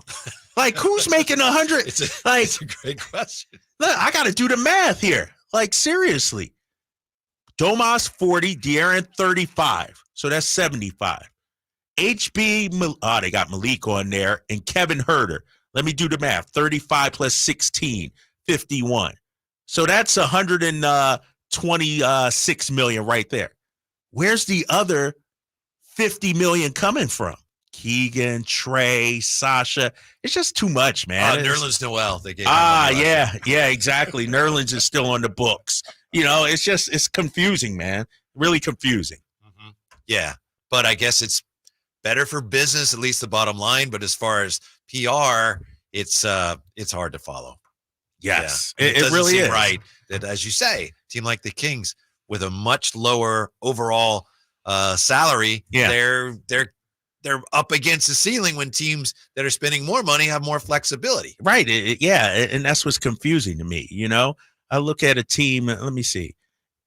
That's why OKC is such but they got young talent. That's why they got the young talent. There you go. You that know? Gets back to why the draft tomorrow is so important and how future drafts are in some ways more important than they've been in the NBA. Yeah.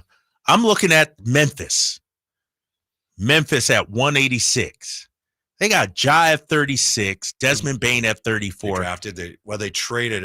They didn't draft Desmond Bane, right? But I think they got him on draft day. Jaren Jackson Jr. draft 25. Mm-hmm. Marcus Smart 20. So they got 4 guys over $20 million. We got 2 and we're cash strapped. I don't know. It's frustrating. It is. It's hard to understand. Did you see the report that Memphis might send a pick and Marcus Smart to Houston for Houston's first pick? Damn, really? You saw that, Jay? Yeah, I did. They say Houston's aggressive. I told you. Houston's going to make some aggressive. moves. Yeah. Houston's going to make some moves. Here's the thing, though. And I think Memphis wants to take Klingon, according to that report. That's who they would take with that pick. But do you want Marcus Smart and Dylan Brooks on the same team? Like those two would be battling. Line me up. Jay want that smoke, huh? Yeah. He wants that smoke. Ime Udoka's like, yep. Bring more of those guys. Bring more. Nah, man. If we could get I'd take Marcus Smart right now. Have him as our starting 2. Come on, man. That's that dog competitor. Lay it on the line. Give me Smart right now. Are you going to be okay if the Kings, maybe they make some moves, they bring in some talented players, but they don't bring in that guy, the dog?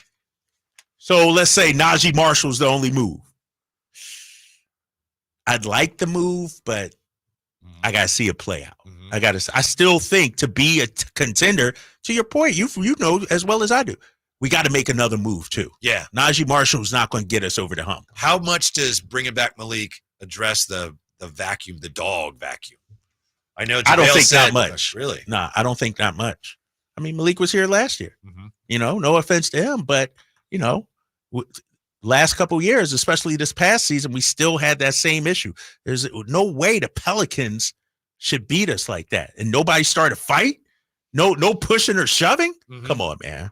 So we need a little more, dog. I was surprised you and Katie didn't get out there on the floor for some. Katie wanted to. I know she wanted to for sure, man.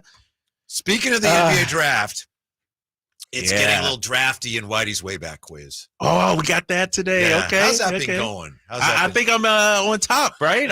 I'm the champ. You won the championship last week. Exactly. Yeah. A new week in the Wayback Quiz. And Jay gave it to me yesterday, too. He said, even though we didn't have it, he said, he'll give me that as a win. Really, Jay? Didn't you say something like that, take Jay? that. It's nothing. What an asterisk by it's a bubble. It's the bubble. It's the in-season tournament. Nobody wants to hang the banner.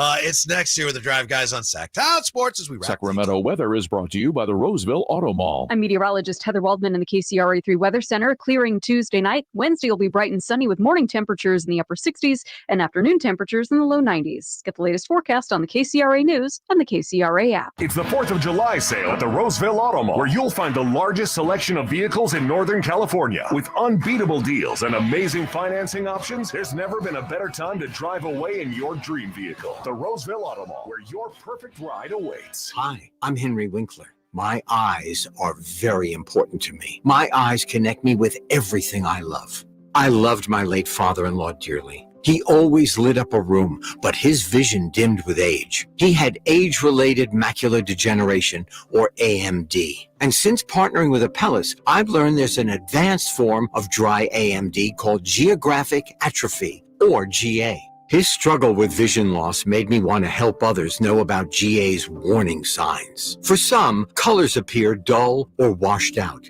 For others, hazy or blurred vision make it hard to see details, like fine print on price tags. Many have trouble seeing in the dark, making driving at night difficult. GA gets worse over time and cannot be reversed.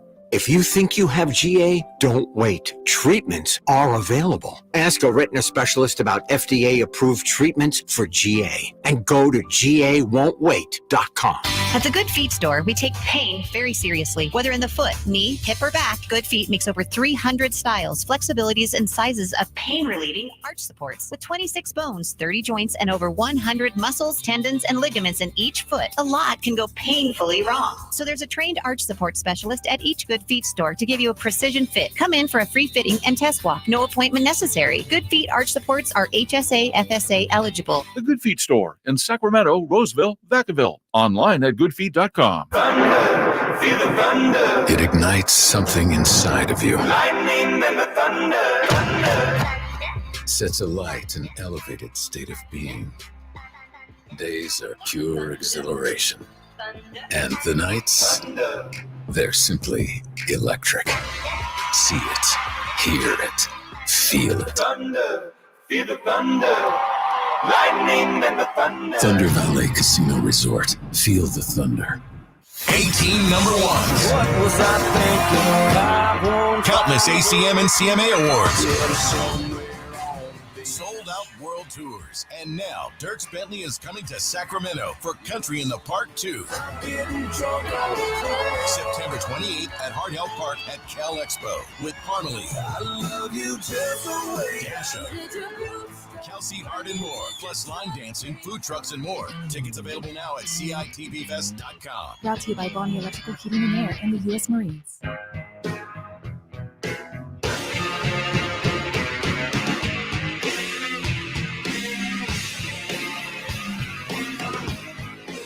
The Drive Guys, live and local.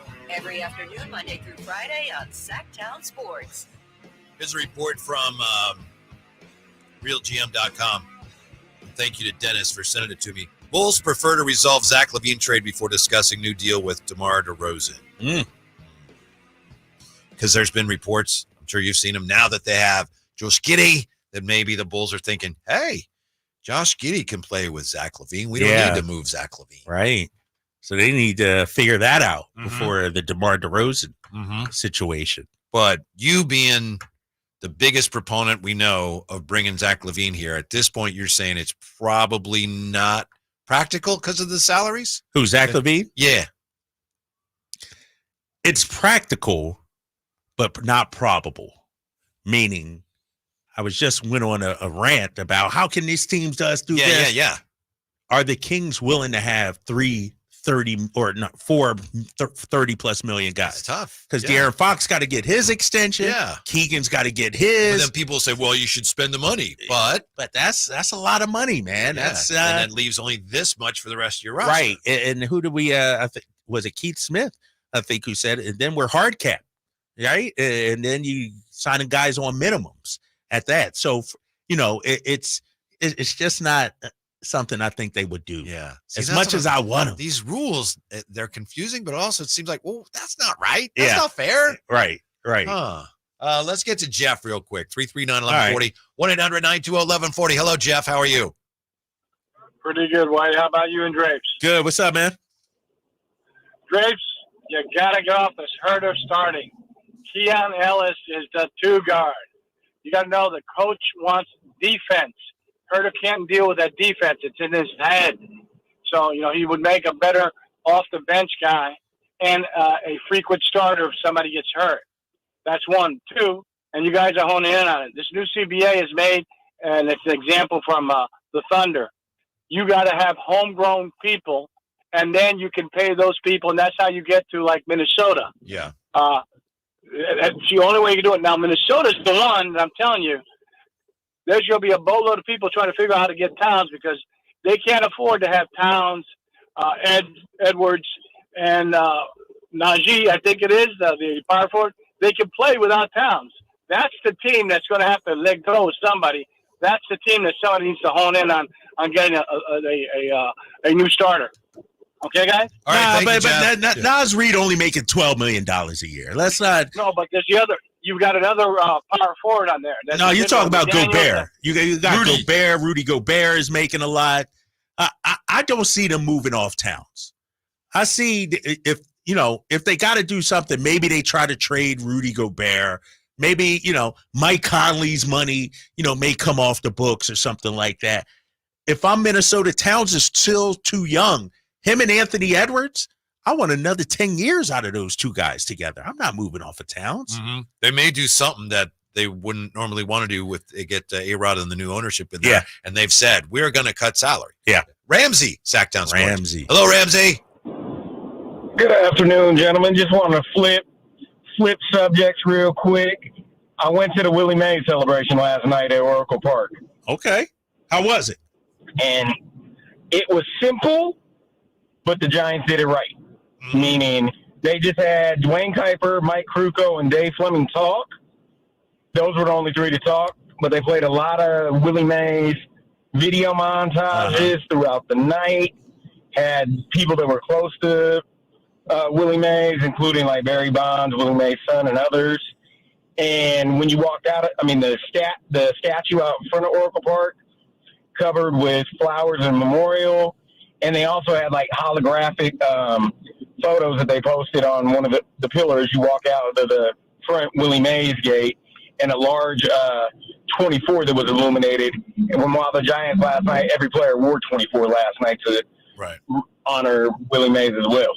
So, it paid it right. It gave fans in San Francisco their chance to pay their respects to the outstanding man and his outstanding life. Thank you, Ramsey. Appreciate Ramsey. that. And, of course, a walk-off win for the Giants as well. Yeah. It brings us to Whitey's Wayback Quiz for June the 25th. It's Jay against our current champion, Kyle Draper, going head-to-head, dealing with events that occurred on this date in various years. So, Drapes, you're up first today. You can play or pass. Okay. We have 1968, 1976, 1997, 1998, 2010, and 2015. 2010. 2010. I'm going to play first. All right, you're going to play. Edwin Jackson of the D-backs. This is the closest to. I'm sorry, closest to. Do you want to go first or let him go? He's going first. All right. Jay. Edwin Jackson of the D-backs threw a 149-pitch no-hitter. Yes, he did. Against Tampa Bay. This My guy 2010. now. Jay might get Let's this. see where you're going with this. Edwin Jackson ended up playing for more MLB teams than any other player. How many did he play for? You know what? He was on the show before you guys were in this time slot. He said, killing me. I want to say 14. Correct, Jay. Oh, Yes. that's a steal. That's my guy. Darn it. The steal. Did y'all talk about this one beforehand? No. Did y'all rehearse Seriously. this? And I wasn't, no whatever doubt. he's talking about, I wasn't here. Yeah, he was not here. I was not here. You both of you guys were not at the station at the time. You got lucky on that one. I did. When you said Edwin Jackson, I smiled. I was like, He gets this a is my point, guy. and it's he his gets to turn. go. All right, give me the years one more time. Yes, sir. 1968, 1976, 1997, 1998, and 2015. 2015. Okay. Let's get that out the way. With the 5th pick in the 2015 draft, the Sacramento Kings select who? With the 5th pick in the 2015 draft, Sacramento Kings select? Thomas Robinson. Nope. KD? 2015 draft. Oh, Chris. No, that was 16. No, you got it. You can't have the point now, but you got it. Willie? Yes. Yeah. I was saying it's Willie, right? I should have. I'm like, Willie. If I would have thought more about that, I could have had that. That's all right. No point. But your turn, KD. Jay leading a 1-0. Okay. What's our? Yes, sir. 1968, 1976, 1997, 1998. 98. This day, 1998. Who set a record for most home runs in a calendar month with 19? This date, 1998. Most home runs in a calendar month, 1998. I'm going to go with Mark McGwire. Incorrect. Sammy Sosa. That's correct. I knew it was one of those two. I know. Darn it. I was like, if he goes Sosa is wrong, I'm going McGwire. McGwire Sosa is one of the two. Oh, this is tough. Oh, my God. We're halfway home, Jay, with the 2-0 lead. And Jay, you're up 1968, 1976, 1997. Going 97. Okay. Name the player who was the first pick in the NBA draft on this date in 1997 and was named MVP of the finals exactly 2 years later. 1997, first pick, the draft, June 25th. 2 years later. Tim Duncan. Tim Duncan is correct. Easy, man. These are easy. This is terrible. You got me, Jay. Jay wins. Jay has the unsurmountable advantage. Come on, baby. Champion in You got recess. so lucky on this. Champion in recess. You got so lucky. Saw that We're going to finish out these two. Let's see. What And I skipped a Willie. That was on me. Yeah. It's funny you had that. We were talking about I know. I was like, man. as soon as I all right. Yeah. You want? Let's hear them just for All right. All right. This day, 1976, Toby Hara of the Rangers made baseball history, played both games of a doubleheader against the Yankees without a single fielding chance. Incredible because he played what position? 2-game doubleheader, played both games, not a single fielding chance. Third base. No. First? He played shortstop. Sure. I knew it had to be an infield Shortstop. position. Yeah. Dang. And then the final one How's is that? No ground balls coming to shortstop. Right. No right. pop-ups, nothing. In his first career at bat, this day, 1968, hit a grand slam for the Giants, would go on to hit 30 homers and steal 30 bases in the same season 5 times. And when I met him... Say that again. I'm sorry. Yeah, this date, 1968, first career at bat, grand slam for the Giants. Would go on to hit 30 homers, steal 30 bases in the same season 5 times. Okay. And when I met him, he said, "Hello, Whitey. Yeah. I'm Blackie." Blackie. Yeah. I think you've told this story on this show. Told that story? Yeah. I'll let you go, Drake. No, who was it? Who was it? No. His, a 30-30 guy for the Giants? Yeah. His son ended up being a really good player. Oh, I should know this. I don't know. It's Bobby. Bobby Bonds. Bobby Bonds. Congratulations, Jay, the winner today.